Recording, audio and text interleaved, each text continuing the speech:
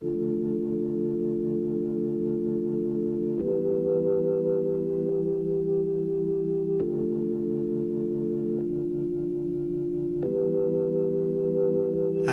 going back to 5:05. If it's a 7-hour flight or a 45-minute drive, in my imagination you're waiting, lying on your side, with your hands between your thighs.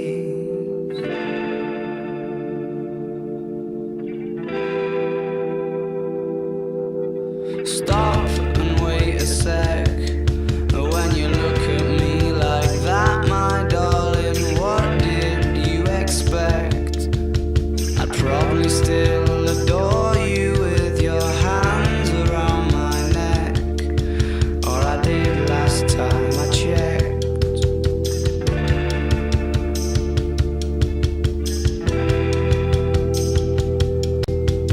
Not shy of a spark, the knife twists at the thought that I should fall short of the mark.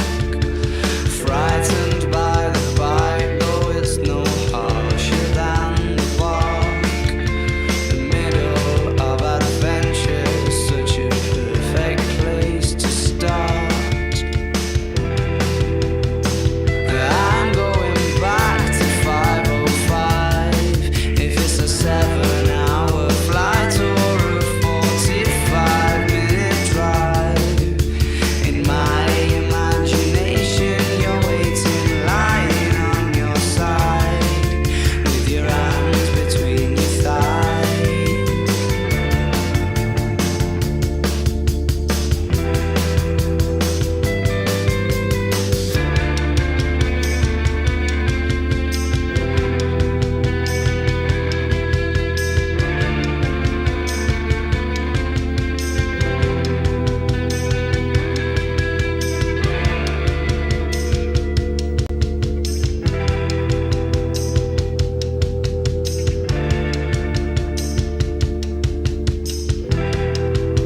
But I crumble completely when you cry.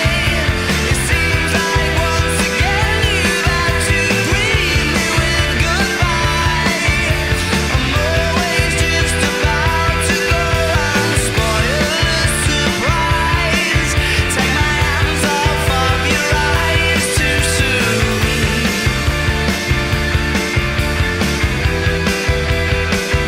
I'm going back to 5:05.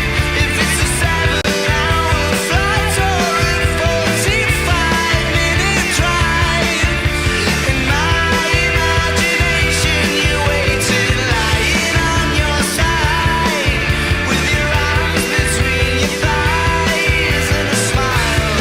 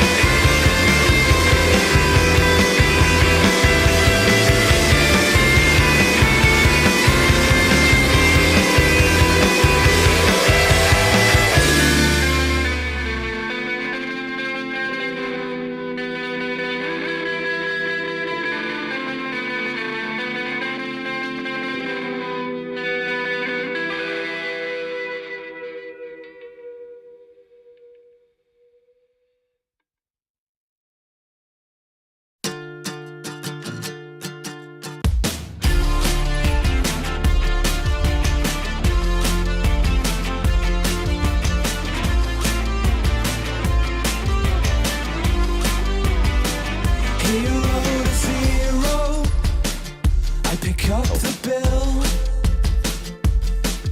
The brake lights cast a red light and the road twists round the hill. Lipstick on the back seat, saliva on the dash.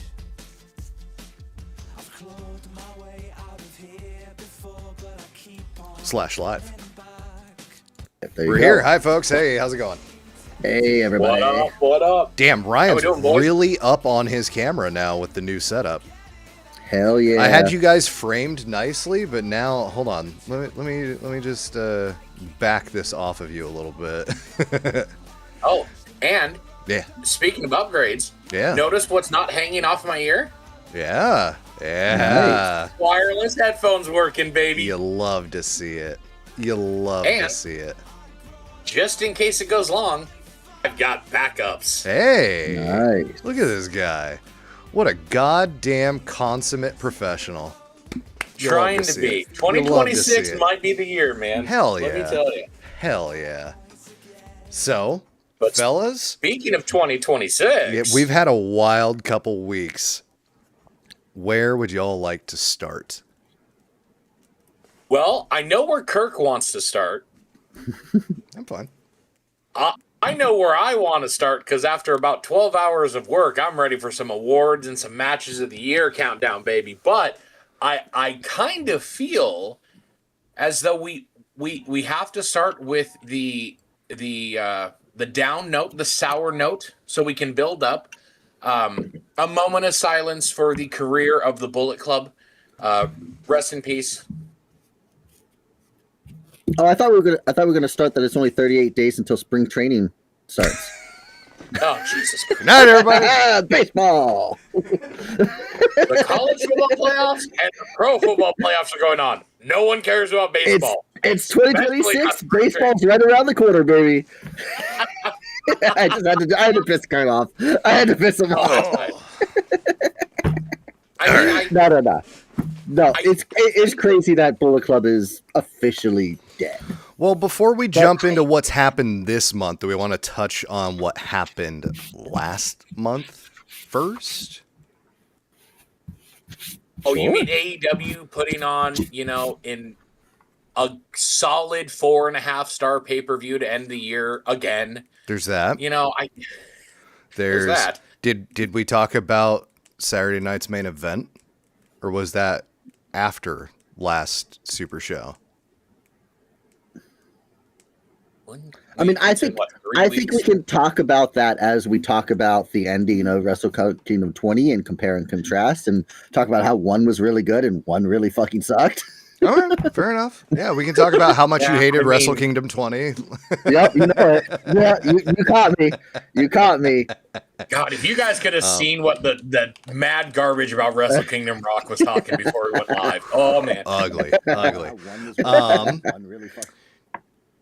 Okay. Well, yeah. Do we want to talk about World's End at all first before Wrestle Kingdom and New Year Dash? I mean, I'm down for that. Let's do it. Yeah, we can start.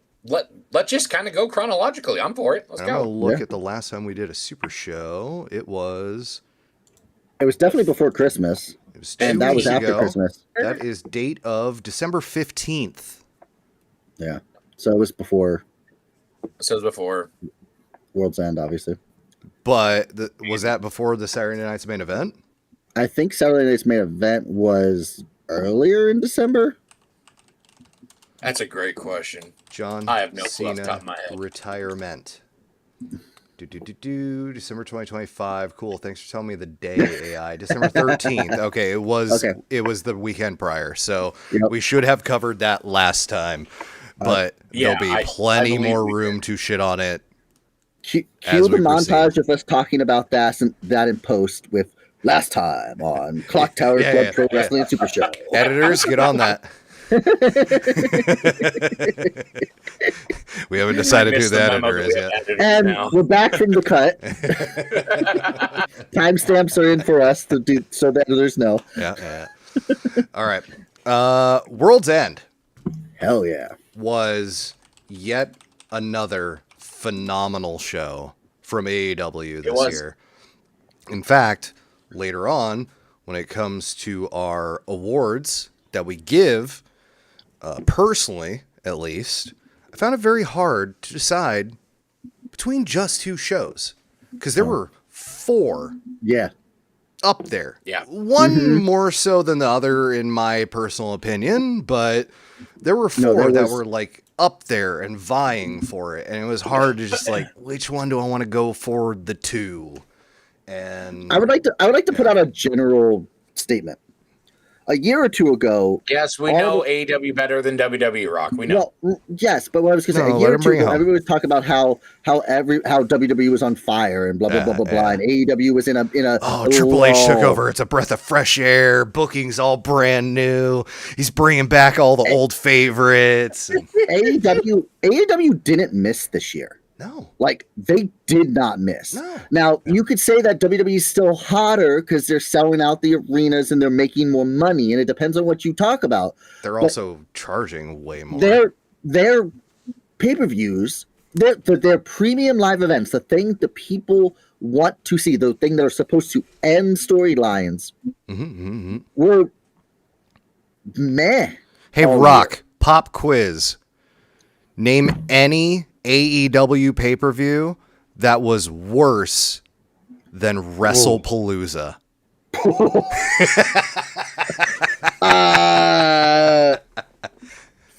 I don't think there was one. Exactly. And you know what? I'm going to go as far to say as there wasn't one worse than WrestleMania. I even. would agree.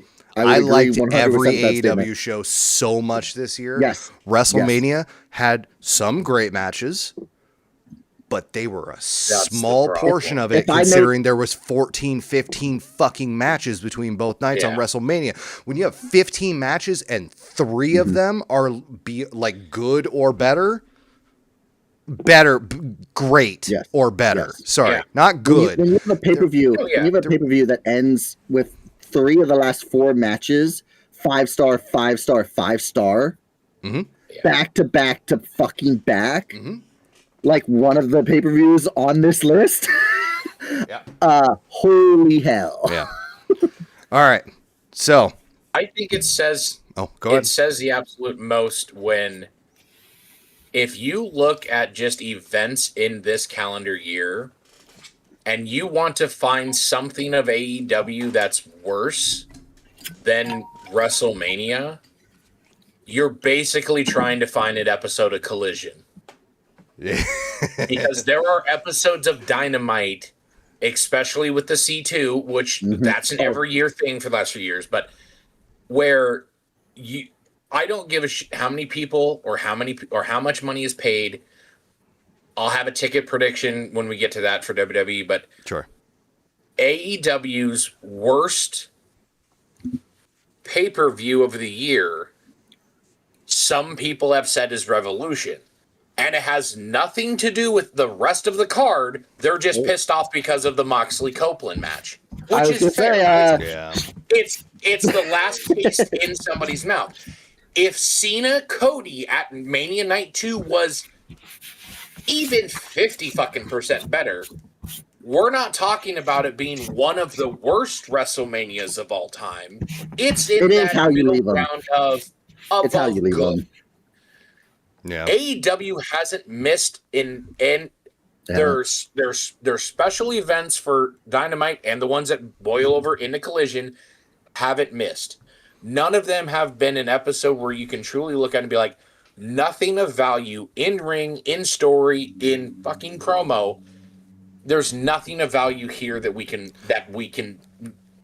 it'd be fine to just miss it. After WrestleMania this year, because I was excited for Rumble and Mania, and then they let me down. And so now I'm less excited and probably won't watch even Rumble and Mania this year. But after Mania, there wasn't really any WWE PLE that I was looking forward to, super excited about. I got fucking excited when I saw they brought back AEW Dark for that stocking stuffer episode and had Isla Dawn on it. I was like, this is fucking awesome. I was more excited for an episode of Dark, a show on YouTube that ended like 2 years ago, than I was for any of WWE's priority programming. Yeah. Bro, what are we doing? From WrestleMania on, I think the only match on WWE programming that interested me on a bill level, like, here's a match that's coming. Cena Styles? with Cena Styles. That's Yeah. exactly right. Yeah. That was the only one. Yep. That makes sense. Everything and else, I haven't seen that, and I bet I would like it. It was good. It was good. Like it was one of the better ones from Cena's retirement because, I mean, it's AJ, but like, and it was really just a spam all these other people's moves in our histories. So, it was like playing a fucking video game when you have like steel finisher on all the time. But that was the only, from WrestleMania through the end of the year, that was literally the only WWE match that when I saw it on the graphic that said, you know what, I would like to see that match. The disrespect for Randy Orton and Jelly Roll versus Drew McIntyre and Logan Paul that I'm getting from you, Ryan, Rock, I'm going to shut your mic off right now. Stop talking. You are getting the correct level of disrespect. All right.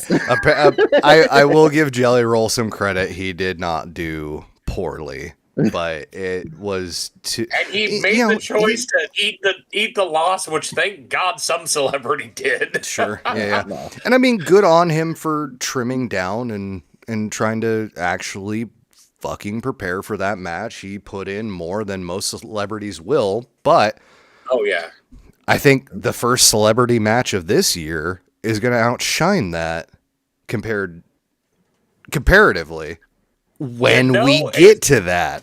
I was like, if you're talking what I think you're talking, thinking about, you know what it is. But first, again, we need to talk about World's End first still. So, fellas, yes, opening World's End, we had an 8-man tag team match: Jet Speed versus Jurassic Express, and Jurassic Express defeating Josh Alexander and The Demand. Any thoughts? Oh, no, sorry, that was a dark show. First proper match of the show was Continental Classic semifinal. Okada. Yeah, before you jump to that, I will say the one thing that my biggest complaint about World's End, and this is going to show you how good of a show this was, I was super pissed off they didn't have a pre-show match still going as the pay-per-view went live they've done the last two. Tony heard that can't happen every time. He heard that. He's not going to do that. I do like that. Occasionally, until you don't like it anymore. That's my biggest complaint. World's End, in my opinion, and I know fucking Uncle Dipshit Dave and Steven Larson have a couple of matches in the 3.5.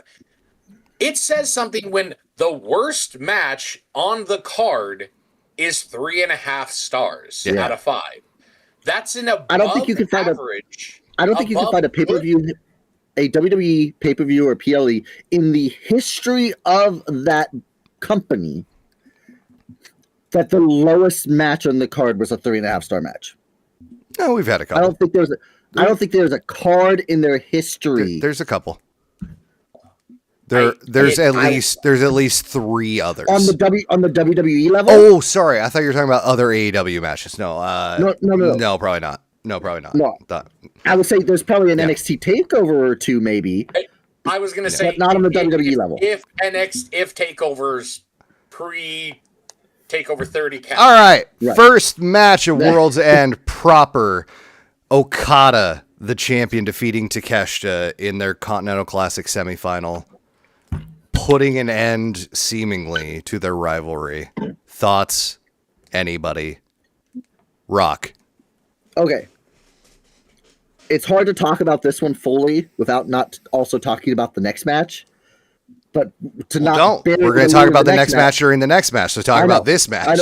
I know. To not bury the lead there. Yeah. The ongoing story that both of these matches did together, I loved. Which is a beautiful part of a tournament when they have it all interweaving up. And I wanted to see that bleed into Wrestle Kingdom.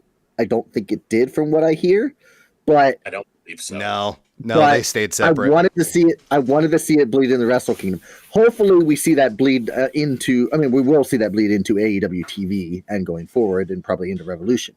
But this match was what we wanted from Okada and Takeshita.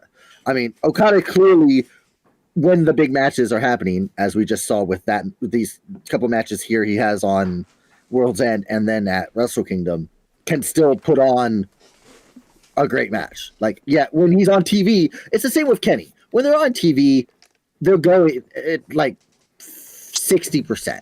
When they're on the big shows, they go back to the top guy level, right? So what you're saying is Rock level booking in my GM mode, where Sure. everything is a normal match until you get to the go Yes. home and PLE, and then Hey, if it works for Okada and Omega, it must work for me. But I really, really enjoyed this whole these 3 matches of the Continental Classic semifinals and finals, and this was the start of that. And I love that they started. I mean, it makes sense to have the tournament start and then the tournament go later as well, but to start with both tournament matches back to back. You have the semifinals at the beginning so that they can get their rest. I mean, they Yeah. do need some rest. It isn't physically exhausting still, but yeah, they got to get their rest so that they can go. It's the same reason why WrestleMania 30, you have Daniel Bryan Danielson. open Yeah. and end. Yeah. Ryan? No, I thought it was great. Yeah. Ryan, thoughts? It was a great match. I don't think it lived up to expectations, which for these two are incredibly high. I mean, that's probably on me and and certain fans that I've talked to. I don't think this is the end of the rivalry. I don't think so either. Because of what happens. ... We'll discuss here soon. Yeah. I think they probably both of them had the same thought of, we're going to go, like you said, 60, 75% for this one because of what we both have to do in Japan in, what was it, 5-6 days later. And we know, my thought or my thinking, they know they have another one in AEW, say a February special or of Dynamite, or maybe they do wait until Revolution in March, whatever the case may be. Yeah. There is a better match with these two, I think, down the road. That being said, when the worst thing you can say about a match is it didn't live up to my 5.5-star minimum floor expectations of what these two can and probably will do come whatever the big blow-off match is, the match was fucking incredible. I mean, spade to spade, it was absolutely incredible. And probably the most character work in a single match I've seen from Okada, when his character work has been outside of the match. Once he gets in the ring, he's, I mean, you could argue the greatest professional wrestler of the last 10 to 20 years. Probably argue him and Omega, argue different people, depending on what your preference of wrestling choice is. But the character work in this match alone was incredible. And can we get to the screwdriver, please? Because that was brilliant.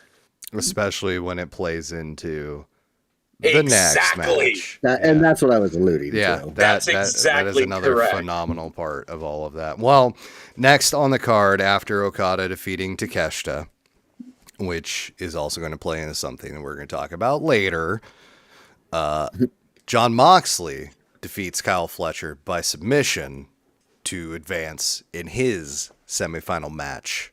Rock, thoughts on that one? When the finish happened, I wondered if it was the right call. I'm still kind of not sure it was the right call. Because I think you could have made... I mean, don't get me wrong. Kyle Fletcher is, quote-unquote, made already. But I think you could have made Kyle Fletcher with this. Yeah. But when Fletcher goes into the padding of the turnbuckle, looking for that screwdriver, not realizing, because he's getting, in kayfabe, he's getting ready for his match, and Callis didn't tell him that Okada used the screwdriver, and it's not there. Like, now you don't just have beef between Okada and Takeshita. Now you have beef between Okada and Fletcher. And also Fletcher and Callis, and Fletcher and the Callis family. I think it's inevitably leading to a Fletcher face turn later in the future. Which is almost why I would have... I mean, I guess you kind of need him to lose that for that reason. Yeah. But I would have loved to see him win and be able to build up and almost like have him cut the same fucking promo that the eventual winner gets to, and you could just have him be face right then, but maybe you don't want to go that soon. Well, the issue is you can't build and do face turn at the same time as That's much. fair. And in terms of him building, he needs to not be fighting for one of 4 AEW mid-card titles. He needs to be fighting for the title. He needs to be moving up the echelon. Yeah, so him holding a belt is less likely to mean he's going to that's fair. Challenge for a belt. You know, it's not New Japan in 2026, all right? We're not going to have somebody holding 2 belts on both sides of the ring here. You know, let's not talk crazy talk here, fellas. You know, like you can only have 1 belt unless you're Mercedes Moné, but she's slowly. Well, we'll get there too. I didn't expect Moxley to win this. Going into the C2, we all kind of had this thought process that this C2 was going to be the demise of the Death Riders. Yeah, it's either Okada or Takeshita, and not Mox. I did not expect Mox to win this. Spoilers. I'm saying the match. I said this match. It's too late. I thought Fletcher was going to be in the final. I did. For everybody. Unbelievable.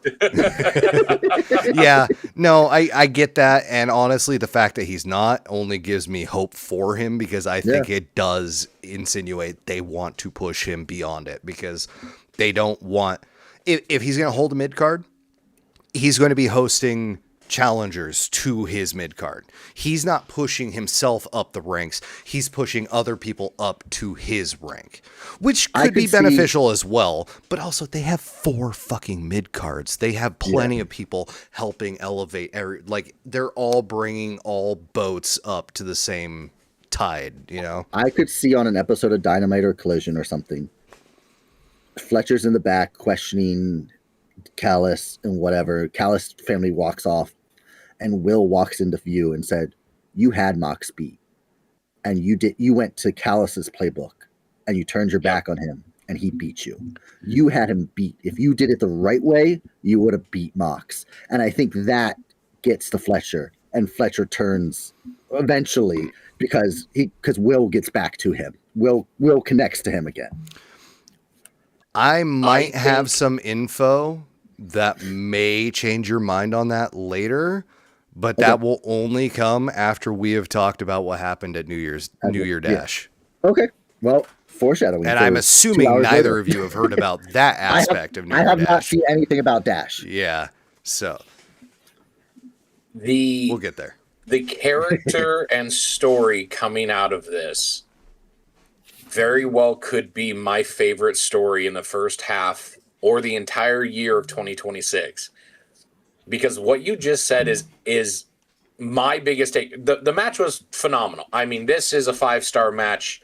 I don't really know who wouldn't give it 5 stars except for maybe Larson, because, well, he's an a-hole, gave it 4 3/4. Which is also saying something, considering it's been a while since Mox. No, not about Larson.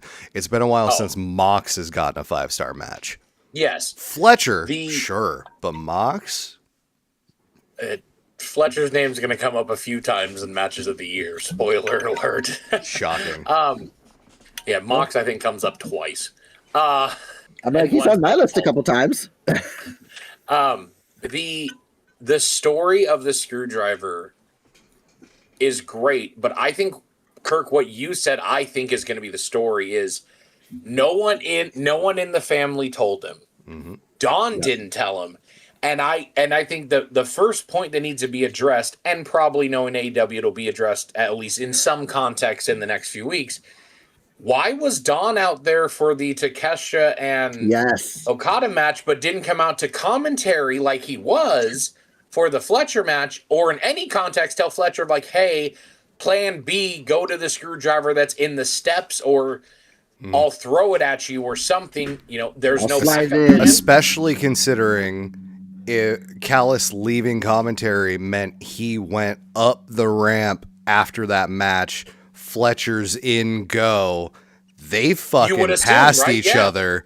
Thanks Absolutely. for passing off the memo, Don. Appreciate it, pal. And as we all know, there's cameras around gorilla position to make sure Tony Khan's life doesn't get so in assaulted or kayfabe, scared. No, we got rid of the troublemaker. We don't have to worry about that anymore. in kayfabe, my thought process is Fletcher was tending to Takeshita, and because Okada and Takeshita have beef, Callis was getting Okada through. They didn't have time to communicate. Or it was a deliberate thing by Callis. But either way, Fletcher doesn't get the memo. Regardless of whether it's deliberate or not, I still think Fletcher turns away from the family eventually. Yes. Whether Ospreay's involved or not. It's kind of what happened with Will. Because Will was in it. Yeah. Yep. It's kind of what happened with Will. Yeah. And pending Fletcher being too crazy and getting dropped on his head one too many times. There you go. I was just going to ask if anybody wanted to talk about the spot. As a fan, it looked great. As a guy in his 40s, oh my Christ, I felt pain, and I'm just watching it on pay-per-view. Watching it on slow-mo, he had his head tucked, his shoulders hit the mat, but still, I agree. Don't even bother getting that close to taking a bump like that. Just, I mean, I'm absolutely with Steve of Steve and Larson fame. Yes. When he says, just stop. I will say that this is, I feel going into 2026, not one of my predictions, but I'll just give it here. Kyle Fletcher is the winner of the 2026 C2, and it will be as a babyface, and he'll finish off someone in the Don Callis family in the semis or in the finals. I think this is gonna, if they can slow burn it enough. I hope not. Which, really, I don't want them to slow burn it because I don't want him to be fighting for the Continental. I want him to be fighting for the world title. That's fair. I don't see it this year. There's a lot of people, a lot of mouths to feed at the top of the card right now. Yeah. Oh, there's see, a lot of mouths to feed. and you know what those mouths want to be fed on? 5+ star matches with champion Kyle Fletcher. I believe that's 2027. Bang bang. This year, the world title is not going anywhere between Swerve, Hangman, MJF. Ospreay's an offshoot, but that's all dependent on his neck and how he comes back and how it is. That world title scene is booked up. I don't care who gets a shot. I know Omega gets one in like 2 weeks or whatever it is. Fine. Omega's not winning that title. There's Those always three room people for are another. the only people. There is always room for another guy when he's hot, and I'll let you finish your statement. But so hot right now. That's why they have 4 upper mid card titles, baby.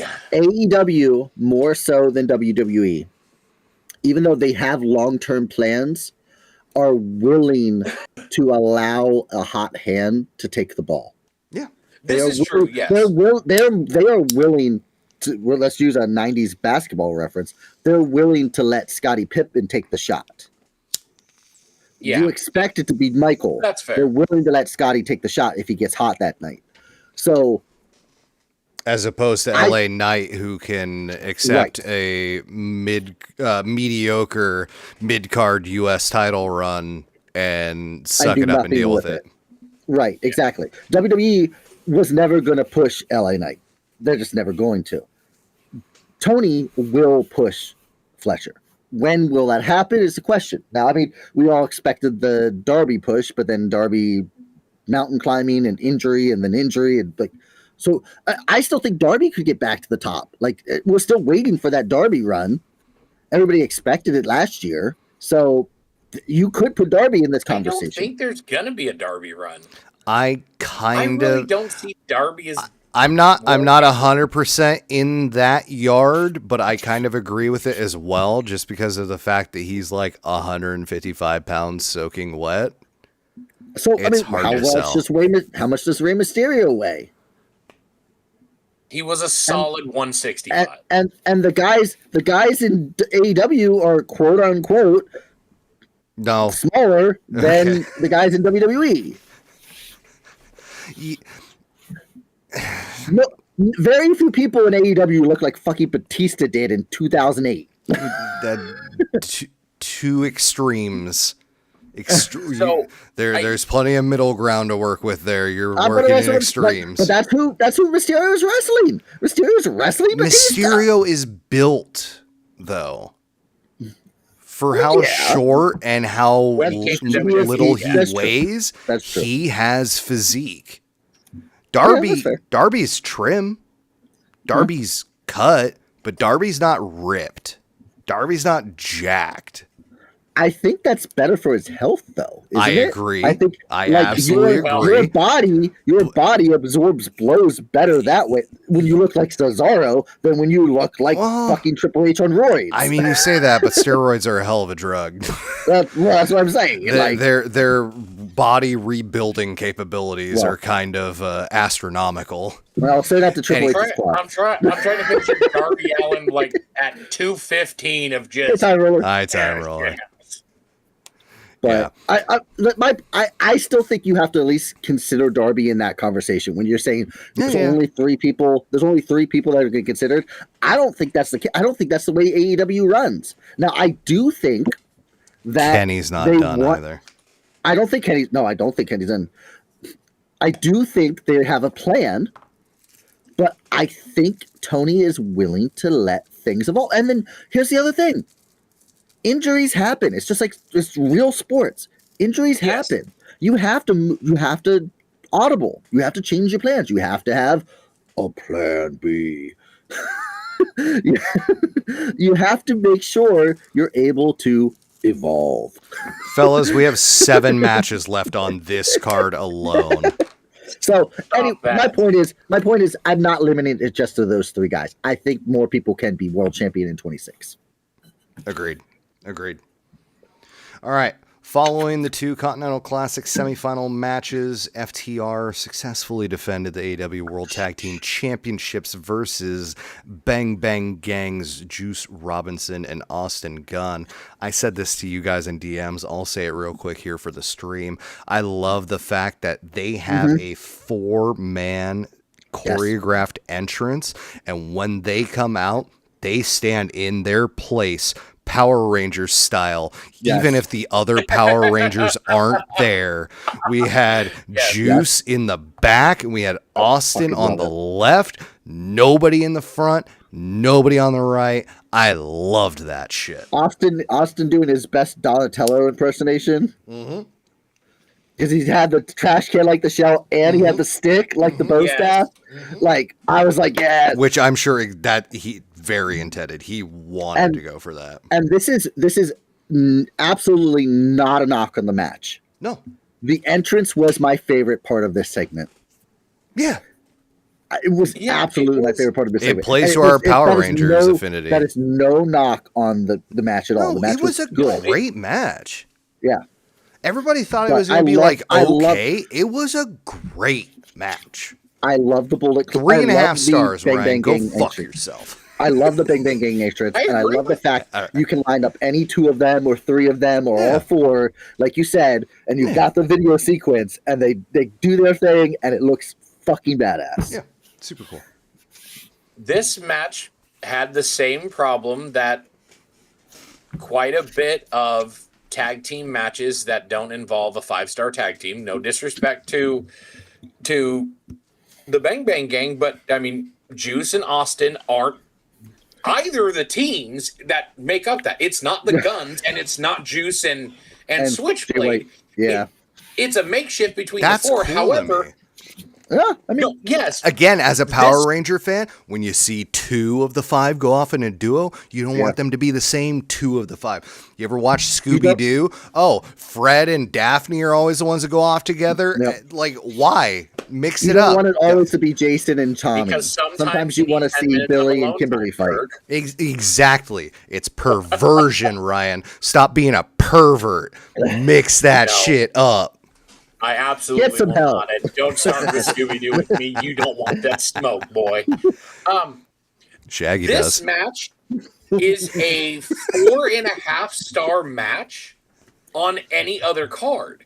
The problem is, and it's a problem that AEW has, The bar. is when you're the 5th or 6th best match on a card that has potentially 2, 3, 4, 5, 4.5, 5-star, 5.5-star matches, you get lost in the shuffle and it doesn't appear as good. Bullshit. This was an old school Chicago street fight as it should have been. It was perfect for what it needed to be, and it was fantastic. I don't think anyone in the world thought that FTR was losing those tag belts. I don't think you should have written it off entirely. Bang Bang Gang have held tag gold before. Mm-hmm. Well, the Guns have held tag gold. The Bang Bang Gang have held trios gold. It's not the same thing. Why can't they freebird it? Why can't they freebird it? Trios? It's the same thing, and that's going to come up into play when I talk about New Japan wrestling over the last 2 days. If Juice and Gunn would have won the tag titles, in my opinion, any two members of the Bang Bang Gang could have defended the titles. I agree. The problem is 2 of them are hurt, and we don't know when they're coming back. That's the problem. That's why it was these 2. Otherwise, this is the Guns who've got the history with FTR. With that FTR, Played in Juice, yes. They've beaten FTR before, haven't they? For the titles, I believe. Guns did, yes. Guns did. That's what I'm saying. Austin and Colton. And guess what? Juice is 10,000% more charismatic than Colton is. Austin is the charismatic of the Guns, and Juice is the charismatic. You are not putting enough number on that above 10,000. That's at least a 50. Juice is the most charismatic member of the whole group. He's rock hard, baby. Juice may be the most charismatic person on that roster. Just in general, terms of charisma. He's up there. He is underrated. Only beaten, no pun intended, only beaten by his wife. That's fair. Well, no pun intended. No pun intended. Don't worry, we'll get there. It's a very charismatic household. All right. Slightly more than somewhat. Next match, Harley Cameron, Willow Nightingale, the Babes of Wrath defeating Mercedes Moné and Athena for the AEW Women's World Tag Team Championships. The downfall of the CEO. It has really begun and continued on Dynamite as well. Oh, yeah. Way to go, Willow. Hashtag eat the rich. No kidding. Harley Cameron and Willow Nightingale are one of my favorite teams this year. Mm-hmm. Harley Cameron, spoiler alert, she's going to come up in an award later on. Absolutely incredible year. When it starts and she's essentially the comedic relief and has a puppet that got over. Mm-hmm. Not saying there's anything wrong with that. Mr. That Iguana, reveal. He's got an iguana. No. That reveal from Harley and the puppet, Mini Monet, specifically in Blood and Guts.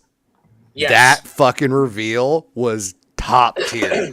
Thinking like, oh, I'm going to rip the puppet away, and it like takes away all her power, and there's brass fucking knuckles in there. Mwah. Oh, it was gorgeous. That women's Blood and Guts match is going to come up later. I guarantee that. Rock, what you think? Sorry, Ryan's not done. Match. You're fine. No, this was a great match. Yeah. And the fallout. Said this for 2 years now, and we're going to keep saying it. Athena needs to be on AEW proper week in, week out. I understand she's about the only good thing, and Bandito of Ring of Honor right now. No disrespect to anyone else there. Dear God, Athena is the most underutilized person to be a world champion for 3 years ever. Athena strikes me as the type that she would be more than willing to work double and just just pay me more and I'll work the shows. She'd do it. Fucking do it. So the thing I wonder, company that crushes shit down in Texas. Yeah. That's the point I was going to make. I wonder if because of her obligations in Texas, if the Ring of Honor schedule works better for her than the AEW schedule. Yeah, and that makes sense. And so she has an agreement with Tony, and when Tony needs her, she comes to the main roster. I don't think it. I 100% believe this is not a thing of Tony not wanting her on AEW every week because he values her clearly. Yeah. He knows how great she is. That's the only acceptable excuse then. And she clearly is. She seems to be happy there. Yeah.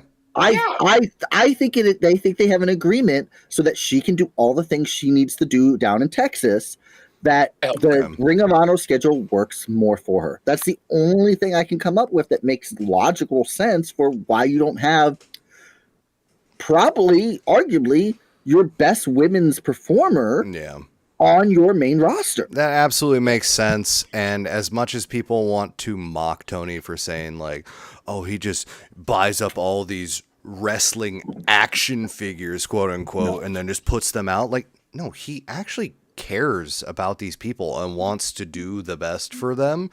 It doesn't work out for everybody because it's hard to please everybody. Shocking. Not everybody in your life is going to love you. Some people are going to love you. Some people are going to hate you, no matter what you do, whether you are genuinely you or you do what everybody expects you to. There's always going to be some faction that's like, oh, that's not what we wanted. What a fucking sellout. Like, Tony genuinely seems like he's trying to do the best for his people. And you know what points that out to me the most? That Brody Lee's wife, his widow, Amanda, is employed there still to this day. Yes. Yeah. Amanda and she Brody probably Jr. She probably has a lifetime job there because she has become part of that family. Yeah. And Tony clearly takes care of his people. Yeah, he does. And we've heard other stories about him paying medical bills and paying for things. Like, he is not afraid to spend money for his people. Tony Khan is the My GM player that when he gets an email and says like, oh, my wardrobe got lost in the luggage at the airport. Like, I'll pay $25,000 and get it fixed immediately so you can be on the show tonight. No problem. Tony spent how many times did he spend 6 figures to get freaking Final Countdown for Danielson for 2 or 3 minutes each night?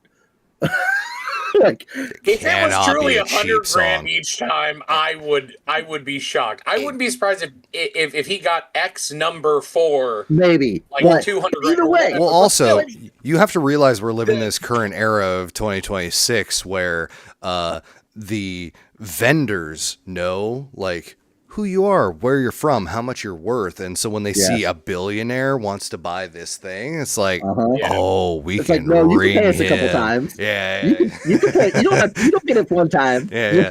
Which, I mean, 130,000 to someone who has 6 billion is still nothing. Right. But for the company that's selling it, according to the report, it was $25,000 for let the bodies hit the floor for the entire night. So, surprised. No, I'm not either. But that's shout out Journey Pool. To me, these are things that Tony loves the business, and I think having an owner that actually loves the business is huge. But I think more than the business, he loves his people, and I think no, he loves all of them. Just sometimes it's not reciprocated and it doesn't work out well. I don't think he loves Maxwell. He absolutely hates MJF.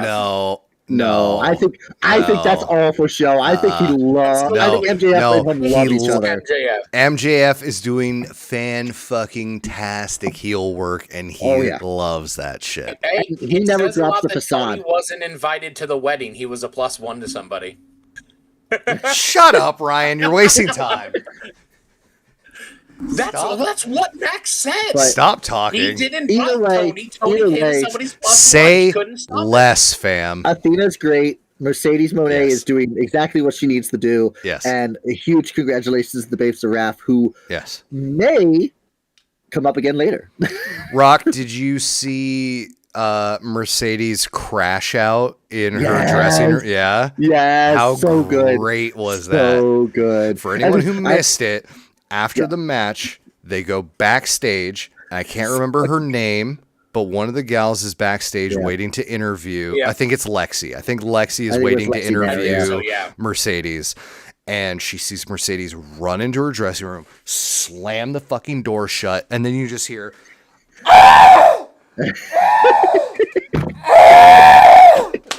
for like 15, 20 seconds. It's a long period of time. And then on finally, YTV. Mercedes comes out of her dressing room, and she's like, "Okay, I'm ready to talk now."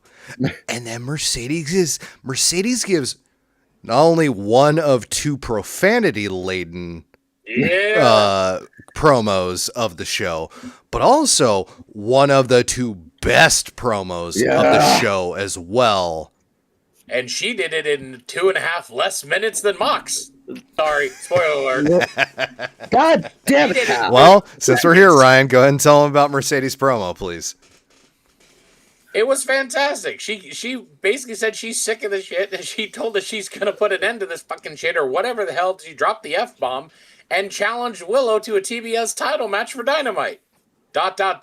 Which she then lost the TBS title to Willow. There it so is. You've got Willow, one half of the tag team champions, and the TBS champion. Mm-hmm. It was fantastic. And I do believe that Mercedes is going to go on, I don't want to say a losing streak. She's going to win a bunch of matches. Ryan, but fix she's your gonna camera. lose. Do one of like these and She is going to lose every single one of those titles to somebody in said promotions. do it again, but slower. Help it focus to your face. No, way slower. All right. You're very fuzzy. There, that's better. It's not great, but it's better. No, I'm not. I can see. Yes, you are. No, I'm not. Move on. Darby Allin, Gabe Kidd. No. Before that, Rock, go on. I wanted to say, Sorry, Rock, go off. and this might be controversial. The Mercedes Moné belt collector gimmick is better than the Kenny Omega belt collector gimmick, both in its 100%. build-up, and in its downfall. Yep. And I know you love Penny. I know you love Penny. but the story they're Better, telling- yes. Significantly better, no. But like, no. But it is better. yeah, all right, fine. I'll cede it. No. If you guys don't have the guts to say it, I will. It's significantly better. No, it's not. It's better. It's not significantly better. Kenny had 5 belts, 3 promotions. So? She has 11 promotions, world titles. Yeah. And then 2 other ones as well. Yeah. It is significant. No, she got up to 9. No, she had 13 belts.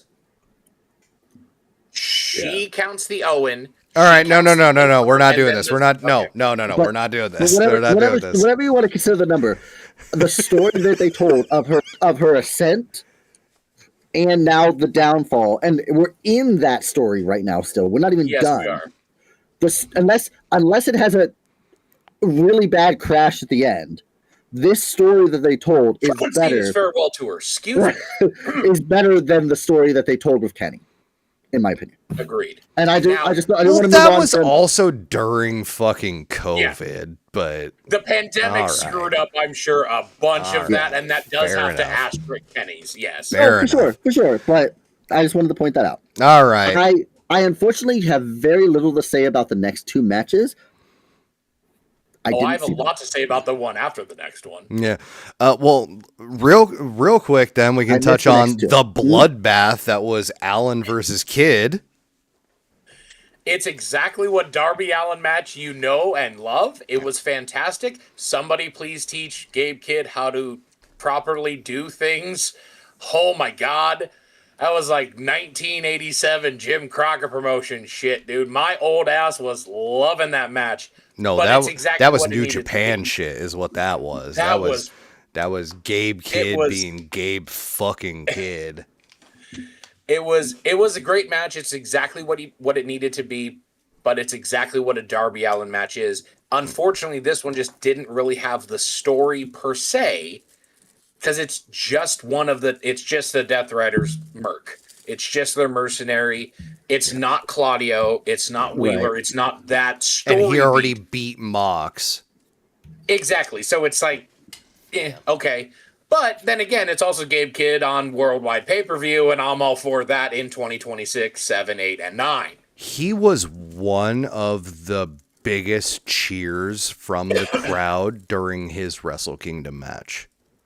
When everybody got announced for the War Dragons versus United Empire match, Gabe got one of the biggest, arguably the biggest. No, Shinga was the biggest.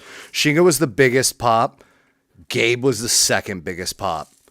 United Empire, we'll touch on this later. United Empire are squarely heel right now. Wow. They are all bad guys, but we'll touch on that later. Oh, like I said, they always were. Okay. No. Only in the last year. No. Don't start that shit. And this is going to be relevant. This is going to be relevant to my impromptu essay on how New Japan storytelling in 2026 is already top fucking tier. But we'll burn that bridge when we get there. New Japan's about to hit a renaissance. Yes, big time. Especially considering the bit of news that I know Rock hasn't heard of. I think Ryan hasn't heard of, unless he's just been on Twitter all fucking day. I saw a little bit of the Wrestle Kingdom stuff and what you posted, and I haven't seen anything about Dash. Yeah. All right. So yeah, Darby, Gabe, it's what you expect. It was a 13-minute bloodbath. It did what it needed to do. Darby won. We already had the downfall of Mox, so Gabe, their Merc, having a fall, not surprising. In the next match, we had the Mixed Nuts Mayhem featuring Timeless Tony Storm, Roderick Strong, Mark Briscoe, and Orange Cassidy defeating Claudio, Daniel, Wheeler, and Marina of the Death Riders.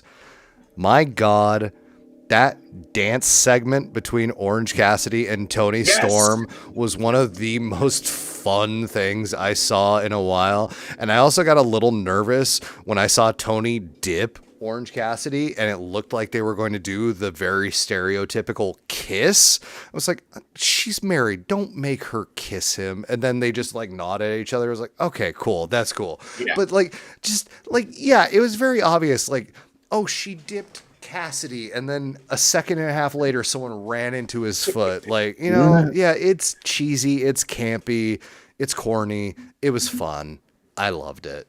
And you don't need every match can be that though. Yes, and you don't need every match on a card to be super fucking serious and for real and whatnot. Like, you need a little bit for everybody. You need a Toru Yano in every match, or on every show, or most every show. You need a little bit of variety in the card, and so this was very fun to see. That's what an Orange Cassidy does. That's what a Danhausen does. Yeah, like and having Orange Cassidy and Tony Storm together on a team that can work together, that do those similar things but in very different ways, and just like basically wove this perfect quilt of like, I do my weird thing this way, and you do your weird thing this way, and it comes together and makes this beautiful cross stitch. It was gorgeous. I loved it. I loved it so much. The two things for this match that I want to touch on. Number one, shout out to the crowd in New York for popping so hard when Marina and Roderick go stare down face to face in the middle of the ring. Was it Chicago? Where was it? I think it was Chicago. I don't think it was New York. I think it was Chicago. World said it was in New York last year. Let me hit my home button real quick. Chicago. Now Arena, Chicago, Hoffman was that 2 years ago now?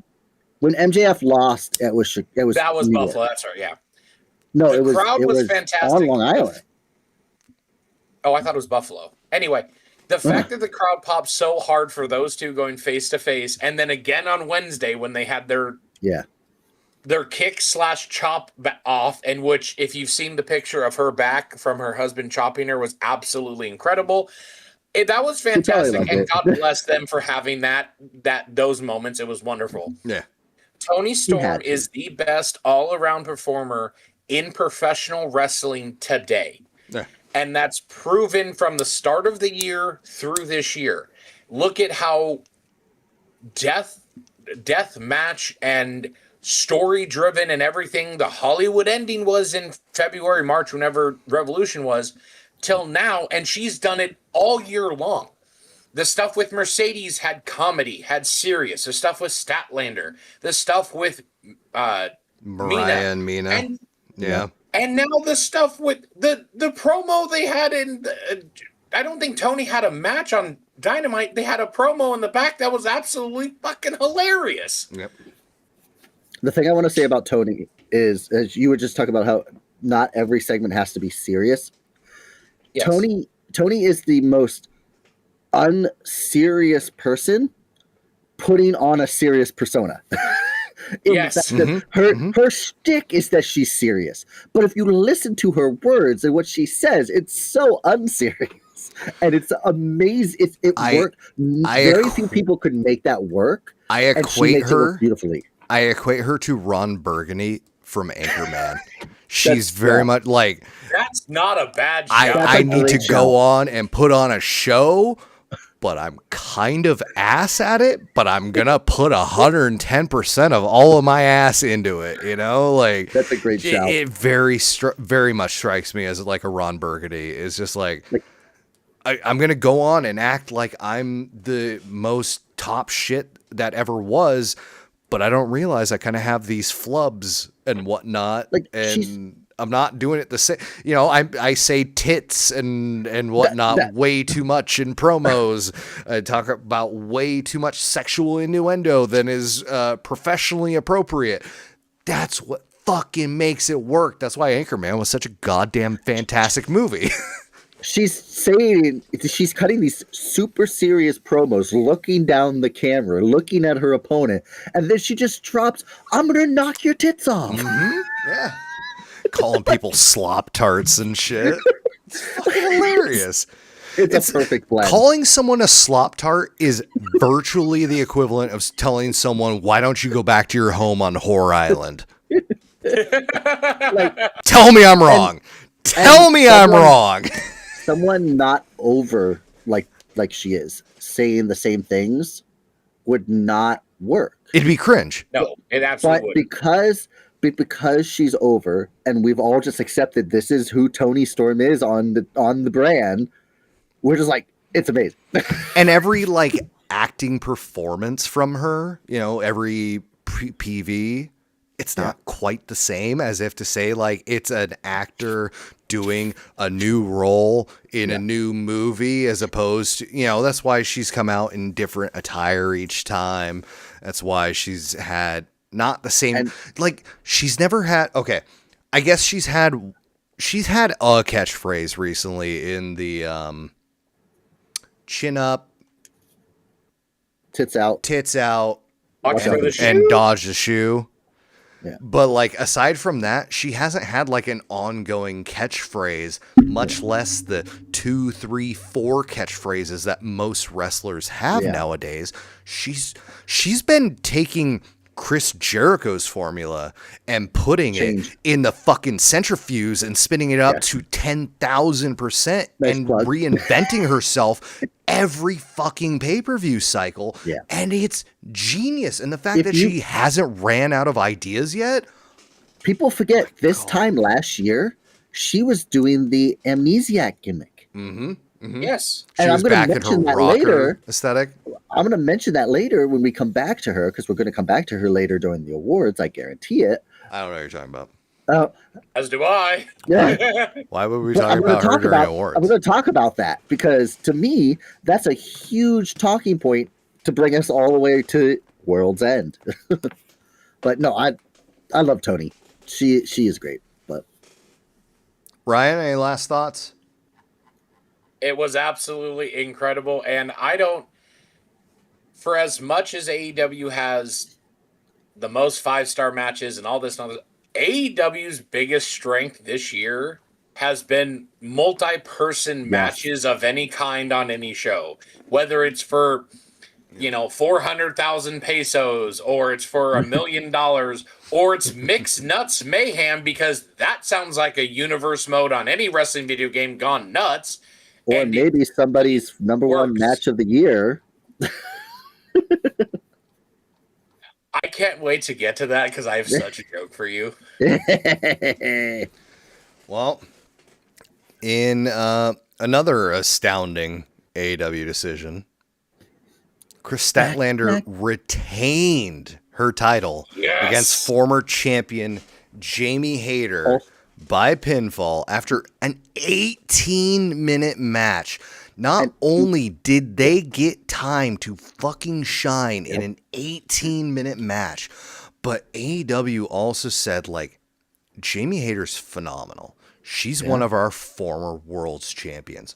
We believe in her immensely. Statlander's going over in this match. They finally fucking believe in Stat enough. Yes.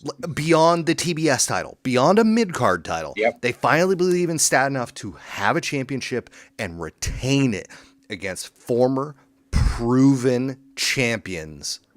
Jamie will be champion again. I believe it. Will be. I absolutely believe it. But Stat to actually hold it and not immediately just cede it. I don't want to bury Stat in any way. The thing I want to point out is Tony specifically gets a lot of shit for not having enough women's matches. Mm-hmm. You've got 3 out of the last 4 matches, women's matches, and all of them are good, if not great, in some way. Because you have I thought they were all great. You have Tony Storm and Marina in that match. So 3 out of the 4 involve women. And that's what 1, 2, 3, 4, 5, 6. 6 of the last, or 3 of the last 6 on the card. Like, there's only 9 matches total on the show. To me, itself. that's a huge building point. And if you Tony. include opening, it was Julia Hart and Sky Blue versus High End and Maya World to open the 0 hour. So there was another one there to start 0 hour, to get people's attention immediately in the 0 hour. So I think that's huge. Shout out to High End for getting the AEW contract. Prestige alumnus. Hell yeah. We love to see it. Hell yeah. But now, that's if only we huge could get a from Zumi Tony as well. Booking style. Like, because run it back. We have given him don't get me wrong. I prefer AEW to most other programming right now. But I've always been critical. That's such a controversial take. How dare you? Of Tony with not booking. He has the best women's roster. And it's a fairly fucking wide one, especially considering WWE is split into 3 prongs. You know, like, you can't have Raw and women in NXT together. Like, what? What are you doing? Even though those belts specifically designed for that to match this. Yes. Yeah, exactly. But Tony, I think Tony's finally hitting his stride when it comes to not only having the right number of women's matches, but having multiple women's storylines at the same time, which for the first 5 years, they just didn't do. If you were not in the 2 women's feuds, the main title or the TBS title, you were just not there. Well, you were. It was just Dark or Evolution. Okay, but you weren't. I mean, for all intents and purposes, you weren't there. So, but now, I mean, you have all these running storylines interweaving and meshing, and you're building up 10 plus women at a time now. It's like there's a women's Continental Classic going on without the actual tournament happening, which is what you want to see at all times, which is why the men's main event scene in AEW is working so fucking well right now because of how all of them are like swerving in and out of lane. Pun only partially intended on that one. Yeah. I would love to get a women's C2 eventually. Yes, please. 100%, but it needs to not be at the end of the year. No, it can't be at the same time. Have it like halfway. Separate. Do it. Have it halfway. Do it in June. April, May, exactly. Yeah. Somewhere in there, exactly. Lead into like Forbidden Door and All In or something like that. Tony, call us. Exactly. We've got ideas. Yeah. We've got ideas. and just to build off of what Rock said, yes, giving them matches is great. Giving them the time to perform is even better. That is an important factor. Match was under 12 minutes. There's no 3.5 minute match. Tag match could have been better. It was 13 minutes. Maybe that's what they wanted. Maybe they didn't. I don't know. But it was 13 minutes, which makes it third longest of the 9. Yeah. But yeah, that was an 18-minute match between Stat and Hayter. And it was a good. Yes. Oh It my was a damn good God. Okay, everybody wants to talk about Mox and Fletcher's top rope maneuver from this show. Stat and Hater's top rope maneuver from this show. Yes. Yeah. Oh my The avalanche God. twisting Michinoku driver. Yeah, buddy. My God. No, it was this from I mean, okay. I like I said, I missed the Darby match and I missed the tag match. I saw parts of it after. But from this point on, to take a name of a different pay-per-view, this pay-per-view was at Full Gear. Oh, they're gonna say Great Balls of Fire. No. Damn it! I thought this was you. You were about to say this had you at your breaking point. This was a WrestlePalooza. Oh, Which of these that's people it. are We'll going to do get the awards bragging next rights? week. We're not topping that, Kirk. Thank you. We're done. Good night, everyone. No, News week. but all the last three matches were just banger. Yes. Banger. Yes. Banger. Yes. Speaking of which, And you don't get that in other promotions, maybe except for New Japan. you got in New Japan this weekend, but we'll talk about that later. That's what I'm saying. But you don't see it otherwise. Yeah, next match for World's End, Jon Moxley defeating the Continental Champion Kazuchika Okada by pinfall. I don't know. To win. You would have gave Ryan shit for 10 minutes if he would have said that. No. Thank you. Thank you. Thank you. No. Appreciate that. Moxley is your new Continental Champion. Okada no longer the unified champion. Yep. Okada the one and only, so far, unified champion. Maybe there'll be another one later down the road, but I do like that he doesn't get all the belts. He just gets that one. Yep. Okada still has. He just gets Continental. International is still on Okada. It is just, you only have the unified if you have the both at the same time. So it's going to be a lineage that is sporadic. That's cool. Because that can be a talking point. If it doesn't if it doesn't happen for like 2 more years and then finally someone does it again and they're finally the second unified champion. That's cool. It's a homemade Triple Crown kind of accolade. Yeah. Where not everybody gets it and it doesn't pass from person to person. But also you have to have those two at the same time. It's not just have you ever had I know. them. No. It's a little you bit, have it's to a little have bit them different, but at the same time. And that's going to be hopefully a rarity that makes it a real gem, a real jewel in the crown. Right. You Because any championship outside of it being vacated is always held by somebody. In this case, that unified title isn't always held by somebody. No. And that's cool. The DDT heavy metalweight championship begs to differ that it's somebody. A bike currently holds it right now. I just want to say, okay, buddy. Not every championship. How do I mute Ryan's microphone? Time out, Ryan, for 5 minutes. Yeah. Banned from the chat. Get out of here. All right. 5-minute timeout. You need a big wind up. I forget which referee did that. So, all of them now. A big point of this card for myself is that even though Okada and Takeshita were both going in acting like they were top fucking dog, neither of them walks out with the win ultimately in this. And that again plays into Wrestle Kingdom when we talk about that later. But I mean, it's something to be said when Tony hasn't missed, and whoever helps Tony book it hasn't missed. Obviously, it's not a one guy show. No one can find something negative within reason. Everyone can bitch about something about any of the C2s. But what they did for Takeshita in this, 13 points over the entire thing. I believe he didn't lose at all, but he had one draw, I believe, against Claudio, which is why he doesn't have the full 15. Correct. Yep. Yeah. He beat Cassidy, Dorada, Moxley, and Strong, and drew with Castagnoli at a 20-minute timer. Yes. Which is insane. And now, and then he loses to Moxley, who won 3 and lost 2. Yep.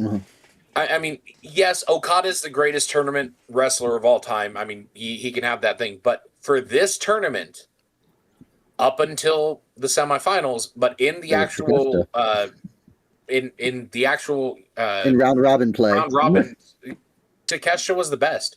And no one can touch it unless they go undefeated. Yeah. No one can touch this except for a tie unless you go undefeated in the C2, which I don't know if anyone's ever going to do because of how hard it is to book around robin, insert every G1 ever. I don't think anyone's gone undefeated in a G1. It's almost kind of scary that they set that bar so early. Like, does Takeshita deserve it? Arguably, yes, but also we've only had the C2 for a few years, and this is what, the third? Yeah, I think it's the third one. Yeah, because it's Kingston, it's Okada, and now it's Moxley. Yeah. So like we've only had it for a few years, and assuming this is something that persists indefinitely, you've already set a very fucking high bar that if you want to have someone break that, they're going to break it by winning all the matches, and then nobody can ever break that ever again. Exactly. So that's kind of setting the ceiling high at the start. Bringing this to Moxley, I don't know how you guys feel about this. I love you gonna talk about after the match? No, not even yet. Not yet. Okay. I love in his matches where he will hit the paradigm shift and then hit the Death Rider. Oh yeah. Which are to the layman very similar moves, but they are distinct and they are different. Yeah. And I love that he hits them both to win the match. Yeah. Like I'm still waiting for him to hit a super Death Rider. I'm surprised we haven't seen that yet. I love the quickness of the paradigm shift. I feel like it's very Stunner or RKO-esque in that respect. The Death Rider is a lot more like animated. It's a Kyle Fletcher sheer drop brainbuster, essentially. And like I love that they are similar in them being kind of DDTS, but different enough that he can hit both. Yeah. And Excalibur and everybody knows to call out when it's a paradigm shift and when it's Death Rider. One is a period at the end of the sentence, and the other is an exclamation point. Yep. It's very. I mean, I like that. Not only metaphorically, but also physically, in terms of how the opponent is angled when they take that fucking drop. Because goddamn, one's just future shock DDT. One is you put all your weight up in the air, and I'm bringing you straight the fuck down. Yeah, and I just love the similarities yet differences in the two of them. So I thought that was a beautiful way of ending this. Shows exactly why Moxley is the most important signing AEW had in terms of getting someone into the company. Now, you can argue Cody, the Bucks, and Omega and stuff at the beginning, and Jericho, douchebag a lot. I don't think AEW. I don't think you even can count Cody, the Bucks, and Omega because they are AEW. Like it wasn't a thing before the four of them. But Mox coming in has been the most important signing that they've done. And I think it shows a lot for Mox when, if you look at the beginning of this year, people fucking hated his matches. Yeah. Because it was the same. They were tired of the stick. Everything. Look at Cope and him at Revolution. People say that's the reason that's not the show of the year. Disagree. But I disagree as well. it's that match. That's the argument people have. A bunch of his matches, unless it's a death match or up until All In, and then you see him, he's turned that corner. Moxley hasn't had a bad match since he lost the world title. Look at the match with Darby. Again, I know it's a lot of death match, and it's whether that's your taste in wrestling, but his matches in the C2, those aren't death matches. He had matches of the tournament almost every time he went out there.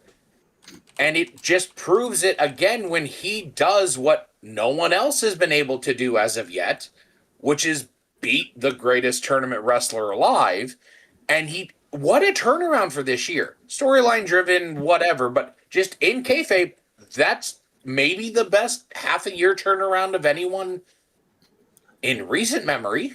Can I propose a statement, and you can tell me if you disagree? I want to interject real quick. I'm going to disagree. Go ahead. Real quick interjection with a hot take. John Cena's idea of I'm going to kill professional wrestling, or however he phrased it, he sold that from Moxley's matches prior to his retirement. 100%. Yeah, 100%. I'm sorry. That's the coldest of hot takes ever, Kirk. You're not wrong, sir. All right, fair enough. We agree with that. All right. Yeah, 100%. Hangman Page Rock. is considered to be the main character of AEW. I would interject. He is the main protagonist of AEW. John Moxley is the main antagonist of AEW. And it doesn't always mean he's the bad guy. He doesn't mean he's the bad. You can be an antagonist and not be the bad guy. He is as important to AEW's story over the years as Hangman is. Counterpoint. I disagree Batman. With that. Batman is the least important character of Batman. The villains are the most interesting characters in the Batman story. They are the antagonists. We still follow Batman. He is the main character. The villains are what make Batman, because he just has gadgets. Right. And I'm saying John Moxley is like, he's a Batman villain. He's not the main character. I was going to equate him to Lex Luger more than the Joker, but not Lex Luger. Lex Luthor. Jesus Christ. Jesus Christ. I got wrestling on the brain. Clearly, I was going to equate him to Lex more than the Joker, but yes, you're making my point for me in that I think he is the main antagonist. He is. AEW. But that doesn't make him the main character. Batman is the main character. You did. No, I said he was the main antagonist. I said Hangman was the main character. Your initial argument was people say he's the main character, but I'm going to say he's the main protagonist. That's not what I said. Watch the clip. I said Hangman was the main character. That's what I'm talking about. Yeah, Hangman is the main character, but is what everybody wants to say. But he's just the main protagonist because Mox is the main antagonist. Batman is the main protagonist and the main character because we follow Batman because we side with Batman, even though the villains are the most interesting fucking characters of the Batman story. He has the best rogues gallery in comics, yes. Ryan, go ahead. Real quick on make the it Batman. Yeah, make it quick because we still have one more match on this fucking card. The only reason Batman is the most popular comic book hero overall, very big world saying, is because of the Rogues Gallery. Yes. It's not Batman. It's the villains. There's a reason why people can name 5, 10, 15 Batman villains and can only name 2 or 3 of every other superhero, Spider-Man being the one exception Marvel has. But whose name is on the cover? It's Batman's. Harley Quinn. It depends on which comic book. No, primarily. The only thing that I want to argue, Rock, because I don't think you're wrong. If you separate a protagonist and an antagonist, yes, it is Hangman and it is Mox. Yeah. I disagree with Hangman being the main character of all of AEW in its run for the sole fact of Moxley has always been the main character from the beginning. Hangman had to come in and take that spot here and there. But if you look at every era of AEW, before Hangman gets to Omega, who got to him first? Moxley. Before Hangman had to go back and become the biggest heel.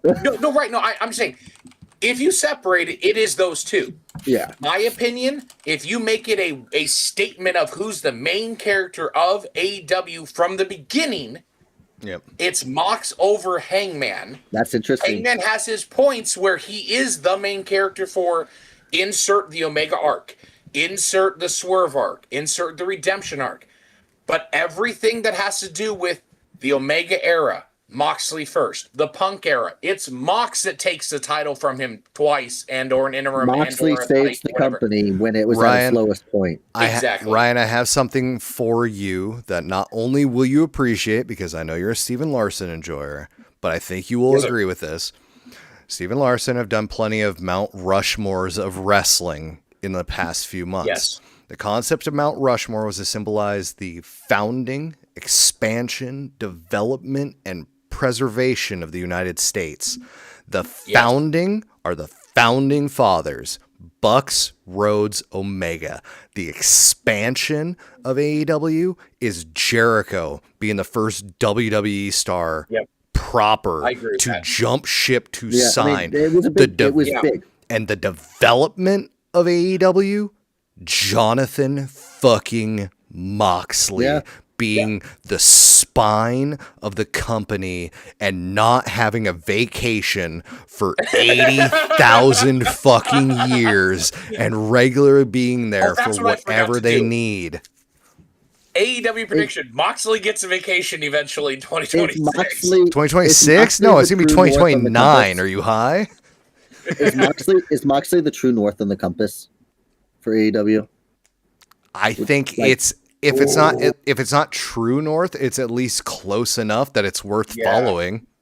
Yeah, like he obviously believes in the fucking company. He believes in Tony. He wants it to succeed, and he'll do whatever he can to get it there, even if it means fucking selling his own character down the river to be the most despised character for almost all of 2025, just for the sake of everybody having this fucking linchpin that they can hate to magnetize against, just for there to be such a hero to combat that. I think he has also he also has a unique ability that I would say he actually shares with Seth Rollins, and there's others in the conversation too, that they can be heels for however long they need to be. And the minute you're supposed to cheer them again, you do. They don't have an issue being able to switch between the two. It doesn't help them when Mox has a promo. Despicable. Mox has immediately. Mox can have one promo with enough conviction to fucking sell you the bridge. Like he can say anything and make it believable. He can get you to buy. He can get you to buy in to anything. Yep. I think the only, I don't want to say argument against what you just said, because it's not really. It's just the fact that the fans did it early. I think the fans jumped the gun to make Mox a face. Yeah. I thought, and I think we all did, that Mox becomes the face when the inevitable Bullet Club or Death Riders, whatever you call it, when they turn on him, when they cut his legs out, that's when Mox becomes the face. I think fans jumped ship too early. He's not supposed to be face yet. However, look at what Mox did. Yeah. That promo in it of itself, whether it was scripted or not, and they completely knew that he was going to be the face. I don't think it was scripted, but I think it was intended because, yes, the smarks out there were like, oh, his group's starting to turn on him, so we're going to cheer him because he's about to be the face. Yep. Right. Yep. Trying to get ahead of it. Yep. Exactly. I was cheering for him before. Match too. Yep. Yeah. All right. Final. We got to talk about the end of after the match. Yep. Mox wins. He's going to cut this great promo. All the Death Riders come out.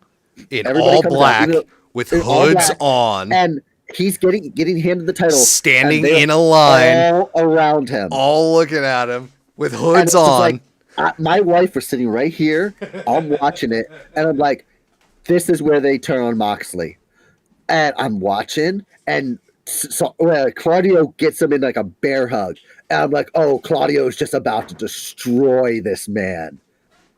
And he just hugs him, and then they hold his hand up, and I'm waiting. Okay, they swerved us there. Now they're gonna do it. They're gonna pay, and they just never did. And I was like, wow, they really did it. Like they put it all there. They knew what they were doing. They knew exactly what they were doing. Rock, remember specifically that moment between Mox and Claudio hugging, because it's going to become relevant again later when I talk about New Year Dash.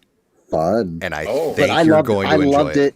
I loved it. And it's like, yes, we all expected the turn and it will happen at some point, I think. But it was a subversion of my expectations that I actually enjoyed. And my favorite part about it, not having watched Dynamite, so actually I wasn't even aware that Willow had gotten the TBS title. Good on you, Queen. Well deserved. I haven't watched Dynamite, so I don't know what happened after World's End. We still don't necessarily know how all the Death Riders feel about all of this, unless something was revealed on Dynamite and I'm just out of the loop. So there is still all the opportunity for them to eschew him, as far as we know. They haven't yet. Yeah, in terms of, as of Dynamite and Collision, they have not flipped on him or, thumbs down him or whatever they're going to do. Well, I guess it's Death Rider, so they haven't plastic bagged him yet. But we don't know that they're face. No, they're still in the bag. John Moxley, in my opinion, is a face now. The Death Riders, up in the air. Question mark. Total question mark. Exactly. Yeah, I love that. All right. And here's a super hot take.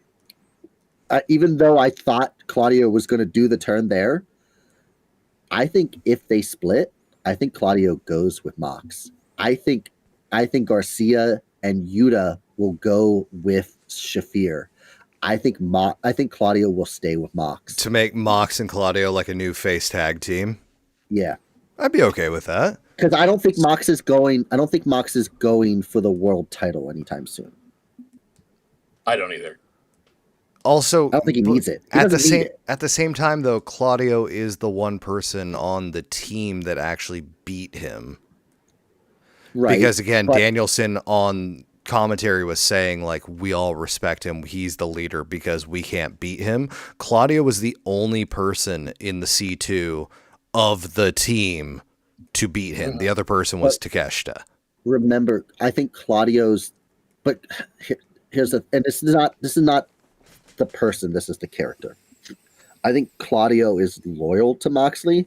Claudio was brought in by Moxley all the way back at Blood and Guts that I was at. Yep.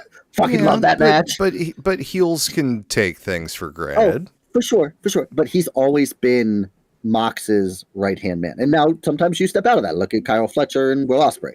But I do think that if the Death Riders turn, because it's not going to be Yuta. Yuta's going to do whatever Shafir says. It's not going to be Garcia. He's going to do whatever Shafir says. I think Claudio will stay with Mox. I agree with you that Claudio stays with Mox, but you're missing a very important factor to the heel part of the Death Riders, and it's not Marina. Every good heel needs a bastard. Oh, Pac-2, that's your new leader. Yeah, yes, I can see that. He did lose Lucha Brothers, so he doesn't have Death Triangle anymore. Exactly. So. If it's not Claudio, and my opinion, I think that's a perfect I would love play. it to be Claudio, yes, because that would be Claudio on TV is great. Then you have Mox and Claudio versus Pac and Garcia with Yuta and Shafir causing shit. Yep. Exactly. Yuta doesn't deserve to be in that match. No, but Yuta is the most booed person in the history of professional wrestling right now. Well, second in the world, but most in AEW. Yeah. That man gets booed by everybody, and it's fantastic. All right, fellas. But Garcia Pac versus Claudio Mox would be a great tag match. It's been 100 minutes. Let's talk about the triple threat of Samoa Joe versus Swerve Strickland versus Hangman Adam Page become a 4-way match via MJF's Casino Gauntlet cash-in. Prior to the match, meaning you have a proper 2 faces versus 2 heels in your fatal 4-way, and MJF winning that match to get back his big Burberry belt, which does look very good. He showed it on Dynamite. It looks pretty nice. Can I make a point? Probably. Sure. Him cashing in this way makes absolutely no sense for the character. Thank you. What dastardly heel wants to interject themselves into a 4-way match that they have no possible way of deciding who the outcome winner is. So I think if you're going to be a chicken shit heel, you don't want to always be a chicken shit heel, and sometimes you actually do need to prove yourself. I mean, maybe. So, and in kayfabe, after Athena cashed in hers, Tony Khan said you have to give a week's notice. Okay. That's why he did it in advance. However, but why are you going to make a triple threat match to a 4-way? Right. That doesn't make any sense. Like now, why would he could have said he could have said I want the winner of that match right after it. Exactly, which I think should have been what happened. I think he comes out and says, "You know what? I'm cashing this in for the main event of World's End. I'll see whoever comes out of you three in the main event." But if he's a heel. That's a smart character flaw of his, though, is that he's still very young and he can be prone to making mistakes. Yeah. He can get blinded red hot with rage and just like, you know, in the swell of emotions in the moment, just be like, oh yeah, and they have showed that in the past in their storytelling. Yes, which and I think character-wise, I think you make a great point, Kirk, and I think you're probably correct. I hope so. I think we are. I hope so. Yeah. I think we are missing the biggest point, though. You see, you take Samoa Joe's 25% chance to, or excuse me, 30% fucking chance to stream win right now. All right, folks, we're gonna take a break. We'll be back in about 3 minutes. No, we're taking a break. We'll be back in about 3 minutes. I need to run some ads. Let's go. Empty bladders, refresh drinks, whatnot. We'll come back. We'll talk about New Japan. We'll talk about Wrestle Kingdom and New Year's Dash. We'll give our end of year awards. And that did take a long time to talk about. Well, you guys wanted to go down every rabbit hole you saw. So that's kind of what we do. Well, sometimes you gotta let some of them pass, you know. All right, we'll be back in 3 minutes, everybody. Stay tuned. Son of a bitch.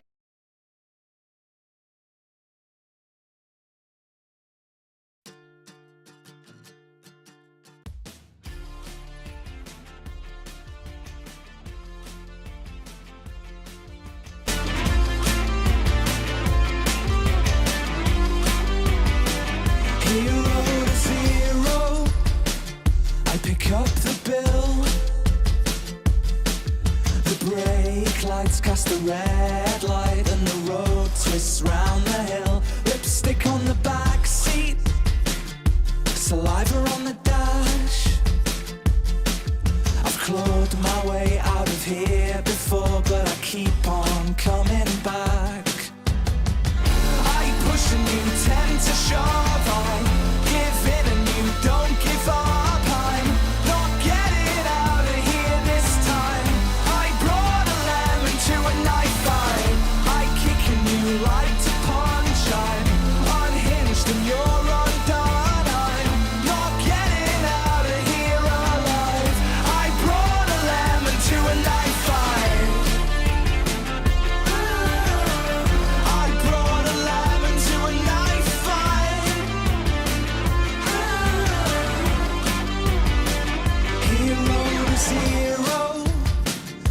MPH, my eyes are getting wider with every word you say.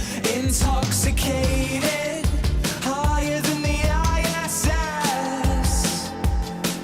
I've clawed my way out of here before, but tonight I'm turning left. I push and you tend to shove, I give in and you don't give up.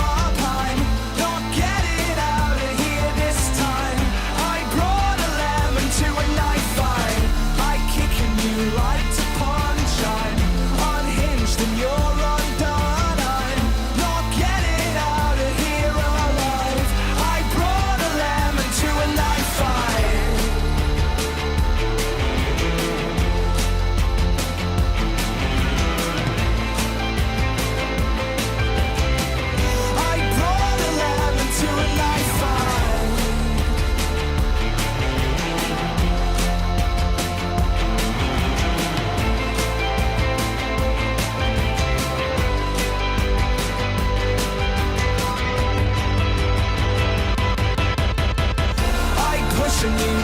to shove. I'm giving and you don't give up. I'm not getting out of here this time.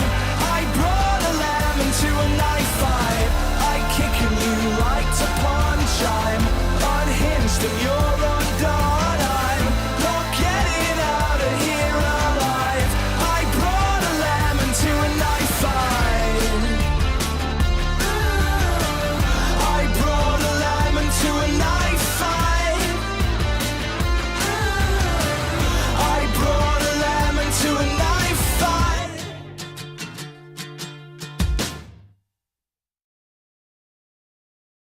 On that card for to go on last. Freaking Triple H and Randy Orton. All right, fellas, we are back. We are Oh, that'll be 15 live. minutes. So MJF has got a 25% chance at sacrifice, right? I'm done, Kirk. I'm done. So Oh dear God. I will once again affirm every AEW show I watched this year which was not every AEW show, but it was at least 90% of them. I watched all the quote unquote big ones. I didn't see love them all of the shows, but I saw Yeah. Revolution, Double or Nothing. I loved All those more than I loved even WrestleMania, which is meant to be the show of shows. Yeah. The one where they spend the most money and they make the most money. They fleece people in Nevada out of all of their fucking money. I would Not love to worth go it in through the comparison. history. I'd love to go through the history of WrestleMania, maybe since like 2000 or something, and see in what years WrestleMania actually was the best show. Yeah. Because I don't think you could count them on more than one hand. Probably not. Wouldn't surprise me. Even back in the day, some of the backlashes, like wasn't 2000's Backlash better than WrestleMania 2000? Yeah. 99's Backlash, 2000's Backlash. Yeah. Yeah. So it's never the best show. They hype it up so much, but it's never the best show. But it Whereas- always gets called by everyone the show of shows, the greatest stage of them tagline. all. It's a tagline. And that's by but WWE. They call it that. no, but the IWC also does. Oh, They yeah. at least revere it enough to hold it in that regard. And I feel like nobody's actually giving WrestleMania the fucking elbow check in the gut that it deserves. The year It hasn't been Backlash was great in Puerto in a Rico. long time. The year Backlash was in Puerto Rico, it was better than that year's WrestleMania. Go ahead, Ryan.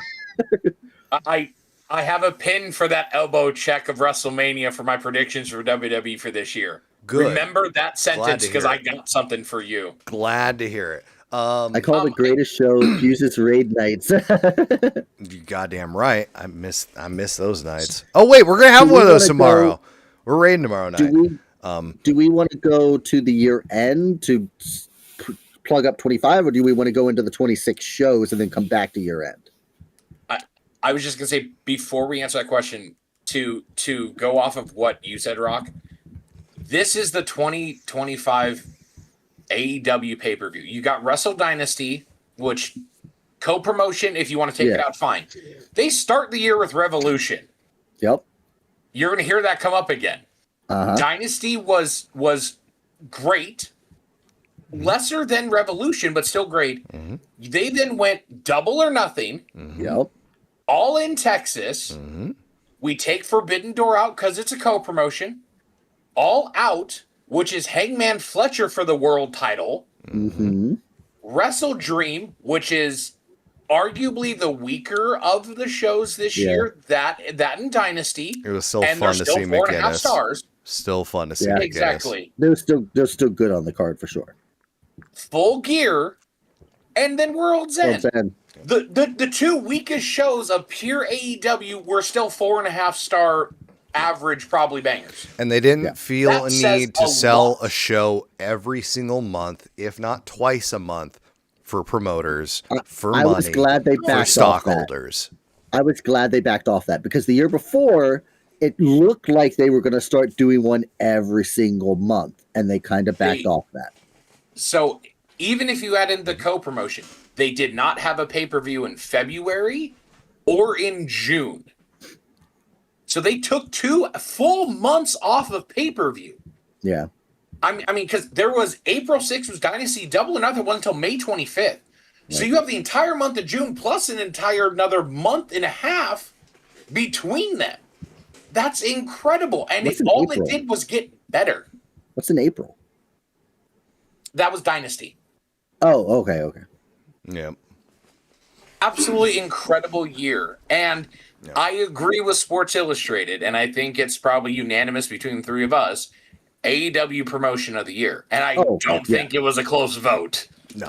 I do think, based off what we're seeing this year, New Japan's going to give them a run for their money next year. This year.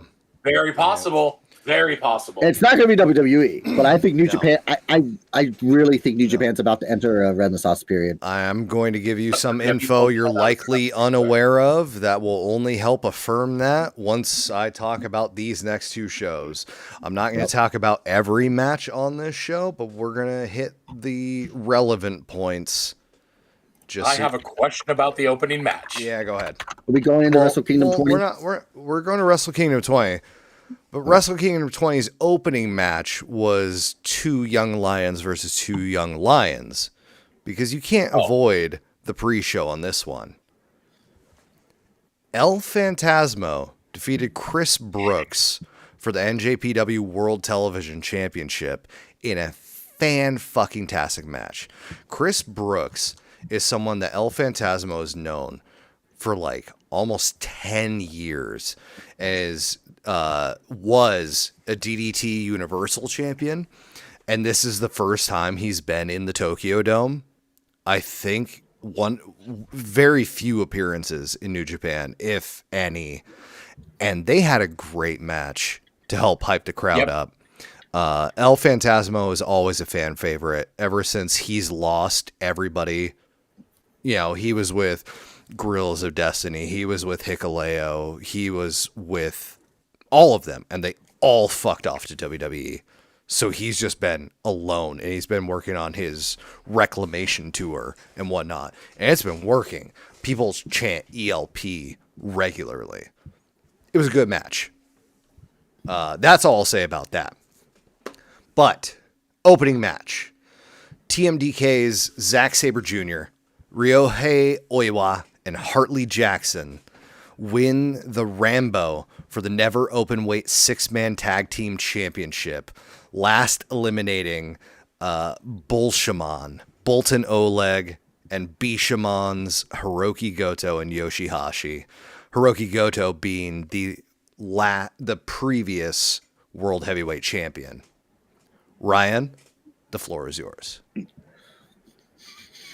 As really entertaining as this match was, this is one of the few that I've watched in its entirety so far, and it was very entertaining. I love the Rando thing. Rambo. What in the absolute bloody hell is New Japan doing with Zack Sabre Jr.? That man was a world champion in June. Yeah. And now he's opening a pay-per-view. Yeah. Granted, it's in a sold-out Tokyo Dome, and he's a 6-man tag champion. Well, What? one, I could push back on that. He's not in the running for the World Heavyweight title, which is held by Takeshita. That's Tsuji, which is later in the match. He couldn't find his way into that. And 2, he also won the World Tag League. Oh, shit. What do they call their tag cup? Isn't it the World Tag League? World Tag League. World Tag League. Yeah. He and Ryohei Oiwa won World Tag League, so they are challenging for the heavyweight tag titles. And considering this is Takeshita's retirement show, he wanted to do the honorable thing and move his match next night to New Year Day. What? You said Takeshita. You meant Tanahashi. Oh, sorry. Yes, Tanahashi. Apologies. Yes. Yeah. In honor of Tanahashi and letting him be the shining star of the night as he is meant to be, he pushed his match to be the main event of New Year Dash the night after, which is a wise move because if people are... I can't read lips. I don't want to spoil it. I won't say anything. Oh, okay. so that he can be the main event of the next night. He got to be opener on Wrestle Kingdom and main event of New Year Dash. I'd push back too on Ryan's thing is, if we have learned anything, if you're not the close, you want to be the open. Yeah. According to a lot of these stars, a lot of the stars want to either be the open or the close. Yep.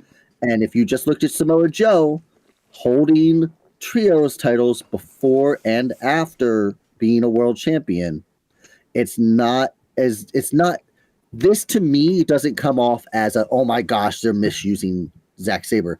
You only have so many people that can be involved at one time. This is getting one of your biggest stars on the show in a creative way.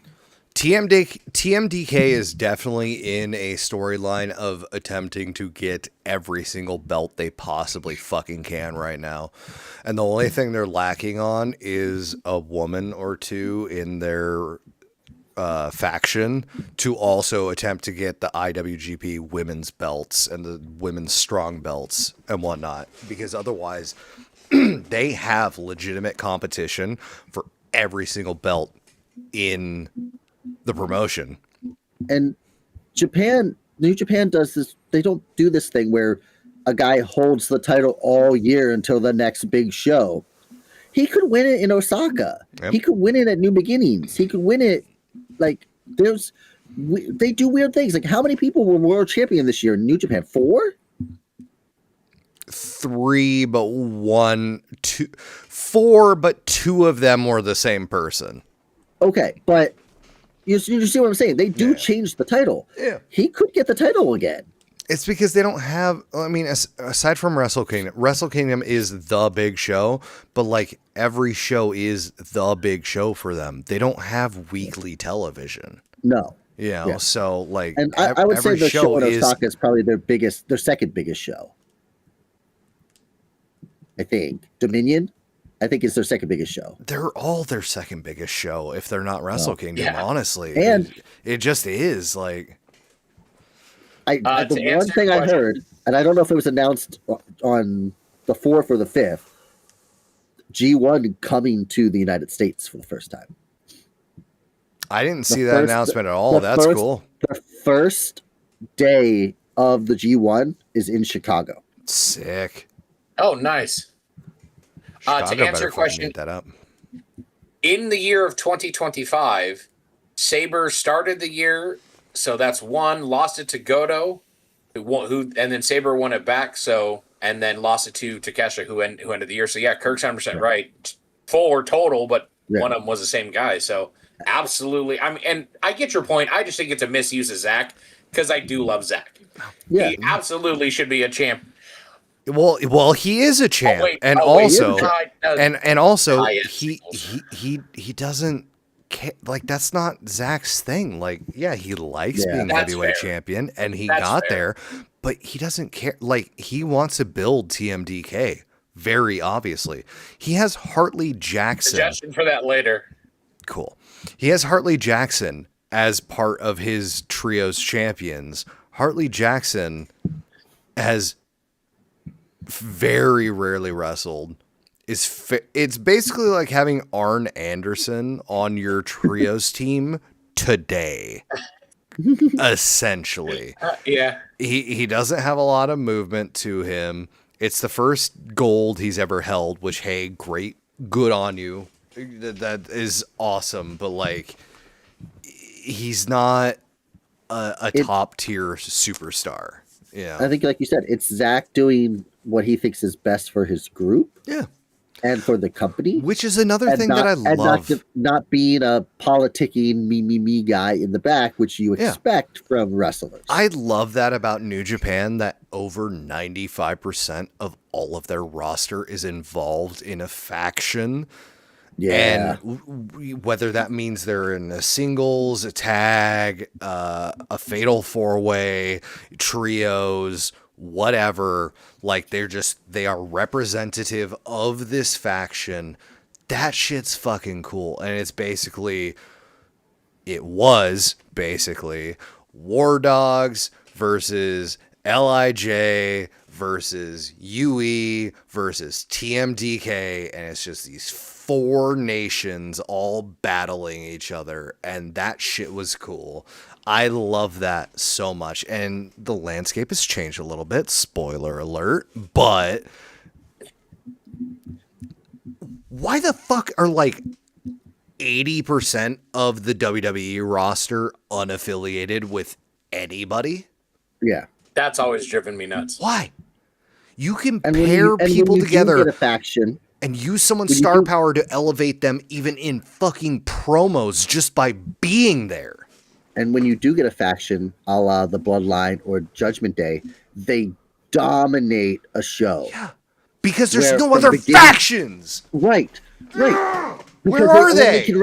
They can only write one faction at a time. So Judgment Day is on Raw, and the Bloodline's on SmackDown, and we're gonna have these long-running storylines within the faction. Why can't we have faction versus faction? Yeah, so it's just Bloodline versus 5 random faces pairing together, or Judgment Day versus 5 random faces pairing together, Right. and like That was always my problem with War Games, because War Games has always been either the Bloodline or Judgment Day versus a bunch of avenging baby faces, and they have no affiliation with each other at all. yeah, like 9 out of 10 Blood of Guts have been opposite, or not only Blood and Guts, or Anarchy in the Arena, or what was the other name?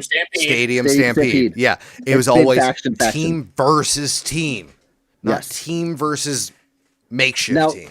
Now, sometimes you have like one guy, like they had Matt Hardy in the original Stadium Stampede but teaming up with a team. It was still, Jericho's faction versus the Elite. Yeah, exactly. God It was damn Inner it. Circle versus Elite, like right off the bat.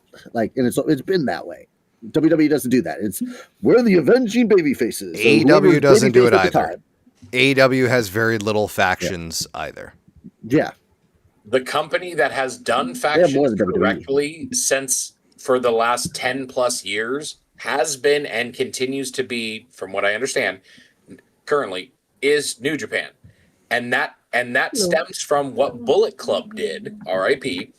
Look at how many versions of Bullet Club were in different promotions at the same time, running concurrently, doing things. WWE has such a massive roster, they could call it Judgment Day, but have a SmackDown variant of the Judgment Day where, I don't know, let's say Johnny Gargano is the leader in NXT variant, and you don't have to always have them cross promoting, but have, McDonough come over to deliver a message or whatever, and it would work. You can have an entire fucking stable or group or whatever you want to call it run roughshod over all 3 promotions, and they could be feuding with 3 different things. Let's say the New Day get 2 or 3 other guys turn face, they're going against Judgment Day on Raw. The SmackDown Judgment Day group have got to deal with fucking the Tongans and the MFTs, and then the NXT Judgment Day have got to deal with whatever fucking faction, TNA's group, I don't fucking know, something like that. You can do that. They have the rosters for it. They choose not to. Yeah. They could do it with the Bullet Club. They got enough former members. They're so fucking focused on just attempting to build individual stars. Yes. That they're willing to let all of these individual stars who don't reach the pinnacle fizzle out and fade away and fuck off to AEW in a year and a half. And how it's supposed to reach the pinnacle if you don't let them do so when they're at that point, a la LA Knight. Yep. LA Knight was the hottest thing 2 years ago. Yep. And they Even when you have something naturally occurring like that, they fucking squander it. And they could have mostly everybody, tied up in a faction and elevating their entire faction up with them. Like, instead of it being a catchphrase, he could have actually been a megastar. Dom got to where he is right now because of Priest winning the title and Ripley winning the title. That brought him up. They elevated him through the faction. Do that more. Brought the entire group up stepwise, like, and now he's the hottest fucking shit in Mexico. But it's benefited Liv. It's benefited Raquel. It's benefited Roxanne. All of them. Yeah. The whole, JD McDonough's fucking relevant because of the Judgment Day. Yes. No one else would know who the fuck that 5-head little bastard is if it wasn't for the Judgment Day. Well, it was more about the injury, but I'm sure the faction association helped. Well, yeah. But the injury and return from injury is definitely the more. Yeah, the blowing a lung out, that does help, yes. But the point is the Judgment Day has been, the Judgment Day has been great for the whole faction. Do that more often. You don't have to put all of your cards on the table for one group. Allow yourselves to have multiple groups. Yes. It would be nice. It would be very nice. All right. Next on the card, I need to mention this because I don't think a lot of people are giving it the shine that it deserves. Shuri, the IWGP Women's Champion, defeated Saya Kamatani, the Strong Women's Champion, for the title versus title match, and Shuri is the new double champion. This is a true double championship, not a unified, right? Not a unified. This is double champion, just like spoilers, Yoda Tsuji. Shuri holds both titles now. So I think this is huge because, as we all know, this is Tanahashi's retirement show. And so a lot was to be expected about pushing the new age, the new era, the new blood. It's about a new era of New Japan Pro Wrestling. It's a new day. Yes, it is. Allegedly. So they say anyway. Saya Kamatani is the new hotness. She is the Mariah May, but a notch above of Mariah May. Like, Mariah May had her big bloom this last year, right? And then she went to NXT. Yeah. Well, Saya Kamatani had her big bloom this year and got the fucking, what was it? Tokyo Sports Pro Wrestling MVP for the year 2025. Nice. Like, she is what we are looking at, like Mercedes these days. Okay. She really bloomed. She was a former idol in Japan, like a pop idol. You know? Oh, okay. Yeah. Oh, okay. And she transitioned to wrestling, and she's taken to it like fucking gangbusters. And so the fact that she's so fucking over right now, as a heel, mind you, she's a heel, but she's over as a heel. Kind of like, think like Ripley before eventually fans were so over with her that they had to turn her face. Yes. Yeah. But like Ripley was heel and over. That's Saya right now. And Saya's like 23 years old. They went with Shuri, who is an 18-year veteran in pro wrestling, to be their double champion for the women's titles. That's fucking huge. And it is a massive subversion to what everybody thought was going to be for this match. And also, this match just fucking kicked ass. And I want to go back and see it. I haven't seen any of the matches from this card, but I do want to see that. Absolutely should. They gave it was 12 minutes. They might have wanted more.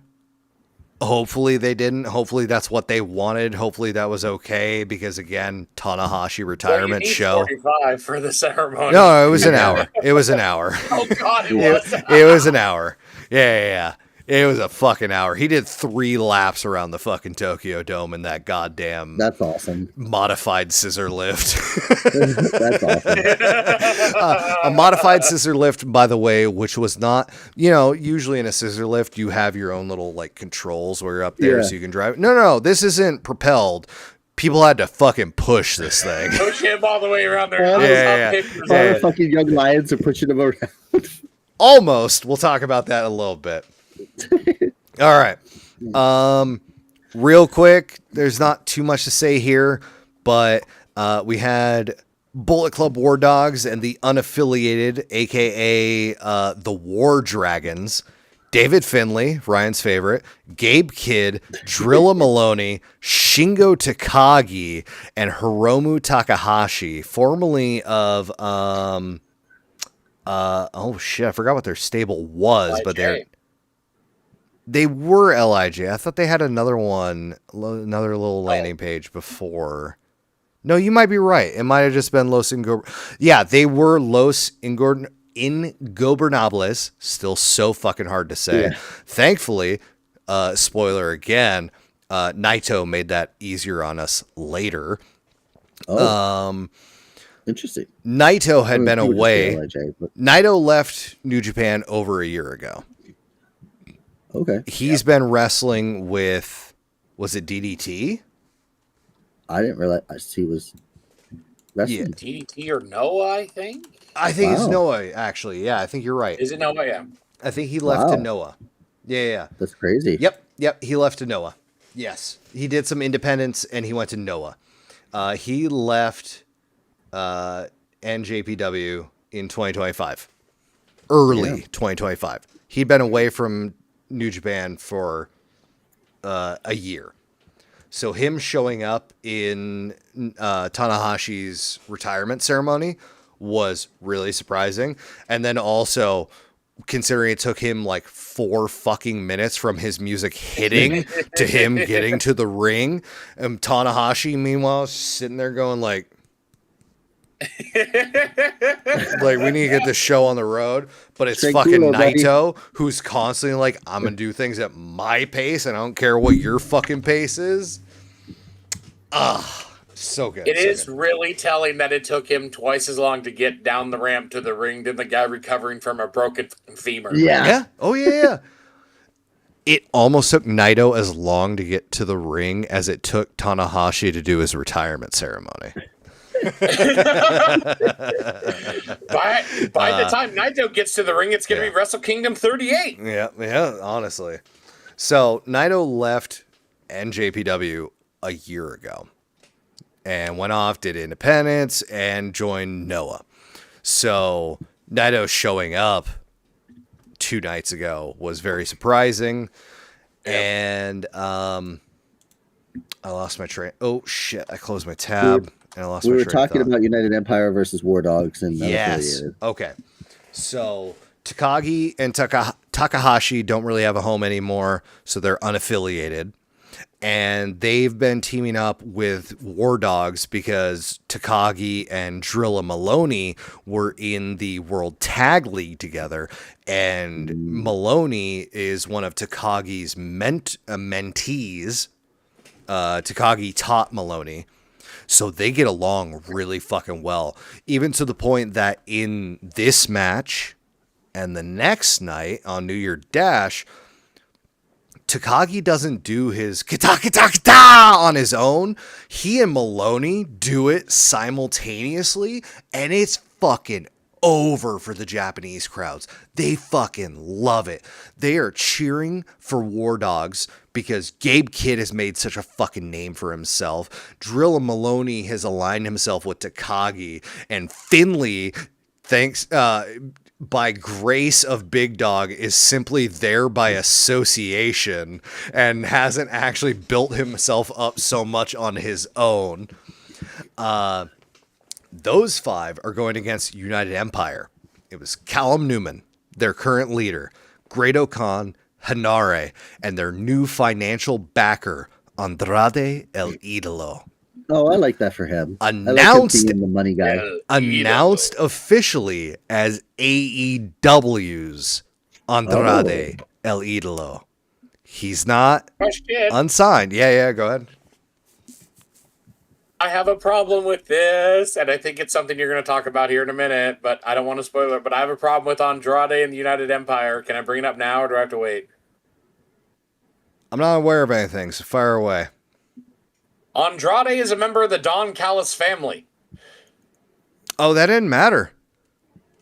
The United Empire still has someone in it. I know that happened at Dash. He came out. He said so. I have a question. If Ospreay is feuding with the Don Callis family, why is he stablemates with Andrade? I have questions. I need answers. I think it's going to be that he just left Don Callis. They're just going to forget that ever happened by the time he can get back to AEW. Probably. He's probably spending enough time in New he was only in Japan Don that Callis it's not for going to be one relevant. show, wasn't it? It was such a short time. It was a show that he came back on, and then he wasn't allowed back. Yeah. Well, I mean, whatever the contract shit. Callis probably moved on, and I have faith in AEW to actually tell us why. Whereas I would not have the faith in WWE. I have faith Callis is going to make one offhanded remark, and it'll actually figure it out. But that was my big takeaway: is I have a question as to why this in a complete kayfabe world, which is great because I love that from New Japan. Oh, wait, no, sorry, I can explain that because Ospreay's not part of New Japan or of United Empire. Ospreay's part of AEW. Wasn't he saying that he was going to finish? He was going to once he came back, get stuff done in AEW, then come back to New Japan. Yeah, that just happened. That's after Andrade doing his thing. Right, but just in the general story of if he's Don Callis' family, why is he in the United Empire? Which isn't he LIJ anyway? No, Oh, Ryan, that's Ryan, a fair point. Ryan, you're He's not Empire. He's Los Ingobernables. Right? No. He is Los Ingobernables. No, you guys are fucking confusing everything. Ryan, Ospreay goes to AEW. Is not part of United Empire. Callum Newman is new leader of United Empire. United Empire is not considered in the faction at the moment. No, he's a former member. United Empire is Newman, Great Khan, Hanare, and Francesco Akira, and TJ Perkins, and that's it. That's United Empire. Okay. Andrade El Idolo decides to become their financial backer. Which doesn't even mean he's in the faction. He's just an investor. But he did wrestle with them in this 10-man tag match. Fair. Ospreay comes out of surprise the next night.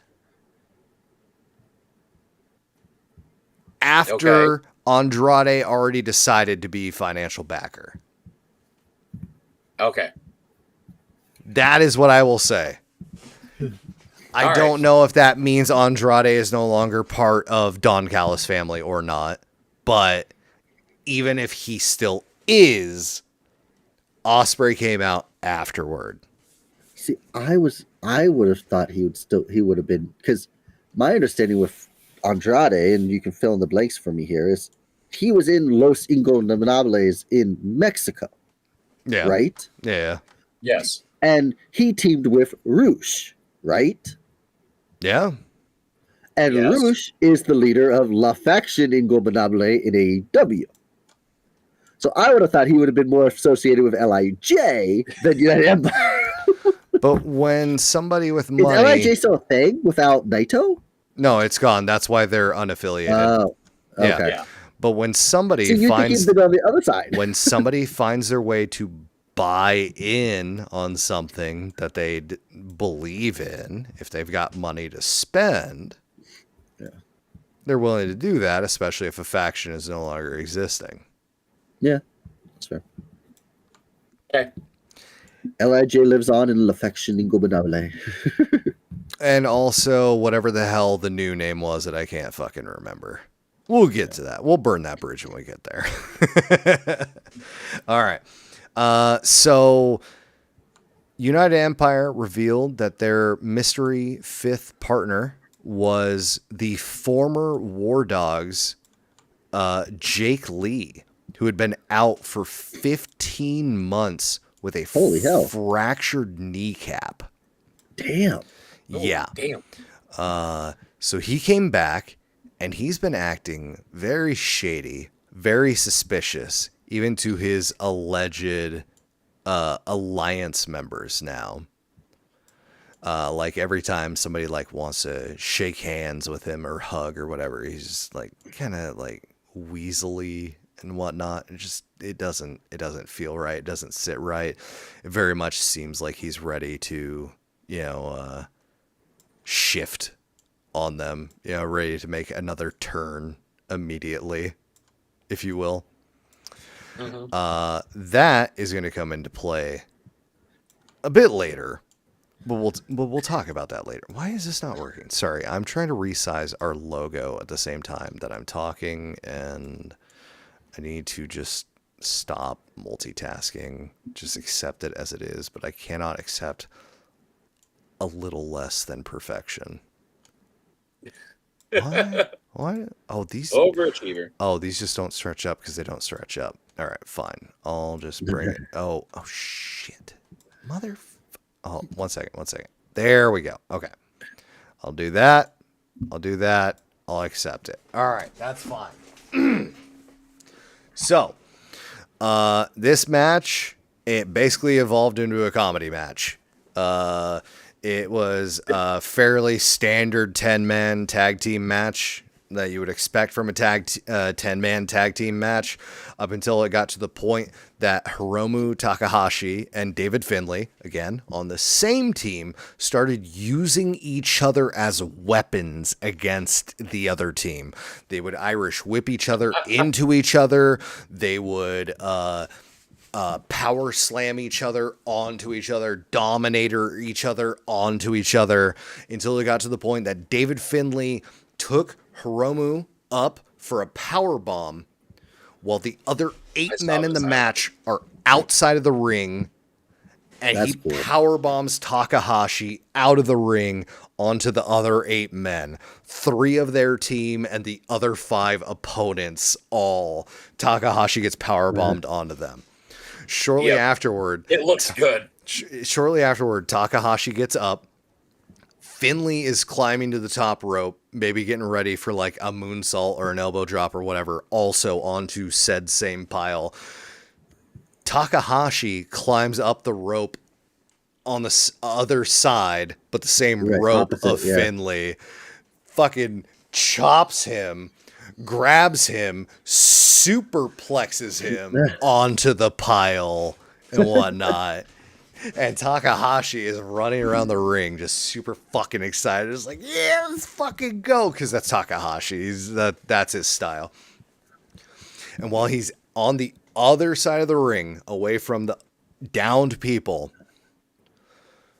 out of nowhere, Jake Lee, the former War Dog, become United Empire, comes running out of nowhere, fucking boots him in the face, because Takahashi is all of 5'4" and Jake Lee is 6'4" or something like that.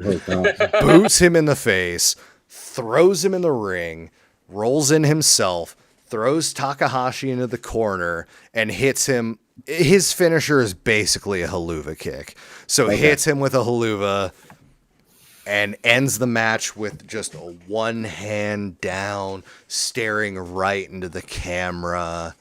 Just 1, 2, 3, done. Jake Lee fitting into this United Empire isn't super weird because Newman has gone heel, because ever since War Dog's pushing them, he's decided he needs to have a fucking spine. So he's standing up to War Dogs, and he's doing the things he wasn't willing to do before to make sure that they're getting the wins and what they need for themselves. And Hanare is getting booed. Great O'Khan is getting booed. And Jake Lee definitely is not getting any cheers, even after his 15 months away, because of the way he's behaving. Also, this dude's just fucking weird. Just like when he enters, just the way he like stares into the camera, not saying anything, not doing anything, just pointing and then doing this. And that's okay, yeah, stop that.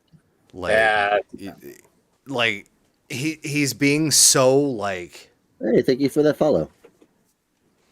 appreciate that, right? He's being so strange and esoteric that you just don't know what he's up to until later. Let's see. Oh, I do need to talk about this. Actually, I guess we're going to have to talk about every match. I'm sorry. El Desperado defeats Kosei Fujita, Taiji Ishimori, and Sho by pinfall to become the new number one contender for the Junior Heavyweight Championship.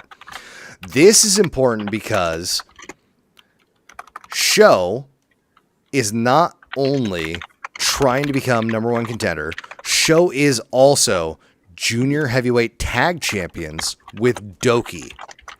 Doki is Junior Heavyweight Tag Champ and Junior Heavyweight Champ.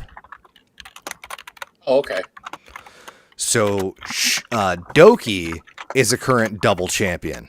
He's got the Junior Heavyweight title and the Junior Heavyweight Tag title. And Doki is champions with Sho.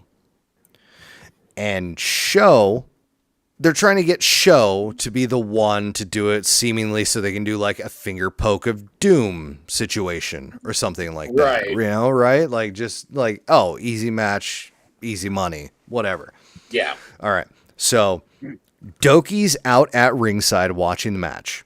Sho is in there along with El Desperado, Kosei Fujita, Taiji Ishimori. During the match, at some point, Taiji Ishimori and El Desperado are tied up in a pinning predicament. Referee starts counting 1, 2. Sho has Kosei Fujita, Kosei being the TMDK member, one of my favorite guys of the fucking year, by the way. Kosei has had such a great fucking year. Sho has Kosei in a power slam, body slam situation, and he looks to throw Kosei onto the pinning predicament to break it up, and instead turns the referee and dumps Fujita on the referee. Referee's out. At that point, Yoshinobu Kanemaru and Gato and Bad Luck Fale all run in and just start fucking wrecking house on everybody in sight. Just demolishing the entire scene. El Desperado's tag team partner is Kukai. Taiji Ishimori's tag team partner is Robbie X, and Kosei Fujita's tag team partner is Robbie Eagles. One by one, all three of these men all run into the ring to start defeating House of Torture to get them out of the mix. And eventually we come to a point where El Desperado winds up getting the pin. I don't remember on who it was. It might have been on Sho. So El Desperado is a new number one contender for the Junior Heavyweight Championship. I mention all these names because on New Year Dash, all four of those teams compete for the IWGP Junior Tag Team Championships. Nice. So Sho and Doki, El Desperado and Kukai, Kosei Fujita and Robbie Eagles, and Taiji Ishimori and Robbie X all compete for the tag titles after being involved in this four-way match the night before for the tag titles on New Year Dash. And we'll talk about that in a little bit. Match was great. Can't recommend enough. If you like a good schmoz fest and you like a good result, it was a good result. El Desperado deserved that, especially considering El Desperado got robbed of that title. Anyway, Evil, the never openweight champion, loses his title to Olympic hero Aaron Wolf in his debut match in wrestling, period. He is an Olympic wrestler, or Olympic judo performer, Olympic judo athlete, maybe some other fields as well. I can't remember exactly, but he's like won many golds over his career and whatnot. And the whole idea behind their match was if Evil wins, Aaron Wolf has to shave his entire head, hair, beard, eyebrows, everything. Oh God. If Aaron wins, he gets the title, obviously. Well, to do one better, Aaron had long hair, long beard. When he came out for his entrance, he came out like a young lion. Black trunks, no logos, black boots, shaved head, shaved beard. Everything was like a 1/4 inch long on his head. He went from probably like foot long hair and maybe like 1/2 foot long or more beard. He was shaved in respect for the craft, tradition. especially in Japan. Yeah, the traditions. Yeah. It came out in just black trunks and boots and just went out there. And he had a fucking 12-minute match with Evil, who people don't love. Allegedly, Tony Khan doesn't love. I think Evil's great. He's great at what he does. It's in the same way that Moxley was great in the last year. You know, he's doing what he needs to do. He's being like the ultimate heel. He's doing it. He's succeeding. And Aaron Wolf is a Olympic gold medalist and a 2-time silver medalist in the mixed team, and he has got gold in world championships and bronze. He's got gold in Asian championships. He's got 3 IJF Grand Slams and 4 golds in the IGF Grand Prix. He's a judo badass. Yeah. Mother. And when it got to the point that House of Torture are all invading the match because naturally the referee went out at some point and they're all trying to get involved, he's just fucking hip tossing them all like crazy. It was great. It was good.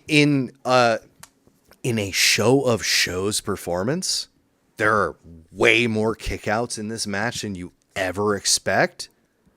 And it keeps you on the edge of your seat. Even though it's only 12 minutes, it's an action fucking packed 12 minutes. And it was Can you remind me to ask you about House of Torture when we get to the end of the BC era? Yeah. Sounds good. Oh, I can already tell you. House of Torture decided about a year ago they are no longer part of Bullet Club. They unaffiliated themselves from Bullet Club. So they're still House of Torture, but they're not Bullet Club House of Torture. Exactly. They're just House of Torture. They're just House of Torture. I was very confused. Yeah. I was like, that happened they're a still year together. ago. Got it. Yeah. Okay. All right. That's the answer I needed. Yep. Before you move off of this match, this is the one that I said I want to talk about later. Oh, yeah. So Aaron Wolf came in and he looked mighty. Yeah. And he didn't kneel at all. And if TMDK is looking to take every championship in New Japan, like you say, I got an idea. Oh, yeah.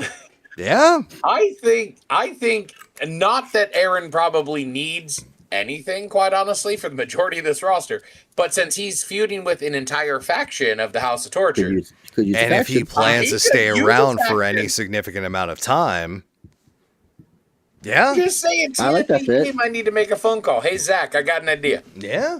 I like that. I like that. I like that fit. That absolutely makes sense. And he would fit in very well with them. Yeah. Absolutely. I like that a lot. All right. Next match, Yota Tsuji, the global heavyweight champion, versus Konosuke Takeshita, the world heavyweight champion, in a winner-takes-all match. And Tsuji, after 29 and a half minutes, finally puts down Takeshita. Burying the lead here with Rocky Romero. Well, yeah.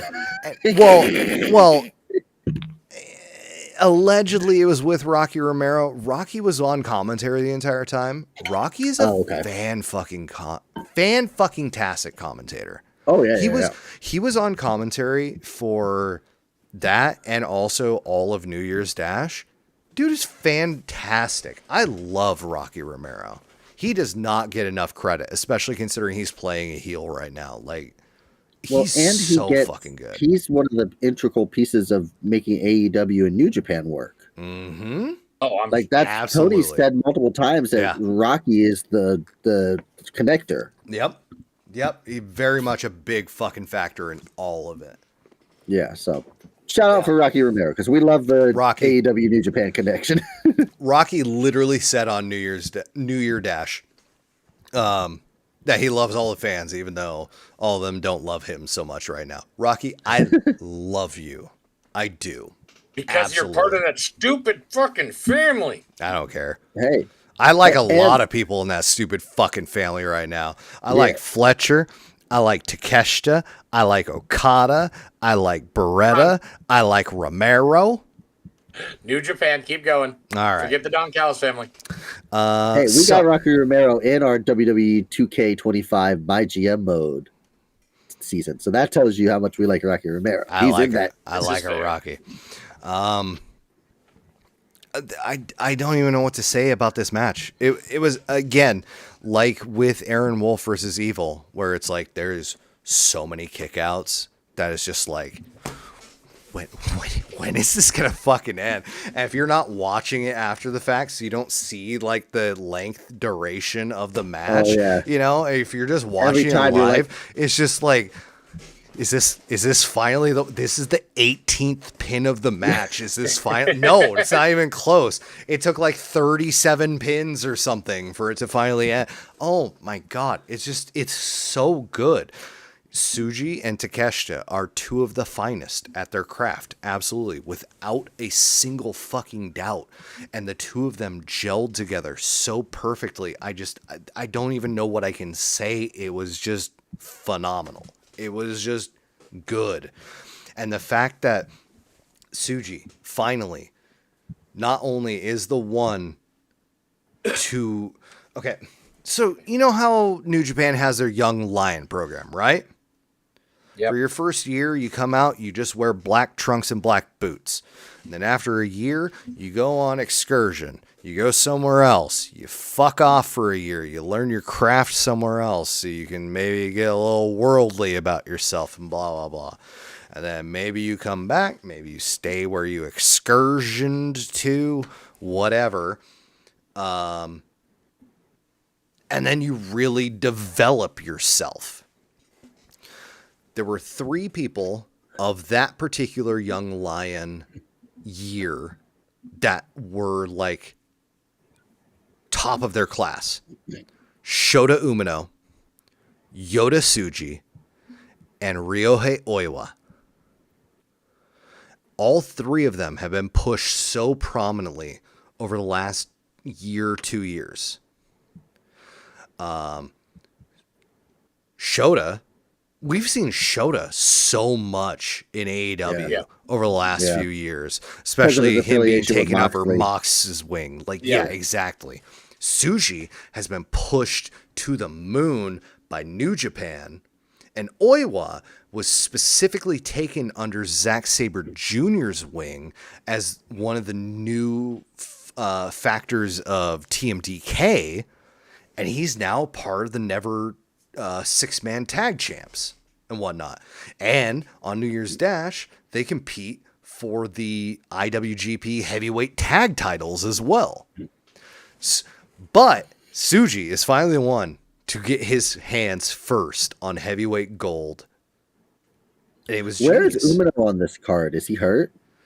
Umino, I didn't see Umino. Did I miss him? Was in the Ranbo.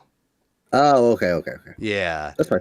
I don't want to sidetrack you. I just was like, you mentioned him, and I was like, I don't remember seeing his name. Yeah, he was in the Rambo. He didn't get mentioned because he wasn't in one of the 2 final teams. One of his teammates fucked him up or something. He wasn't involved in ending it. Yeah. Tsuji, and this is just from someone who doesn't watch New Japan nearly as much as you do. I don't know what the character is, but the outfit choice in just a costuming presentation point of view, absolutely incredible. And it's probably my age, but the first thing I thought of is, man, that guy it needs to quit shopping at the Where in the World is Carmen San Diego outlet. Because holy shit, it was a lot of red. And not in a bad way. It was just like, normally red's the accent. Yeah. Red man, leather, it was baby. red. It was wow. Yeah, that's what he does. Well, I mean, he was part of. He pulled it off. Yeah, but he was part of LIJ. He was under Takagi. So, yeah, that's fair. You do your black and your red, but instead of doing black with red accents, he did with red and black accents. And also, he's got like one of the most gorgeous fucking smiles in all of wrestling ever. And he doesn't wear a mouth guard, so I don't know how he's maintained that over these years or how he will. Like, but my God, when he flashes a smile, it's a smile you will not fucking forget. You know, it is the pearliest of pearly whites, and that is like 90% of his character and aesthetic right there. It's just like he's charismatic, charming, and handsome, and he knows it. And also, agreed, he'll beat you to pieces with some strong moves. But as it will turn out when I talk about the next show, Tsuji's win is not just about Tsuji's win. It's about Tsuji's renaissance. But before we get there, Kazuchika Okada defeats Hiroshi Tanahashi by pinfall in a 33-minute match for Tanahashi's retirement, which includes Tanahashi making references to both Katsuyori Shibata by doing a PK kick and Shinsuke Nakamura by doing the this thing and then doing a Bamaye, what WWE would call a Kinshasa, but a Bamaye in the match.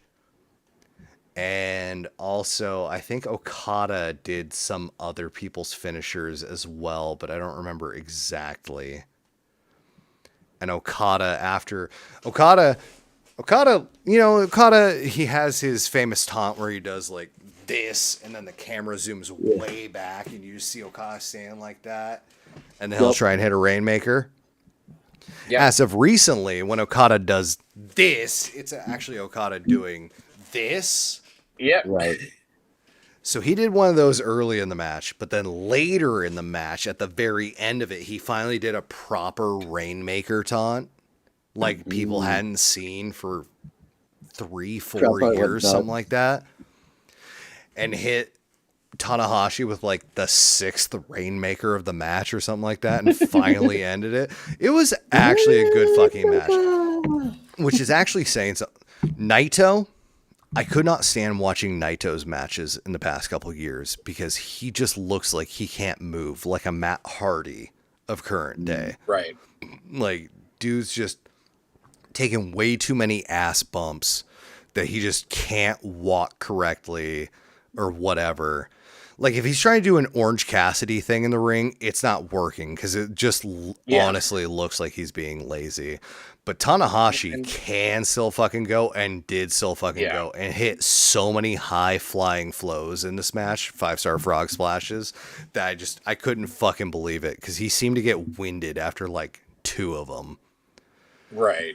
It was and a couple of his appearances, he's looked rough with that inability to walk or run or even slightly jog into a sling blade. But from the highlights of this match, I've not seen the entire thing yet, but the highlights I've seen, he looks like he's moving real well in this one to get every ounce of whatever's left in his system for wrestling, get it out now. And those highlights are over the course of a 33-minute match. They got the Tin Man's oil can out and loosened them up a little bit for that one match. Hey, it worked. It worked. I mean, yeah, he probably had match, he probably had something in his ceremony. Veins, you know, a little bit of that, not adrenaline, but just like, it's my last one. Let's go and give it all because why the fuck not? Who cares if I fuck myself up? Like, what's the worst case scenario? Are you saying he had adrenaline in his soul? Probably. I wouldn't put it past him. something, Cody Rhodes. We're talking 2 of the best cards that are going to happen all year, and you have to sneak a fucking Cody Rhodes thing in there. Why not? Yes, I do. Why not? Fucking heel. Yeah. So Okada Just wins. wait till we get to the matches list, buddy. Okada wins. Tanahashi You better not retires. be on there. We then proceed to have one by one in not the correct order because I don't know if I can remember the correct order, but we had Jay White. Which is big because he was banned. Yep. Kenny Omega. Will Ospreay with Kota Ibushi in tow, who was not expected to be there because Kota has a broken fucking femur. Kota came out with Kenny, not Will. Correct. That's what I meant. Sorry. Yes.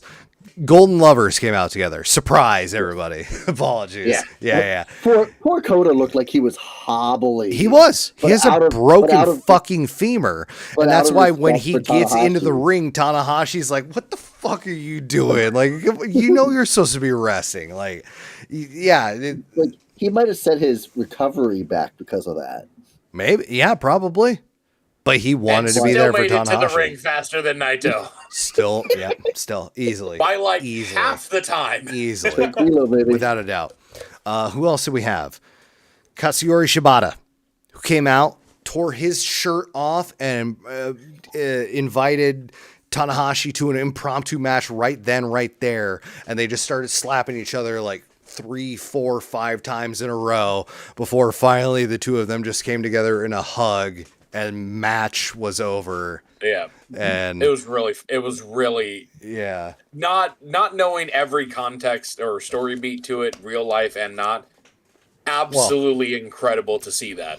A point to bring up that I mentioned earlier, Tanahashi made reference to 2 other wrestlers in his match. It was Shibata. 3 Musketeers, yeah. Yeah, exactly. It was Tanahashi, Shibata, and Nakamura. And Nakamura, for some reason that we'll never know, couldn't be there. So I can answer that question. No, we'll never know. We'll just never. No, I know the answer. I know the reason. No, we'll just never know. There could be no logical, feasible reason for why Tanahashi couldn't be there. Other than, you know. It's so stupid. Yeah. It's so stupid. Go ahead. Tell him. WWE are just pricks. Or TKO is pricks. Tell him what happened. So there's been reports, and even Tanahashi said himself that when WWE was over in Japan running shows, the original plan was going to be Nakamura versus Tanahashi. Shinsuke and for the retirement. They talked about it. They were starting to plan it. And WWE reportedly said yes. However, they reneged on it when the amount of AEW talent on the card really became apparent for New Japan. And Tanahashi wasn't willing to change who's going to be there. And WWE weren't willing or didn't approve Shinsuke to go. To the point where they booked Shinsuke for SmackDown to be there this past Friday. And all he did was have like a 1.5 minute backstage segment with Tama Tonga in which they spoke Japanese. Now that might turn into something, who knows, but as of right now it hasn't. That's stupid. And it made it so he couldn't get to Japan. It's absolutely ridiculous. They could have gotten some goodwill with the hardcore fans like us. Just the general wrestling fandoms aren't going to give a shit that Shinsuke Nakamura is having a retirement match with the guy running. They let him fight Muto. Right yeah. They let him fight Muto. Ryan forgot one major talking point, all that too, Rock. Shinsuke had asked for his release in like last June. That's right. And WWE had agreed to it, and that's why he was off TV for like 4 fucking months. And then suddenly they decided, like, oh, we can't do that. So they started putting him on TV again, just to be like, oh, well, you're on TV. We need you here. And he's been in 6-man tags on the holiday tour. Yeah. They could have. Okay. Yeah. In the Vince McMahon area, that totally makes sense. I'm sorry, did you say in the Vince McMahon area? era. Okay, Era. that's thought I said better era. because I don't want. I said era.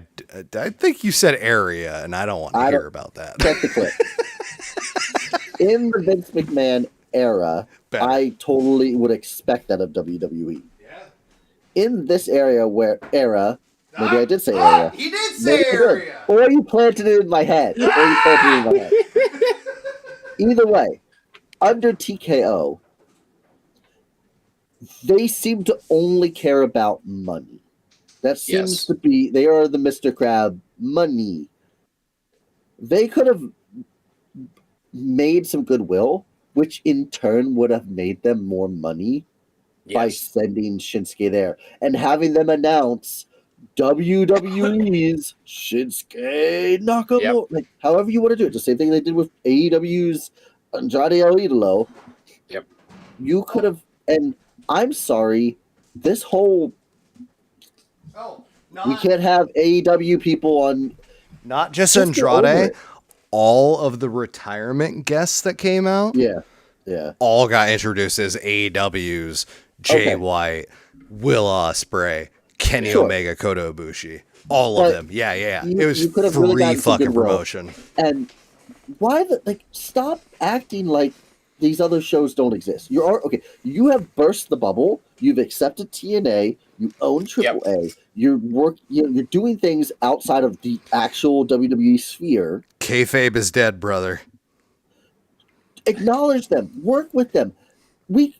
Wrestling could be a million times better if we just had guys it won't be like the territories, but have it where fucking Jay White can have a 6 months excursion on SmackDown.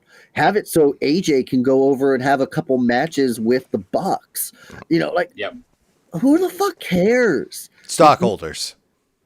Yes. For one of them. Oh, there's the El Juggalo. I was wondering if we were going to summon you, brother. To me, you will make more money in the long run, and the wrestling business will make more money in the long run if you work together. Yeah.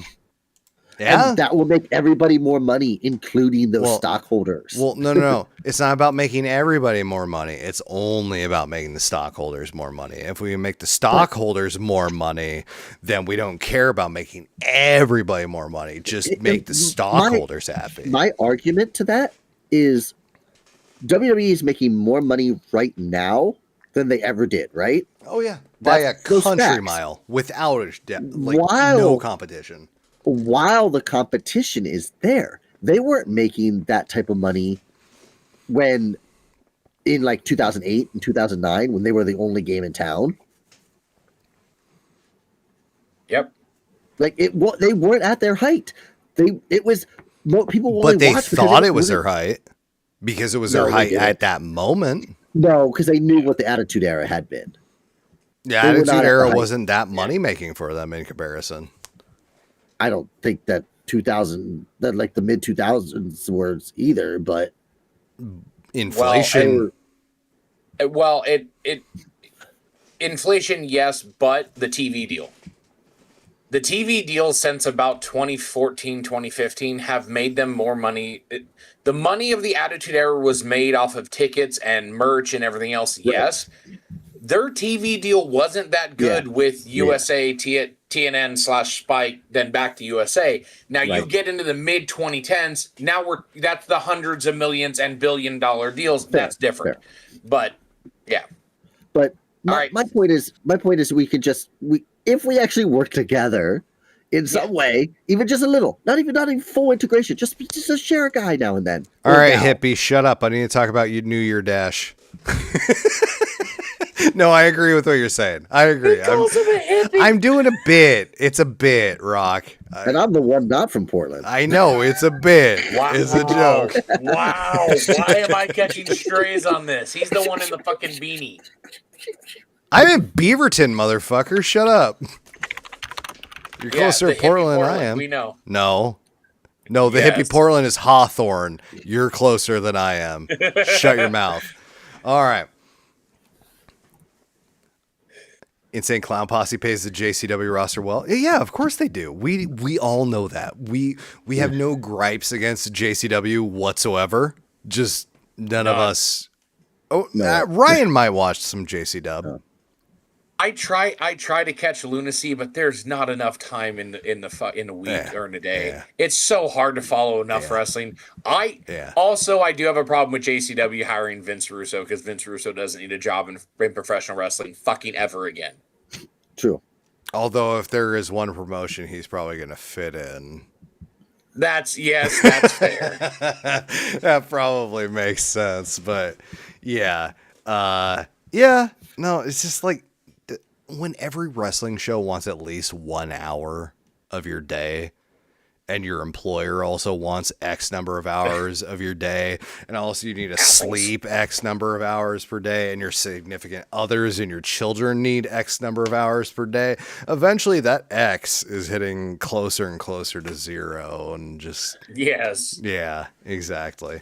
It's brutal. Unless you want to watch Juggalo Championship Wrestling on 2x speed or whatever, you know. All right. So let's talk about New Year Dash real quick, and we don't need to talk about quick.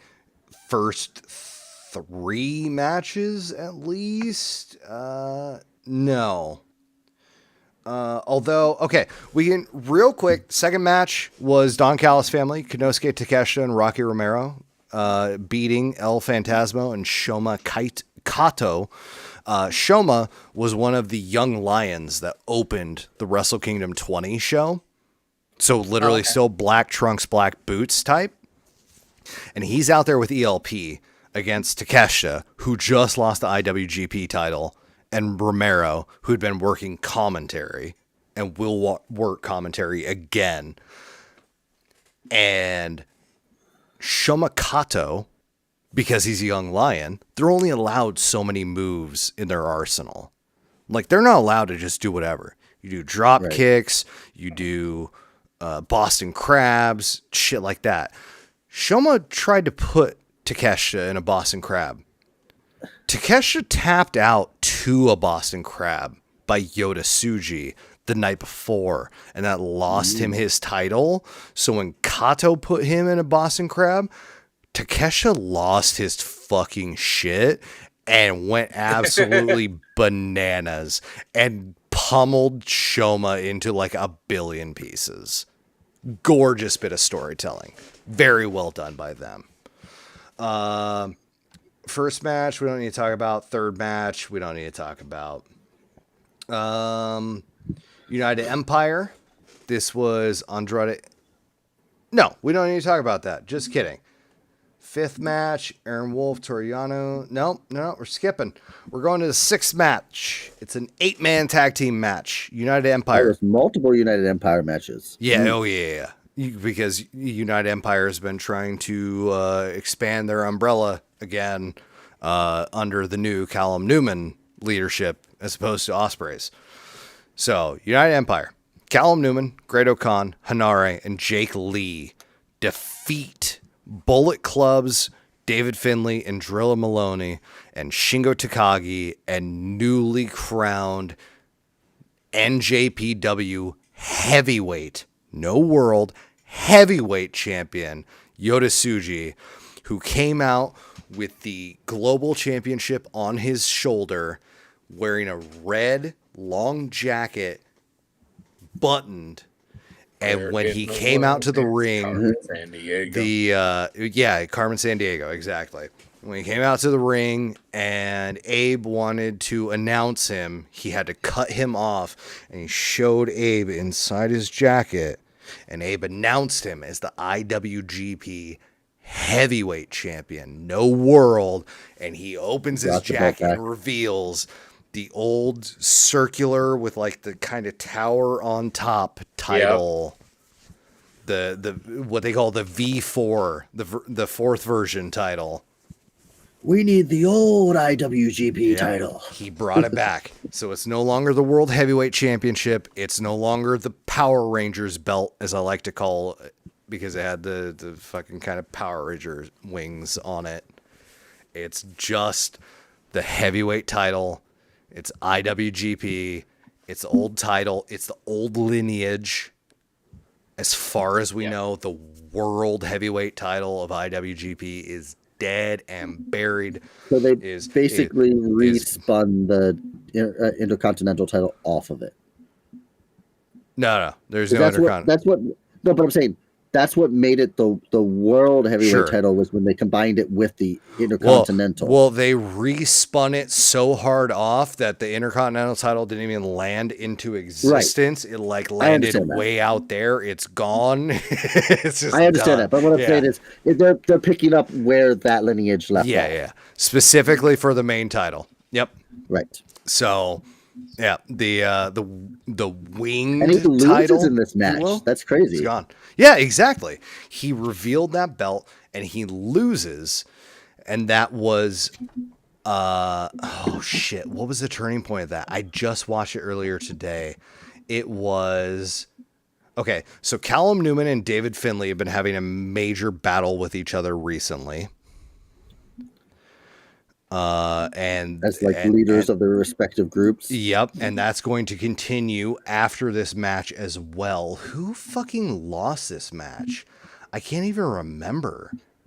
I think Hanare and Great Khan did a powerbomb dominator. The dominator for Great Khan is where he puts his hand on someone's head and it's like a mandible claw, but on the head. It's like an iron claw. Yeah. It's like an iron claw. The Von Erich claw kind of thing. Exactly. So he does that, and Hanare is power bombing. I don't remember who they power bombed. I think it was Drilla Maloney. I think they pinned Maloney. And after the fact, War Dogs and the unaffiliated, they're all outside. Yota Tsuji being part of the unaffiliated because there's no LIJ anymore. They're all outside of the ring and whatnot. They're all fucking shouting United Empire and whatnot. Finlay starts fucking throwing chairs into the ring at Callum Newman, trying to hit him with fucking chairs from the outside of the ring and whatnot. Newman grabs one of the chairs, opens it up, sits down in the middle of the ring, finally looking like the bit of the badass that he needs to be a leader of a fucking team of one of 4 factions in this promotion, because previously he was just so fucking greenhorn that it was what are you doing? How are you a leader? This is insane. So he's sitting there. He's asking for a microphone. He finally gets a microphone. And he's like, "What the fuck do you pricks want?" Blah blah blah blah blah. And while Finlay starts responding to him,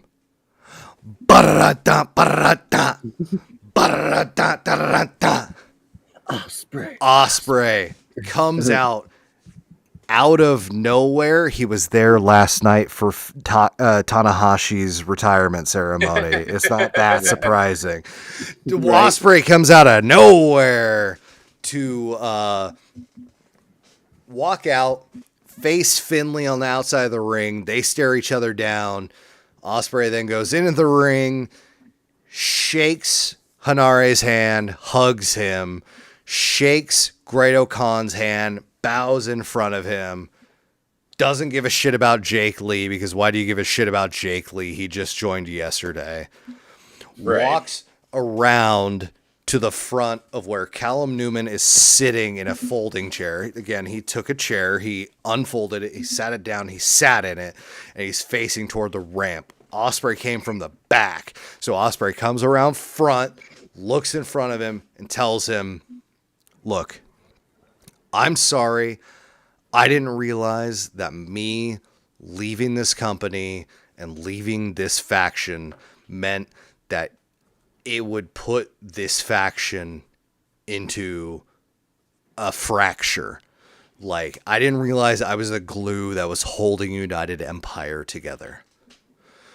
I promise you, I have some things I need to go back to AEW and take care of. But once that's taken care of, I'm coming back to New Japan. I can't wrestle right now. I'm not ready to go yet. But when I'm ready to go, I've got some stuff to take care of in AEW. And when that's finished, I'm coming back to New Japan. And when I do, I'm coming back and I'm coming here to support you. I will have your back.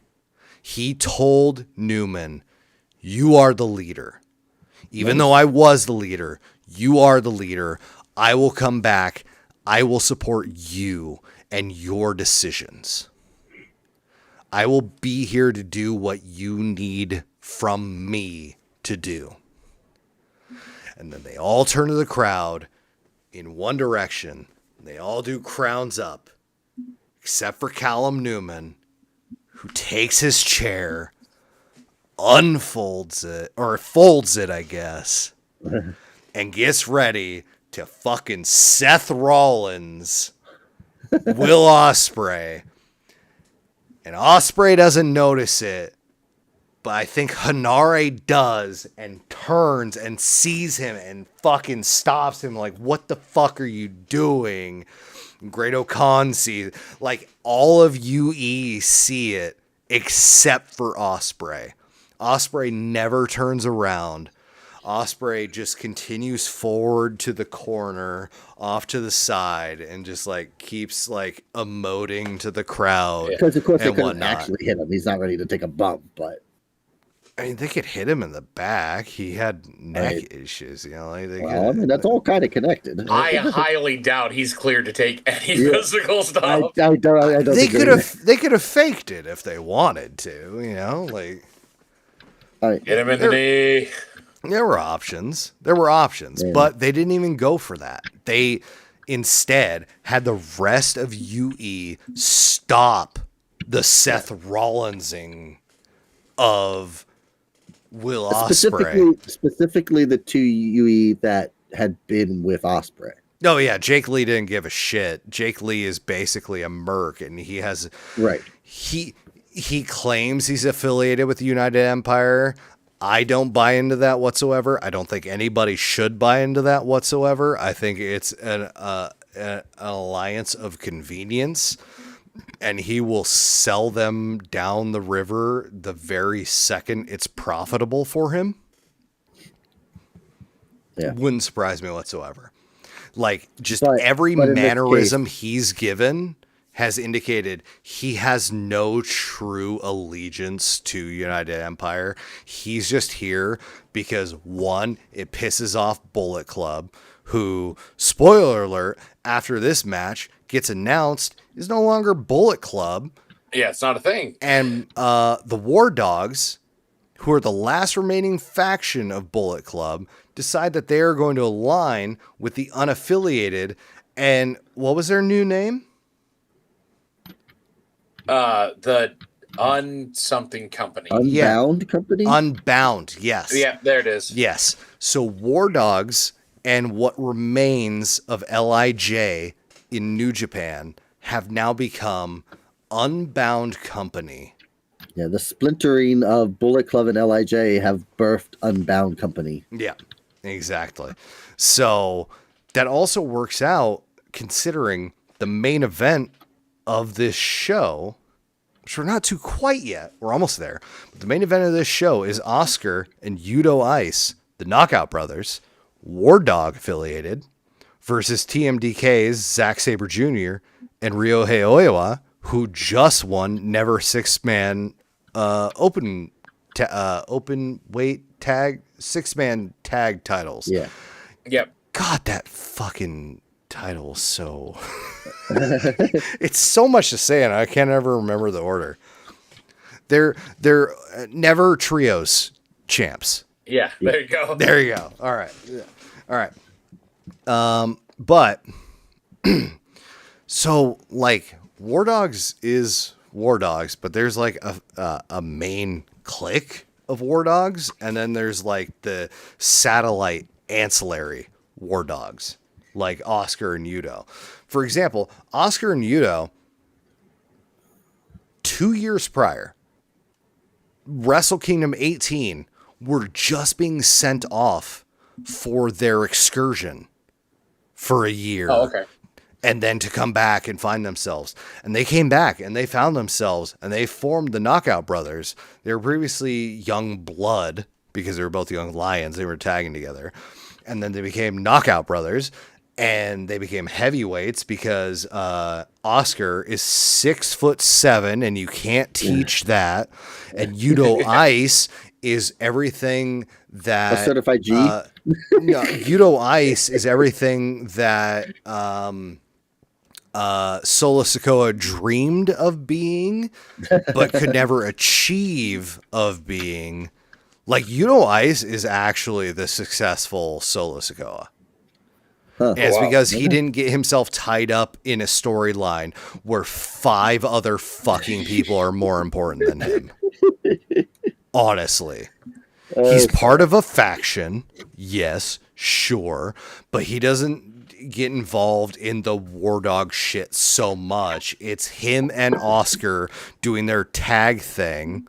It'd be like literally if in the Bloodline, Jimmy and Jay focused strictly on tag team and nothing else. If they were just the Usos and they did nothing fucking else, that would be Oscar and Yudo. Okay. But Jimmy and Jay got involved in Bloodline shit and got lost in the shit. And that's how we wound up with Big Brother Jim being basically nothing, and then main event Jey Uso being something that amounted to 3 weeks of something and then nothing. Cool, thanks. Thanks, Hunter. Hey, he had that world title longer than 3 weeks. I think it was 3 weeks. Yeah, no, that was the IC title, right? No, I think the world title was 3 weeks. Anyway. All right. So LIJ is dead. Yep. Bullet Club is dead. Yep. Does Chaos still exist, or is Chaos dead too? I'm going to say yes, but only technically, and no one really fucking cares. Because 10 years ago, those were the 3 big factions. Yeah. Yes. And now all 3 are gone. Pretty much. Chaos crazy. technically exists. It's Chuck and Orange Cassidy being like, and Ishii being like, yeah, we're still here. Just that's the conglomeration. Exactly. Yeah. Yeah. No, they're just. I don't want to send you on another tangent, but I just wanted to point out, like, it is a completely new era in New Japan. Yeah. With the 3 big fractions all gone. Yep.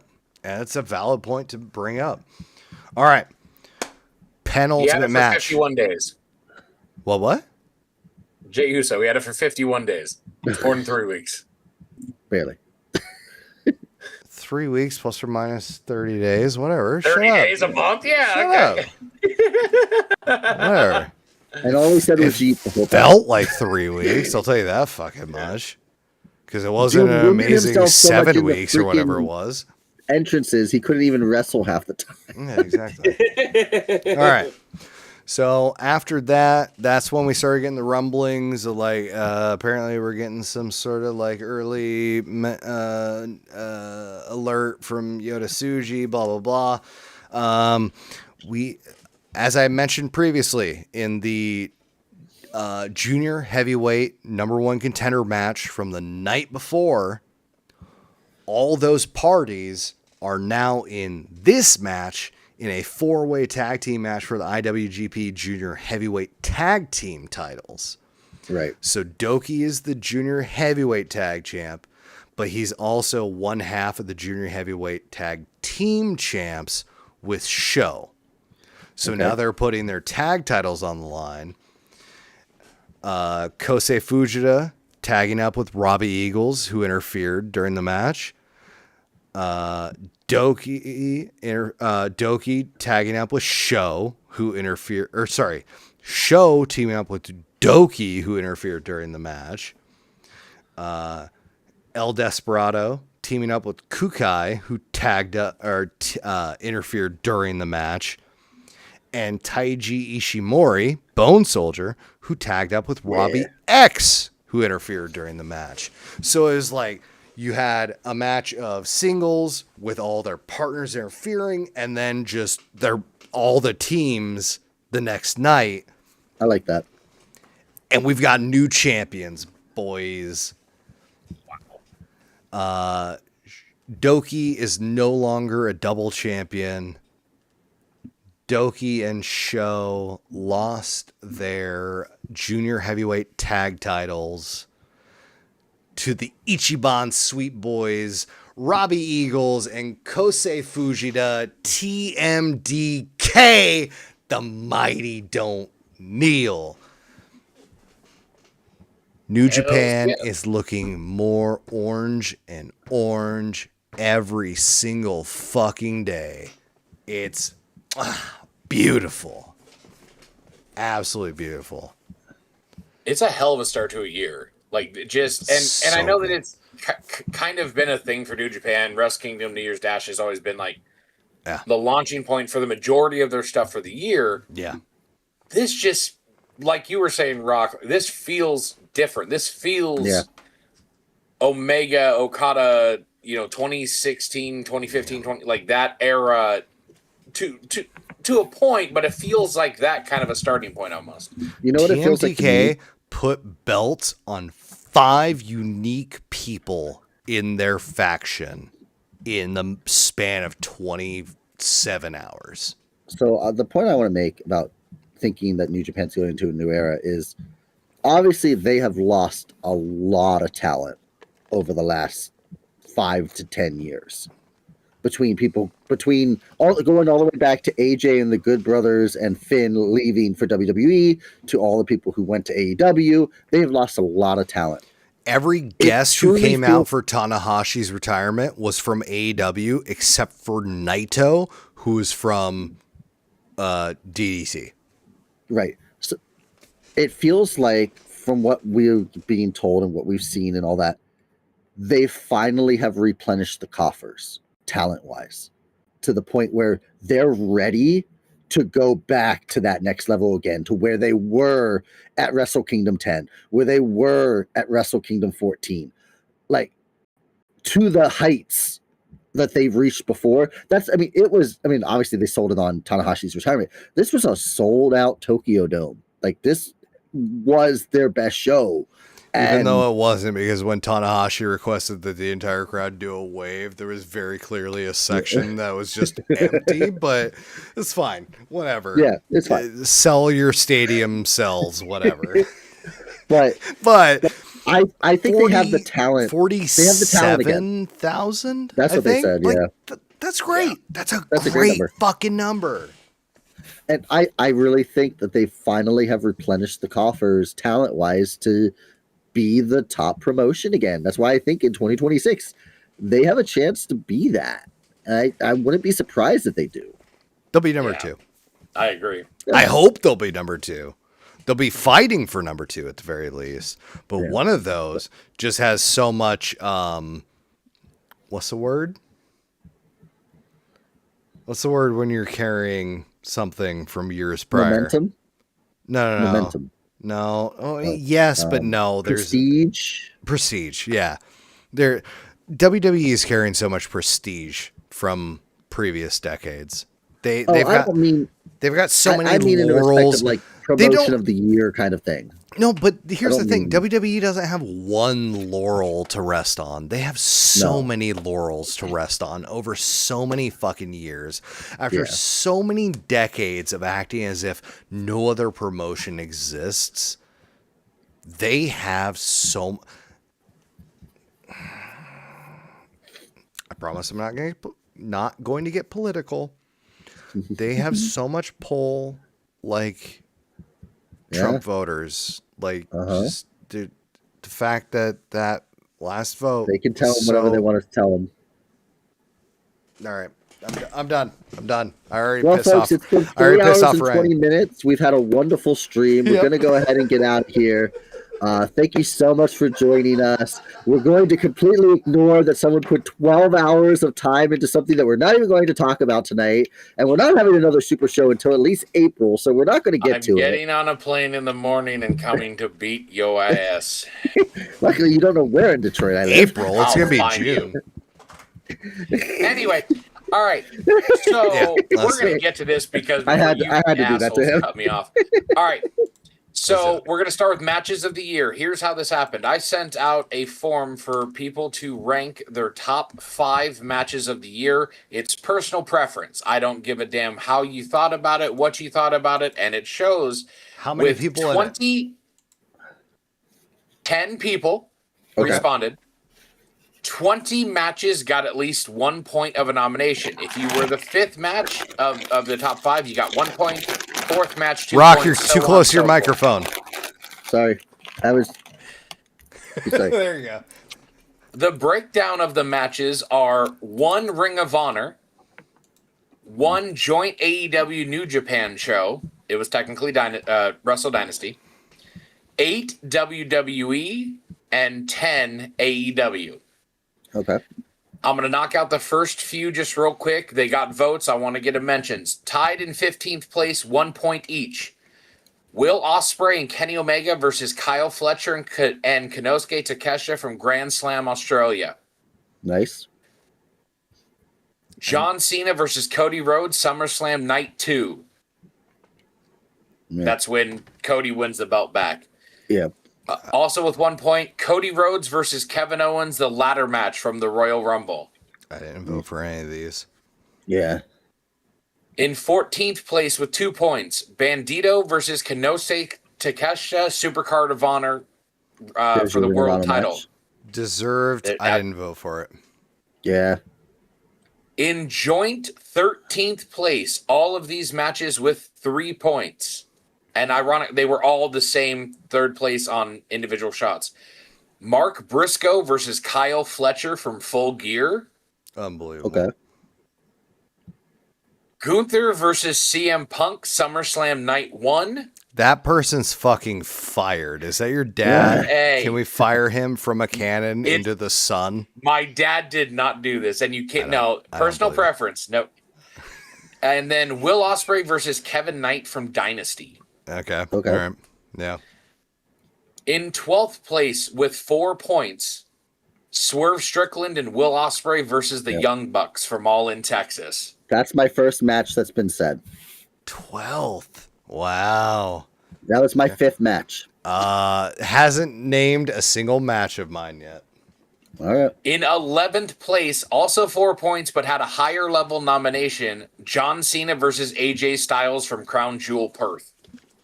Nope. Yeah.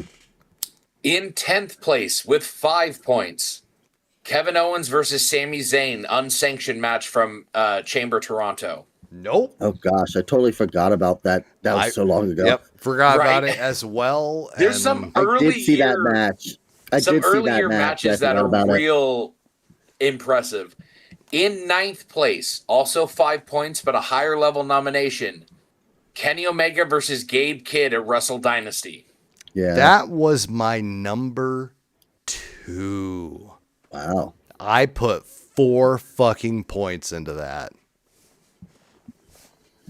In joint 8th place with 5 points, and that being a 1 first place nomination, Anarchy in the Arena 4, Kenny Omega, Swerve Strickland, Willow Nightingale, Samoa Joe, Powerhouse Hobbs, Shibata, and versus Moxley, Claudio, Wheeler, Marina, and the Jacksons at Double or Nothing. That's mine. Gee, That's mine. Who did that, Rock?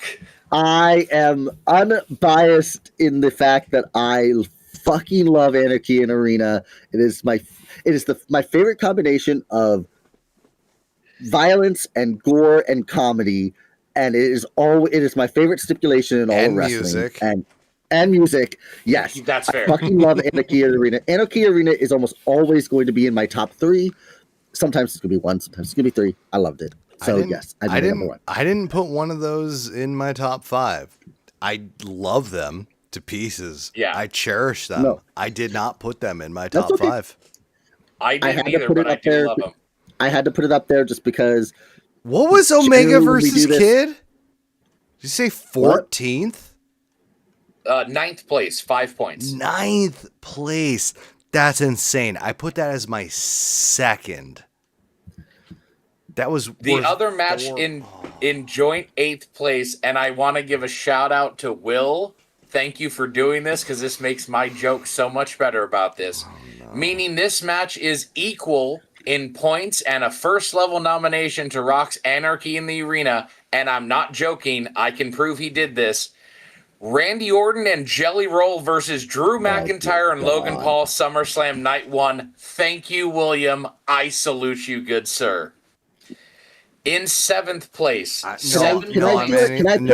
like to pull an Ollie. I'd like to pull an Ollie and raise my thing up. No audible. I'm just ending the stream right now. How fucking dare everybody? Be nice. No. He's 16. No. Fucking 16-year-olds thinking they can come in here and ruin my world. No. To do a veto, you need to have 66% majority. We have 66% majority of the 2 out of the 3 of us. We have veto. A 16-year-old only has like what 1/6 majority. No, get the fuck out of here. In 7th place with 7 points and 1 first place nomination. Yeah. CM Punk versus Seth Rollins versus Roman Reigns, WrestleMania 41 Night 1. Wasn't me. No. Was not me. In 6th place with 11 points, Ospreay versus Hangman Adam Page in the tournament final at Double or Nothing. That was my number 3. That was 3 points from me. And the top 5. Yeah, here we go. Here we go. The very best. All right, 3 matches of mine are in the top 5. Let's go, boys. I haven't heard 3 matches of mine either. Oh, in 5th place with 13 4 points, matches of mine, including 1 first place nomination. The women's blood and guts match from AEW. Julia Hart, Sky Blue, Tekla, Megan Bain, Marina Shafir, Mercedes Moné against Hayter, Statlander, Willow, Harley, Timeless Tony, and Mina. That's in my top 10. It's not in my top 5. It was my 6. I was so close to putting that in there. That wasn't us. It got to top 5, and it was not myself or Rock. Nope. And I'll say it was not in my top 5 either. But in 4th top place, 10? Easily. Easy. Yeah. 100%. Easily. So if 5th place was 13 points. Get the fuck out of here. The 4th place match, 16 points. 3rd place, 17 points. 2nd place, 18 points. 1 point separated each of these matches. In 4th place, 16 points, 1 first place nomination. John Moxley versus Hangman Adam Page, Texas Death Match at All in Texas. That was my number 2. That was my number 1, baby. Seeing Hangman open that briefcase and reveal that belt after so long, when the whole idea was Mox was hiding that belt from us for so long. That was 4th place by one. I don't know if I agree with that. And I was the number 1 vote on that. And I was 2. That was my 2. Yeah, we've seen my number 1 and 2 so far. We haven't seen my 1 and 2. We haven't seen my 3, 4, or 5. In 3rd place, 17 points. Not a single first place nomination, but just constantly getting points. Io Sky versus Bianca Belair versus Rhea Ripley, WrestleMania 41 Night 2. Number 4, baby. I didn't have it. Number 4. That was my 4th favorite match. In 2nd place, 18 points, and 1 of them being a first place nomination. Timeless Tony Storm versus Mariah May, the Hollywood ending in Revolution. That was my 5th. That was my 3. And the match of the year runaway. 26 total points. 4 first place nominations.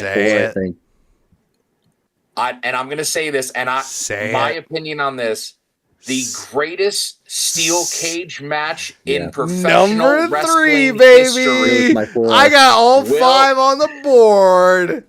Let's go. Ospreay versus Kyle Fletcher at AEW Revolution. The last 2 matches both happened at AEW Revolution. The same pay-per-view, 100%. Oh, yeah. Easily. Of course. Because AEW pay-per-views have fucking meant something this year. And WWE PLEs have meant jack shit this year. What the fuck is a WrestlePalooza? Get that shit out of my face. What? What are we doing? So I didn't expect. What are we doing? for Anarchy in the Arena, so I'm not surprised. I just love that stipulation, and the match is always fun. It's so good. But for me, so my list, my personal list was Anarchy in the Arena was 1, Moxley Hangman was 2, Tony Storm and Mariah May was 3, Ospreay and Fletcher was 4, and then I had Bucks versus Ospreay and Swerve at 5, and I would have had the female Blood and Guts at 6. That's honestly not a bad list. You could have like 75 different variations of the same list and it'd be good.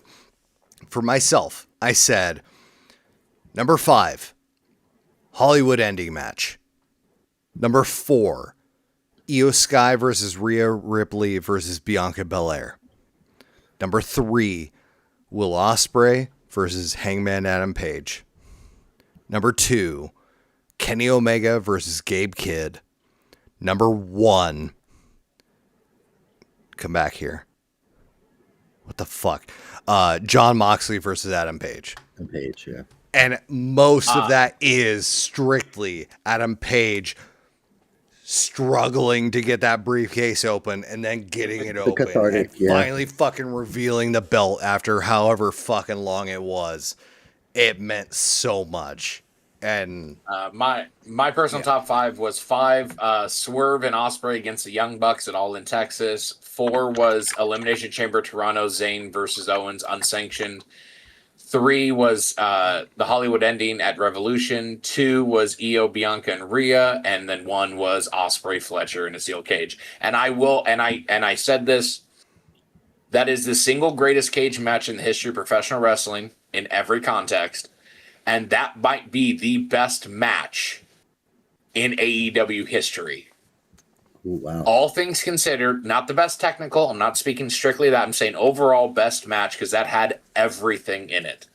Yeah. The first major shot of the two of them going face to face, standing on opposite corners of the cage in it of itself is a fucking top tier moment.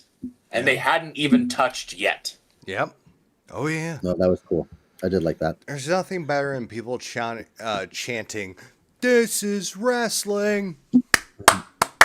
This is wrestling," for like 2 minutes before there's even been the first lockup. Like, oh god, it's so good. That match was really good. And it was so good. It is I obviously I had it at 4 events. I had it at 4, and the only reason I had it at 4 was while it probably was the best wrestling match in all of those, I just had emotional investments or personal preferences for the other ones that I put ahead of it. Yeah. Like I love the Hollywood ending. I loved Moxley Hangman, and I just mark out for Anarchy in the Arena. That's the only reason I had it at 4. All right, brothers. Let's take a quick break. Let's reconvene in 3, and Ryan can run down the rest of the best of awards for 2025. But until then, your list ready. Mwah! And good night. See you next week, folks. Bang! No. We'll be right back. It's a 3-minute wait. Just hang out for 3 minutes. God damn it! Just wait 3 minutes. I will be right back.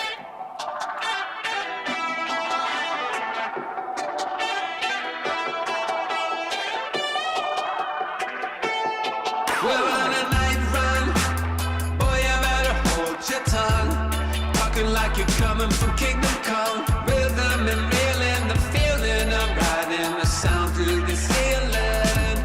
Hey, never got no money, but I'm running from Tacoma. Is it flooded, cold-blooded, no money, drunk and something low? I'm killing the moonlight with daylight. I got my X-ray eyes and I'm feeling so fine. Night running, all night running, star-studded, not far from. We're running all night running, cold-blooded all night running, all night running, star-studded, not far from it. Night running, all night running, cold-blooded, we're all night running. Under the nightshade, tell me what we're hiding from. Like someone could steal it, are we waiting for some kind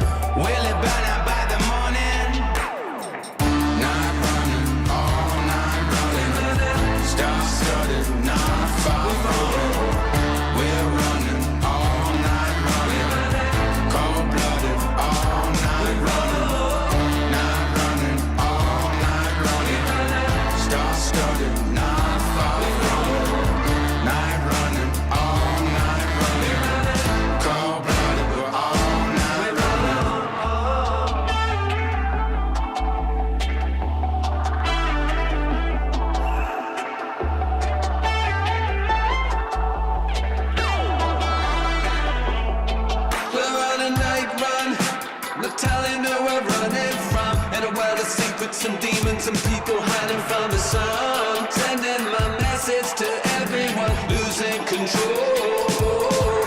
Better not stop till I get home. Sentimental flowers don't grow. Gotta live through tidal waves and perishes and biblical floods. I got the Greek love and the streets in my blood. I'm on the final run, falling in and out of love. Oh, night running, all night running. Star-studded, not far from. We're running all night running. Cold-blooded, all night running. Night running, all night running. Star-studded, not far from. Night running, all night running. Cold-blooded, we're all night running.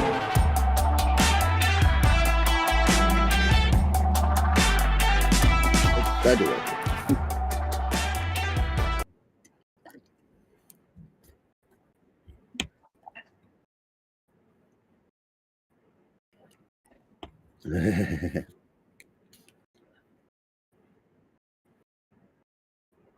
All right. So the matches that we just talked about, that was sent out to a whole group of people. These are just personal preference for the three of us. This three-headed atrocity on your screen right now. I have got, let's see, 3, 4, 5, 6, 7, 8, 9, 10, 11.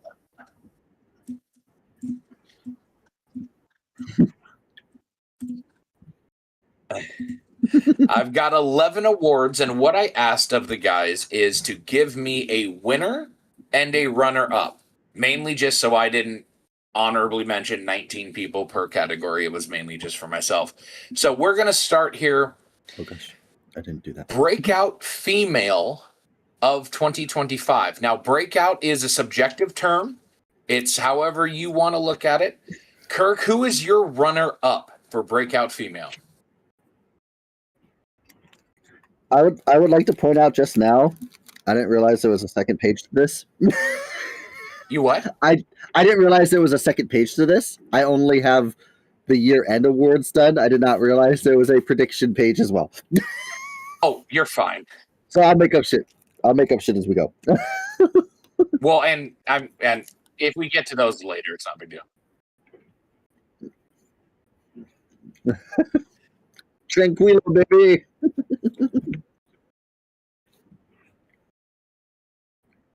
No, it's No, breakout female. Yes. Who's your runner-up?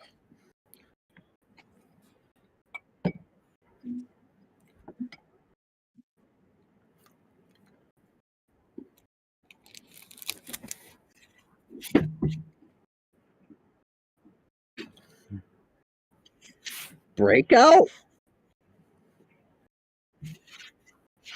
Oh, God.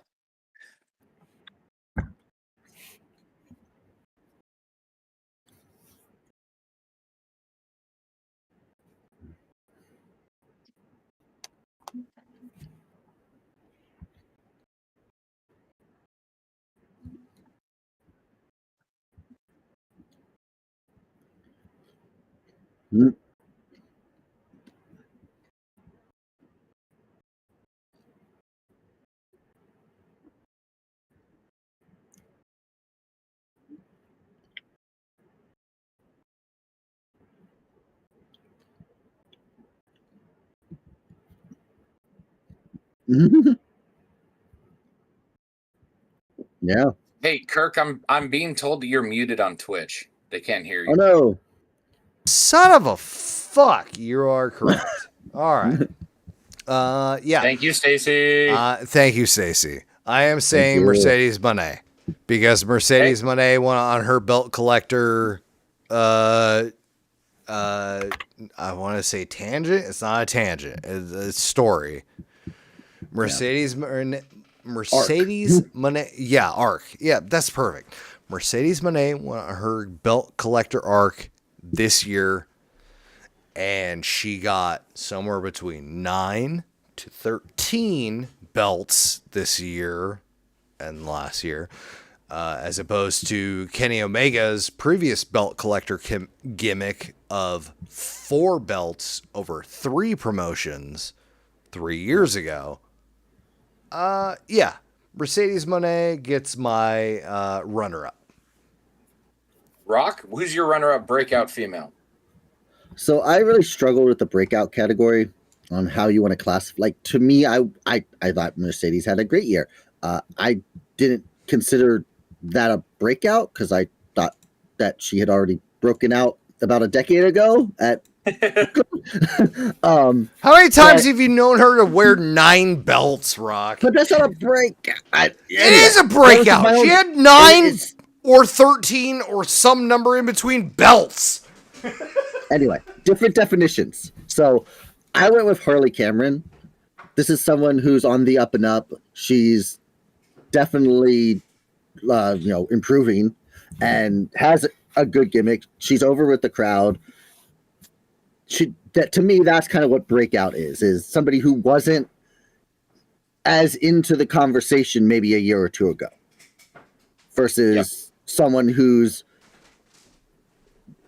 been and done it all already. But that was my own personal take on the breakout. Maybe a year ago they only had 1 belt, and then this year they had 9 to 13 belts. Oh dear God! Either way, Objective. my own personal breakout definition. Yeah, I gotta give you shit. Personal list. What am I here for if I'm not giving you shit? Come on. So I have Harley Cameron as my runner-up. As do I. Harley Cameron runner-up for breakout female for myself as well for the exact same reason. She's absolutely crushed it. And shaky TLC status. There we go. No, stop it. You're out of control. All right, Kirk, who is your breakout female of the year? My breakout women's winner of the year is Saya Kamatani.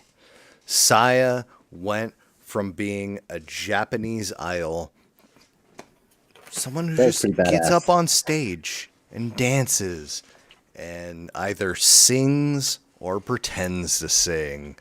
And she did that. She went from that to being a pro fucking wrestler. And not only being a pro fucking wrestler, being the most pro fucking wrestler potentially in all of New Japan. Was she like a big singer? Like, what would you equate? Like, I don't listen to like a pop music. But like, is she like I didn't Taylor look up Swift, or is she like a one-hit wonder? Was she like?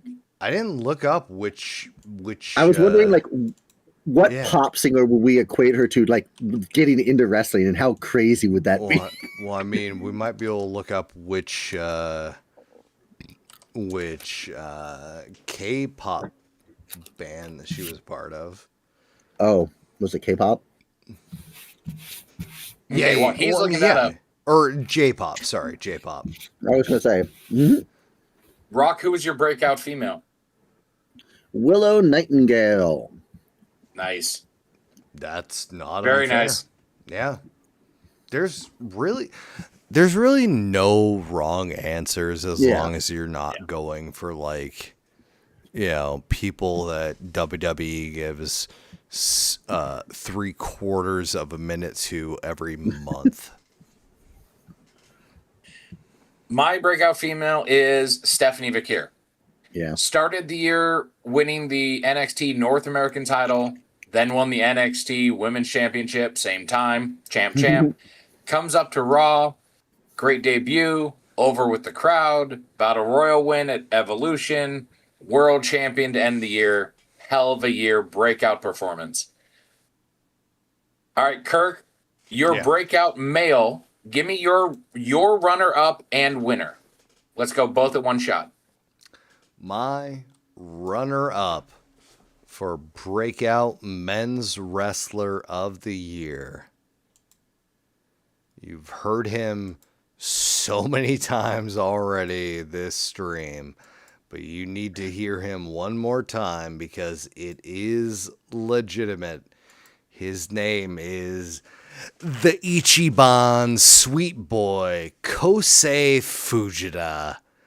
Kosei, under the TMDK banner, has had such a fan-fucking-tastic year, including finally regaining the IWGP Junior Heavyweight Tag titles alongside Robbie Eagles last night and he is a 2-time IWGP Junior Heavyweight Tag Title Champion.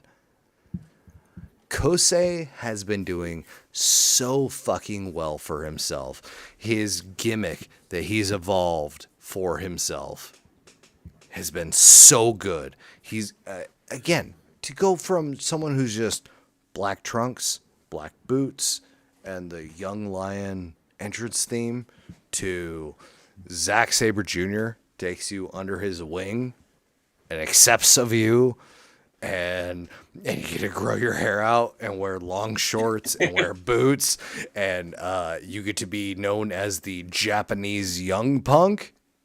Mwah! He's been doing so good. Kosei Fujita is possibly one of my most favorite things about New Japan of this year. Wow. Nice. Very cool. And the winner for you, winner of Breakout Male of this year, it shouldn't be any surprise. It's Kyle fucking Fletcher. It's Kyle Fletcher. Kyle Fletcher's been doing so well. Has there been a single Kyle Fletcher match of 2025 that's under 5 stars? It's hypothetical mostly. There might be one or two. I think one of the Briscoe matches was only 4.5. I know, right? I know. However, will we How survive? dare they? Yeah, no. Fletcher has been doing fucking phenomenally this last year. Not only specifically in the ring, but also outside of the ring, especially considering I showed you guys that the Normies video where he joined the 3 girls to watch some of his matches, and he's just sitting there and fucking cracking shit up and laughing, watching him beat up other people. Oh my God. Fletcher is, if literally, if this year is not his growth year, next year must be his growth year. If it's not this year or that next year, the train has been missed and everything has fucking collided, and I think it's this year. I think it's this year. I hope it's this year. It needs to be this year. I don't think you want to let that ship sail. I hope so. But yeah, right, I'm giving number 1 Breakout Male to Fletcher. I have a feeling we're about to hear this again. I hope Hey, so. Rob, who's your Breakout Male runner-up? My runner-up, I didn't really know a ton about this guy leading up to this year. He took an opportunity, from what I've seen, to team with someone who lost their partner due to injury and other partner due to leaving said company, to form one of the most over tag teams right now in wrestling. I'm giving my breakout runner-up to Bandito. Between everything he's done on AEW and on ROH. Yep. Hell yeah. Absolutely agree with that. So Bandito, I really wasn't familiar with him before this year. That's on me, not on him. Yeah. But he has, in my mind, has broken out. He's done awesome work with Brody King. He's done awesome work on ROH. And I think we're going to see more awesome stuff from him soon.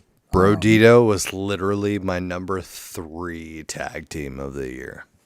Yeah, so I have Bandito as my runner-up. Shocking. I also have Kyle Fletcher as my breakout male. Just reiterate everything that Kirk just said to keep it quick. He was awesome. He had anything that had Kyle Fletcher on it, match, promo, segment, whatever, was elevated because he was there. Stops copies me. Yeah, like he was just great.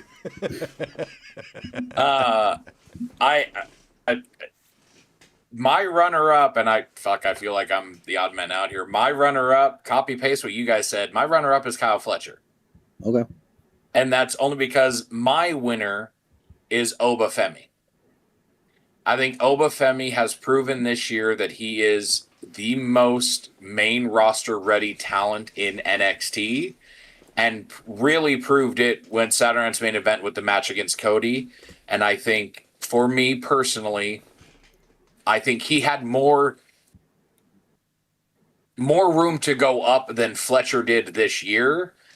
But I have a feeling that Fletcher's making the best of a lot of things this upcoming year for 2026, and it won't be the last time he's talked about. Of course, he's main roster ready. He lost to Cody.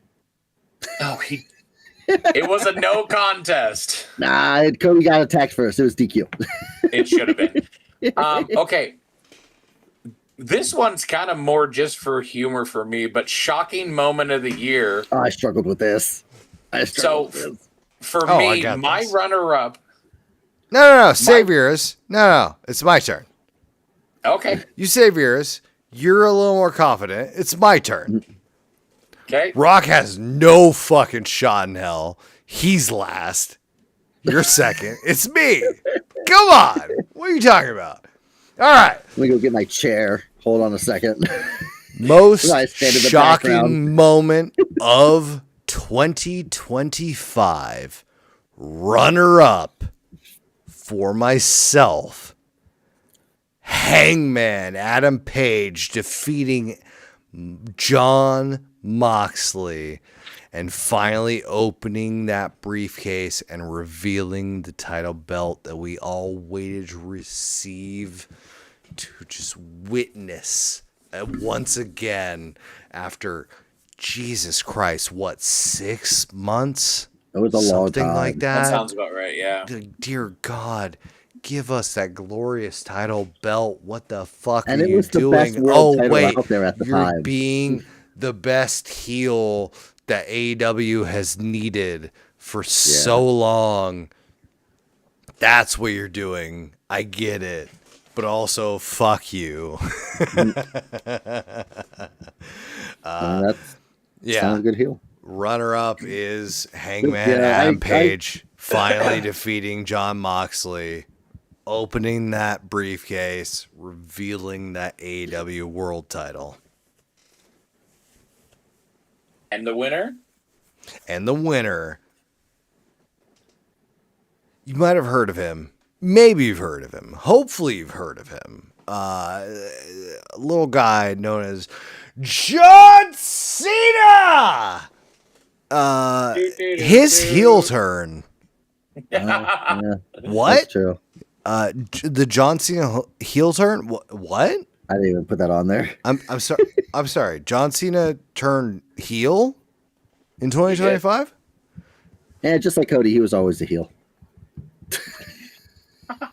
And he decided to do that in 2025. Go back and look at some of the shit he did. Go back and look at some of the shit he did over the years. He decided to do that in 2025 instead of 2017 or whatever. I mean, the Nexus Day 2010. That was heel Cena right then and there. That's my bit on shocking moment. For me, the runner-up, and this is someone who's watched WWE my entire life, to hear Michael Cole use these words at Cena's final match absolutely shocked me. That's fair. Professional wrestling destroys sports entertainment. You go back a year, okay, maybe 2 years with the Levesque era. That's never getting said on WWF from 1989, 1990, when Vince testified in New Jersey to get him off of the freaking actual sport stuff so he didn't get taxed and everything else, and called it sports entertainment. For 40 years I've been watching it. That shocked me. The number one moment is Cena's heel turn. that was the most shocking moment. It was never supposed. It was never going to happen. I felt bad that I didn't put that on my list because it's number one. It should be number one. The overall use of the word "fuck" this year in wrestling. I honestly considering two of them happened in the last 2 weeks. I think I got so disenfranchised with the whole Cena retirement that I blocked the heel turn out of my memory. But you're right. It is the true number one. Sometimes you need to watch pro wrestling whether you want to or not. No, and I agree with you guys that that's the true number one. So I struggled to even come up with moments. Yeah. I put my runner-up as Takeshita winning the IWGP. I didn't have that on my bingo card. I didn't have an AEW guy coming in and winning the title and holding it for a decent amount of time. So that was that. And this is totally not worth the winning thing, but it's the only thing I could think of at the time. And like I said, I did this in like 12 minutes. I had the Ops turn when they all turned heel. Yeah. I had that as a shocking moment. Obviously, it's not at the level of John Cena, but I wasn't expecting that at that time. And like the AEW does a really good job of subverting my expectations. And I was not expecting a heel turn from Samoa Joe and Shibata and Powerhouse Hobbs. So it was cool. Again, not the true number one. It should be Cena, you're right. But those were what I had. Okay. Kirk doesn't seem happy. It's not that I'm not happy. I'm just... Go on. The best overall tag team. Kirk, you want to go first? Yeah, hit me. Okay. Go ahead. Give me your runner-up and your winner. Runner-up, the $32.17 Young Bucks or something like that. I think it was something like that. I think. It was something like that. Young Bucks, what they were doing this year, absolutely phenomenal. Super fun. Love that to pieces. Yeah. They continue to, even though they do the same thing every year, they innovate and do something different every year, and I appreciate that. My best overall tag team of 2025, you might have heard of them. Hopefully you've heard of them. You should have heard of them. If you haven't heard of them, what the fuck are you doing? You better go learn yourself. Go hear about them. You might have heard of them as the Babes of Wrath. The Babes of Wrath are my best overall tag team of 2025. Harley Cameron, Willow Nightingale. My God. Not only did they get themselves on the same page in terms of theme, in terms of outfit, in terms of actually performing maneuvers together. My God. Yep. Just everything. Thank you, Babes of Wrath. Best tag team 2025 by a country mile. I love those shouts. I have the Babes of Wrath right at number 3. My runner-up is Jet Speed. Speedball Mike Bailey, Kevin Knight, absolutely incredible of just being thrown together and becoming probably the workhorse tag team of AEW, of the men's division. Number 1 tag team of the year, without doubt, with a bullet. The badass Brody King, the outstanding Bandito Brody King, incredible. AEW tag team champions, a good chunk of the year. Couple of absolutely incredible tag matches. Absolutely loved them. I thought they were tag team of the year, and you're gonna hear at least one of those names here in a little bit from me as well. I had Brodito as my runner-up. I really like Brodito. I would have had Babes of Wrath in my top 4, along with FTR as 3. But I had Hurt Syndicate number 1. That's a good shout.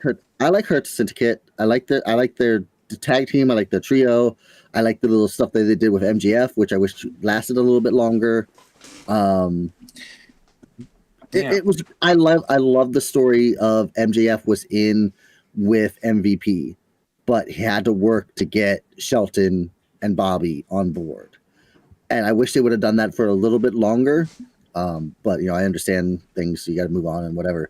But yeah, Hurt Syndicate for me, number 1. Very nice.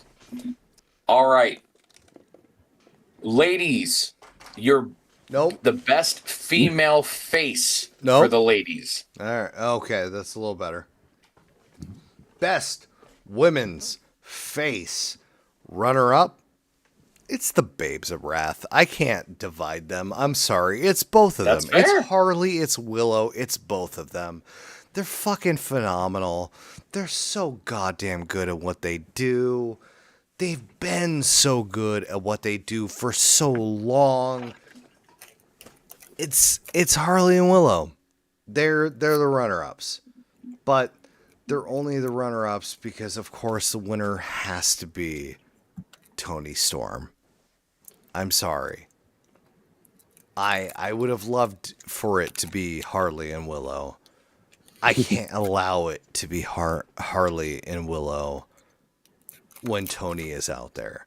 When Toni retires, when Toni officially retires from wrestling, it will be Harley and Willow. It can't be anything otherwise until then. Toni Storm is number one. Hey, So Rock, go ahead. Kirk wasn't able to separate Willow and Harley. I was. my runner up was Willow. No, Willow. No, they're both I know. great. I get you, but I have Willow. That's what I have. I don't have Harley and Willow. I have Willow. I was asked for 2 people. I put 2 people. Well, you're 50% wrong. And 100% power of will or whatever. Who knows what the hell the lyric goes. God. Probably not. Nope. My winner is Toni Storm as well. Like it's by a country mile. Like Toni. Well, yes. Yeah. Toni is number one. Yes. So for something new and completely different, my runner-up is Rhea Ripley. She's Shocking. the face of WWE, period. End of story.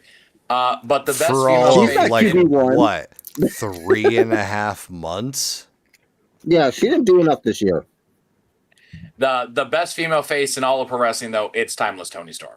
There's no argument to be had about that. Thank When the you. heel turn comes, she's going to be the best heel, too. I guarantee it. Yeah. All right. Time for the gentleman. Best What- male face. Okay. Best male face wrestlers 2025. Where did this winner come from? What the fuck is that? All right. Runner up. Jonathan, Anthony, Felix, Cena, specifically for the last segment of the year. Wow. Specifically, the segment, not the smegment, the segment of the Very year good thing. after SummerSlam, where he decided he was done being a bad guy and he's ready to be a good guy again. And he spent Send the Hunter that last email. Hey, I don't want to be a bad guy anymore. what he had like what 36, 37 what do you call it? Not visits. Dates. Dates. Yeah. Yeah. He had 36 or 37 dates for the rest of the year. And most of those were spent as him being a fucking, like, just rubbing his shit into the ground heel. Like, that's fucking brutal. Like, if you loved John Cena for 25-ish years, Yeah. and then he decided to be a fucking jackass heel for 3/4 of a year in fucking his love it. retirement year, and that just happened to line up with the time that he just so happens to be in your country, that's fucked up, and I'm sorry for you, in the best but way. also can I please introduce you to AEW and or New Japan Pro Wrestling? Because There you go. holy fuck, they will not treat you that fucking badly. That's insanity. That's so fucking insane. That's just like, oh, I've loved this guy for so long. And then for 7 or 8 months, he randomly, with no reason whatsoever, decided to be a bad guy. And that's that is He the sold period his of time soul. that he's decided he's going to wind up in my hometown or near my hometown. What? What? Oh my God. All right, Ryan. Next question, please. Or who's the winner for best male face? I missed a question. No, wait. What? Male face? Yeah. Okay. I have an answer here that I don't know what's doing here. So, a best male face. Hangman. Cowboy shit Adam Page. Done. I have a feeling we're gonna get again pretty quickly. Rock, who are your runner-up and winner? My runner-up is Will Ospreay. Never heard of him. Obviously, didn't wrestle for the second half of the year, but in that first half of the year, he put on a bunch of really good matches as a babyface. Yes, he did. My winner, just because he did wrestle for the full year, Hangman Adam Page. So I kind of took the same philosophy as you. My runner-up is Hangman because at the start of the year, he wasn't face yet. Fully, at least. He was more tweener than anything. So I've got Hangman there. I've got Ospreay as number one for best male face. And I think that's interchangeable. Is it time there or is it time as face? That's fair. That's interchangeable, fair. But we'll have Kurt go second. Rock, your best female heel. Let's go to the dark side. So your runner-up and your winner. I have my runner-up as Athena. Just because Athena's awesome and she does a lot of great shit. And I don't know how she can't be number one here. I fully expect a clean sweep. Mercedes Moné as the best female heel. I have runner-up. I have Mariah May / Blake Monroe. I think she's been a phenomenal heel over both companies. Started the year AEW, had a weird face run to start NXT, and now she's gone full heel, and it's been fantastic. And, of course, Mercedes Moné, best heel in the business right now for the ladies. With a bullet winner. And Kirk, female heel, runner-up and winner. Oh, yeah. Rock, I can tell you how you can not expect such an answer. Because I'm going to tell you my runner-up is Mercedes Moné. Okay. Oh, wow. And I'm going to tell you that my winner for best women's heel wrestler of the year is Saya Kamatani. I don't know. That's fair. Other than you telling us about their match, I didn't know anything about her. Saya Kamatani, honestly, has been the women's New Japan breakout star of the year. She deserves every accolade that she has gotten. And she deserves every accolade that she has not gotten as well. All right. Gentlemen, for the heels, Kirk, runner-up and winner for best male heel. Never heard of him. Best male heel. Oh, yeah. Runner-up, Kazuchika. I'm so sorry.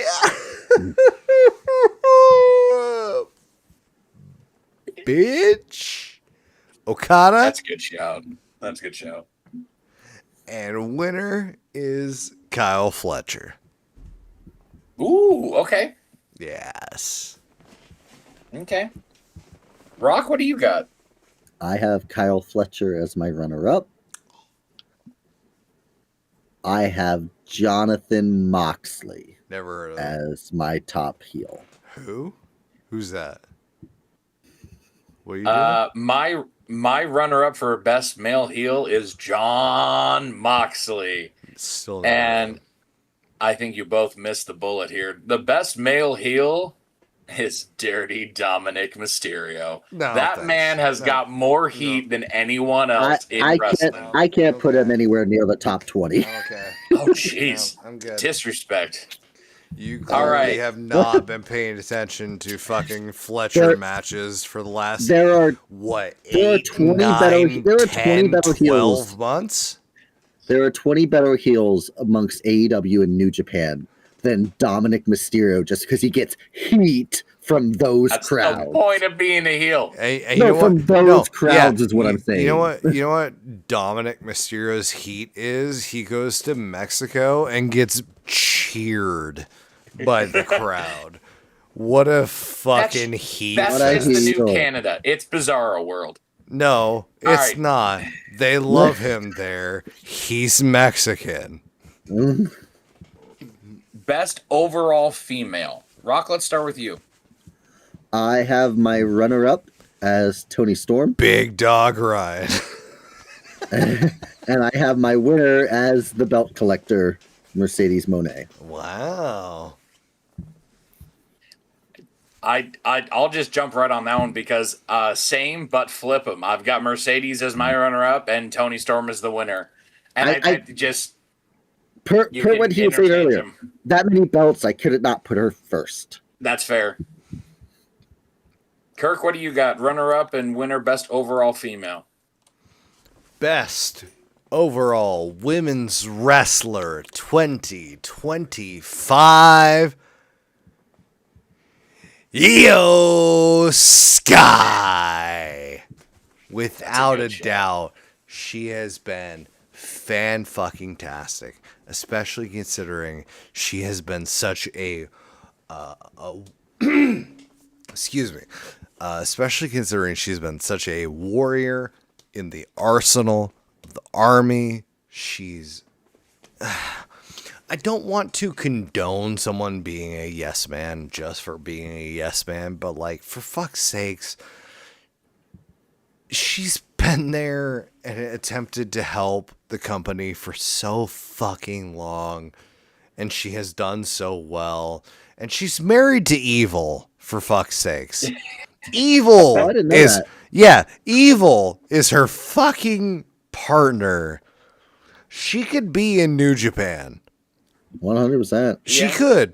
She could have left WWE years ago and just gone to New Japan and just joined him and just done things over there, and she could be the IWGP Women's Champion and the Strong Women's Champion and whatever, and just be totally fucking happy. Yeah, exactly. She wouldn't have to be Io Sky. Or actually, I think she'd be Io Shirai again. I think she was Io Sky over here or over there. That is, I don't know. Anyway, I don't know. I thought Shirai was her. Io Sky is my number 2 by a country mile. She has been phenomenal in almost every single match, if not every single match she has been in this year, and I can't think of many who have been better than her. Except for my number 1, which, Ryan, are you asking? Yep, do it. Ryan's asking my number 1. Wait, where'd it go? Fuck, where'd it go? Oh, fuck. Oh, God. Oh, no. Oh, no. You don't know who your number 1 is? I don't. I need my list because my list was written when I was a little more of control myself. Is it? This was best overall female? Yes. Oh, okay. It's Toni Storm. Sorry. It's Toni Storm. Okay. It's Toni Storm. Sorry. It's Toni Storm. She's found a way to reinvent herself once every 3 months, while Chris Jericho needs every 3 years, and Chris Jericho was so what's the opposite of reprimanded? Praised. Chris Jericho was so praised for reinventing himself every 3 years or so. And he was slow about it. It was not super exciting outside of the list variant of it and maybe the first variant of AEW. But then, I was always enamored with the version of him that would use really big words or obscure words to just say them at the crowd that had no idea what he was saying. The short-haired suit wearing heel that rush. one I like too. Sure. But... Yeah. All right. Fair enough. One thing I wanted to make on the Toni Storm thing that I forgot to say, because I thought about it when we were talking about her 3 hours ago, is because you mentioned her acting. And when she was doing the amnesia gimmick, where she thought she was still old Toni Storm, I've heard of her, and laying in the ring, and it goes from her old Toni Storm voice to, "Do you think I've forgotten?" and flips the switch. And I was that moment for me was switches like, the flip. Sure, please. But like that was just like that to me. I should have probably put that in my. I didn't think of it until we did the stream. Obviously, should have put that in my shocking moments because that flip was just chef's kiss. It's amazing. And that was your acting skills. It is amazing what you can remember when you remember. Yep. So I just wanted to mention that as we were talking about Tony Storm. 100%. Yeah. No, that's super brilliant. I also have. All right, best. I also still have like 6 things uncovered still. Ryan, do you still have 6 categories to prompt us on? Pay-per-view. Best male and pay-per-view. What the fuck? Do we talk about overall tag team? Yes. Okay, just kidding. All right, best overall male. Kurt, go ahead. Runner up and winner. Who do you got? Overall male. Runner up. Unfortunately, he's only runner up this year, and it's only because I haven't seen him enough to satiate my heart. As by God, Kenny Omega. I love Kenny Omega. I love every single Kenny Omega match. I would have loved to see more Kenny Omega matches. I didn't get to see it, unfortunately, because he's going through some shit, as they say professionally. Is it like a... I don't actually know what's going on with Kenny. Is it health? Is it like emotional? Is it health? Okay, that sucks. Ryan can be more elaborate if he'd care to. I mean, we don't need to go in depth about it. I didn't know what was wrong with him. I don't. Well, I know he came back from the diverticulitis, and I know he's dealing with. He's still got vertigo, or not vertigo. Damn it! What's the? Yes, vertigo. Is it okay? So he still has that he deals with on occasion, which makes one of his Okada matches even fucking more insane that he was dealing with that. Yeah. He's got back, and I want to say is his hip that is all jacked up. I think. Yeah, sounds right. Yeah. All right. That sucks. Anyway, best overall men's wrestler 2025. He's the Billy Goat. Bah! William, by God, Ospreay. Without a doubt. No doubt. No competition. There's doubt. No, there's zero doubt. Zero doubt. Zero competition. Zero chance of anyone even remotely dethroning him. I couldn't have given an award to someone who was around for half the year. It's Will Ospreay. No, it's Will Ospreay. Let's stop fooling ourselves. It's all right. Rock, who do you got? Runner up and winner. I have Hangman as my runner-up, and I have Jon Moxley as my winner. Never heard of him. Who's that? Both who wrestled all year. John. As you can see, I put a lot of weight into the fact that this is a yearly award, and you had to wrestle for the whole year. John Foxley? Yeah, Jonathan Ambrose? No. Oh God. Not ringing a bell. What is ringing a bell is that even though William Ospreay wasn't able to participate for the entire year, for that portion of the year that he was able to participate, god damn, that was a beautiful portion of that year. Oh, I hear you. I do. You say that, but you also want to critique about how some people aren't able to participate for an entire year. So I just want to make sure you're like some people who weren't able to participate for like 4 months in the fall. I don't get it. I Brian, really do you get it? I'm about to agree with one of you too. Brian. What? I'm about to agree with one of you. Hang what? On. No, you're about to agree with one of not me. Hang on. No, My let's be real. runner-up- You're about to agree with one of not me. What is happening right now? My runner-up is Dominic Mysterio. Oh, I am a big Yeah. fan. No, He I has love had Dom. a great year. I love Dom. The best overall male Yeah. for 2025 Oh. is Right. the Hangman, Adam Page. Yeah. I'm I fine with love that. Ospreay, but do Hangman too. is No, I'm best fine I with like overall. Ospreay too. Yeah. I literally fucking told you like 3 days ago, my list was like 18 names in a jumble. I'm fine with that. That makes sense. I get I wonder that. if this is going to be the same But pay-per-views, but the order is going to be different. Best pay-per-view / premium live event. Oh, that's Spoiler alert, I don't think any of us have a premium live event for our runner-up or best show. No, Nope. not a Okay. fucking shot. All right, so I will best tell pay-per-view. you, my runner-up was a 4-way tie, and it was Wow. very, very, very slightly edged out by Double or Nothing.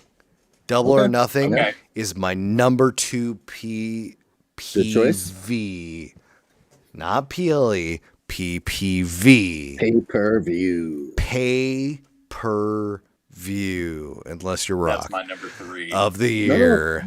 legitimate. He paid like legitimate wrestlers. 0.03 cents per hour. I pay for my or internet. I pay for my internet. I pay to watch it. something. My best pay per view of the year. You might have heard of it. We have affectionately been referring to it as Y'all in 2025.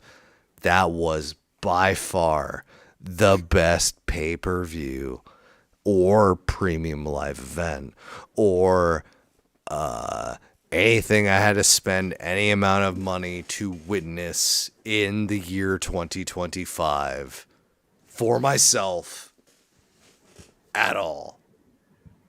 My God. Y'all in was ballin'. And if you say Well, anything great. otherwise, I'll fucking fist fight you. Can't wait. Okay, Rock, So you for go ahead my- first then.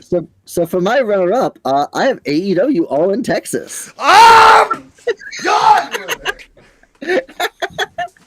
Yeah, it was a great show. It really, really was. I mean, a lot of great stuff there. But for me, and it's funny because we were talking about it earlier, foreshadowing, I have Revolution as my show of the year. I fucking loved that show. And yeah, some people don't like the John Moxley, Christian Cage, Adam Copeland three-way. But fuck you all. I'm the biggest fucking Adam Copeland mark here, and I fucking love Christian, and I fucking love John Moxley, so it's still a good match to me. And the 3 matches before it were 5-star, 5-star, 5-star. So fuck you. Revolution is the best show of the year. 10-star, 10-star, 10-star. Unfucking Oh. believable. Well, let's see if I can break this up. God. My runner-up you is will. AEW Revolution. That's fine. And I think it almost was perfect. And in the grand scheme of things, if they didn't have Mox Cope as the main event, I That's think fair. that show is I perceived a lot better. I do think the Hollywood ending should have ended it. I Yes. agree with that. But for me, the best premium live event of the year for the It's a swerve. absolute hilarity of everything about it, WWE WrestlePalooza. The opening of the It's a ESPN swerve. deal, and It's a it swerve. gets a C rating, It's a is swerve. the It's a swerve. absolute most hilarious. No, the best pay-per-view Yeah. of the year is All in Texas. I'm like, it's a swerve, bro. Absolutely, it is. It is All in Texas, and Yeah, it's great. I don't disagree with you. If the Hollywood ending had ended Revolution, I truly It's how you think end that'd it. probably be It's how you end it. my number one. All in Texas didn't have a match under 4 stars, honestly. And Revolution, it just because of it. What sucks though, and what makes it even worse is and I understand the story didn't equate for it to being that time. If they did the death match they did on Dynamite like 2 weeks or a month later, whatever it was, at Revolution, that was the better match. We have an entire different conversation, and I don't think anything touches Revolution for the year. Even AEW can put out it has it locked up as of March 9th or whatever it was. For me, it is elevated 100%. by the fact because I am an Adam Copeland fan. 100%. And I'm a Christian fan. And I wanted to see Copeland get it, because at the time when we had no idea where they were going with Page being the one to do it, I thought Copeland could have been the one to take it off of Moxley. And I bought in during the match that it was going to be Copeland, and especially once Christian cashed in, I thought, oh, this is how they're going to write the story. Copeland's going to pin Christian. I thought that was the whole play, and then they subverted my expectations again. But you the 3 foolish matches fool. I'm a fool for Adam Copeland, man. I can't help it. But I don't think I thought for sure it was going to be him, because if you look at the Revolution card, Hangman just has a match with MJF. No disrespect to the match, but that's all it is. Yeah. The number 1 contender for the world title match is Swerve and Ricochet. So Hangman's not near that. Takeshita and Kenny and Omega are doing the international title, so any one of them could be a thing. You had the Ospreay Fletcher steel cage match as a semi-main that could have been considered next in line after the Swerve, the Swerve and Ricochet match. Yeah, Hangman, it wasn't.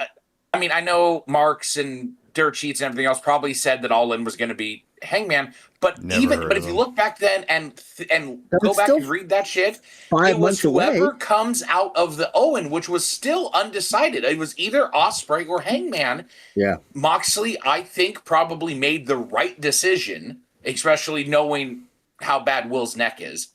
Yeah, made the right decision to say, I think it should be Hangman and I in Texas. Right call. Didn't get made until a month or 2 later at Double or Nothing. Yeah. I absolutely think you're 100% correct. A lot of people thought, okay, this Death Rider saying at the time, this sucks. We're over it. I thought it was going to run it fourth.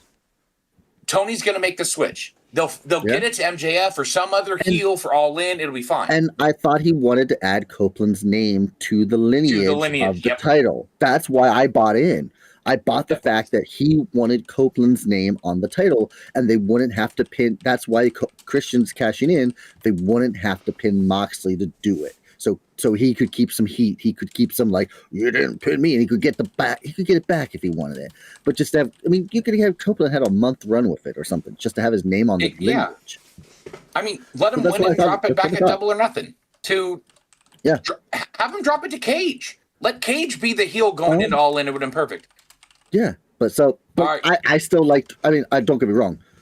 Revolution, All In, Double or Nothing. Yeah. All World's End, all really fucking great shows. None of them stand up to how funny and awful in every context of WrestlePalooza. That was a shit show all around. So fucking bad. Their own streaming network had to see.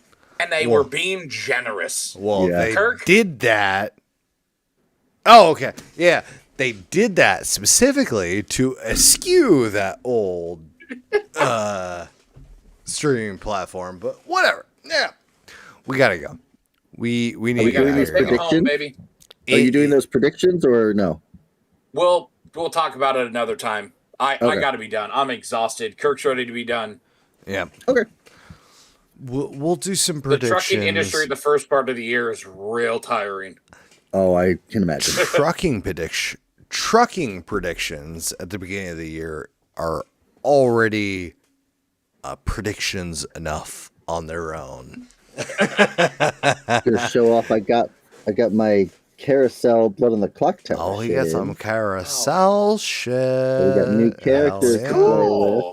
Hell I've had yeah. mine for like 3 months. Why are you so slow? I haven't played I Blood on the missed the Clock first Tower for original like order. a year and a half because I've been here streaming wrestling with you motherfuckers. Oh yeah, I've only got to use my actual set Wednesday. once, but hey, I've never gotten to use mine either because I'm here. All right, boys, we got to get the fuck out of here.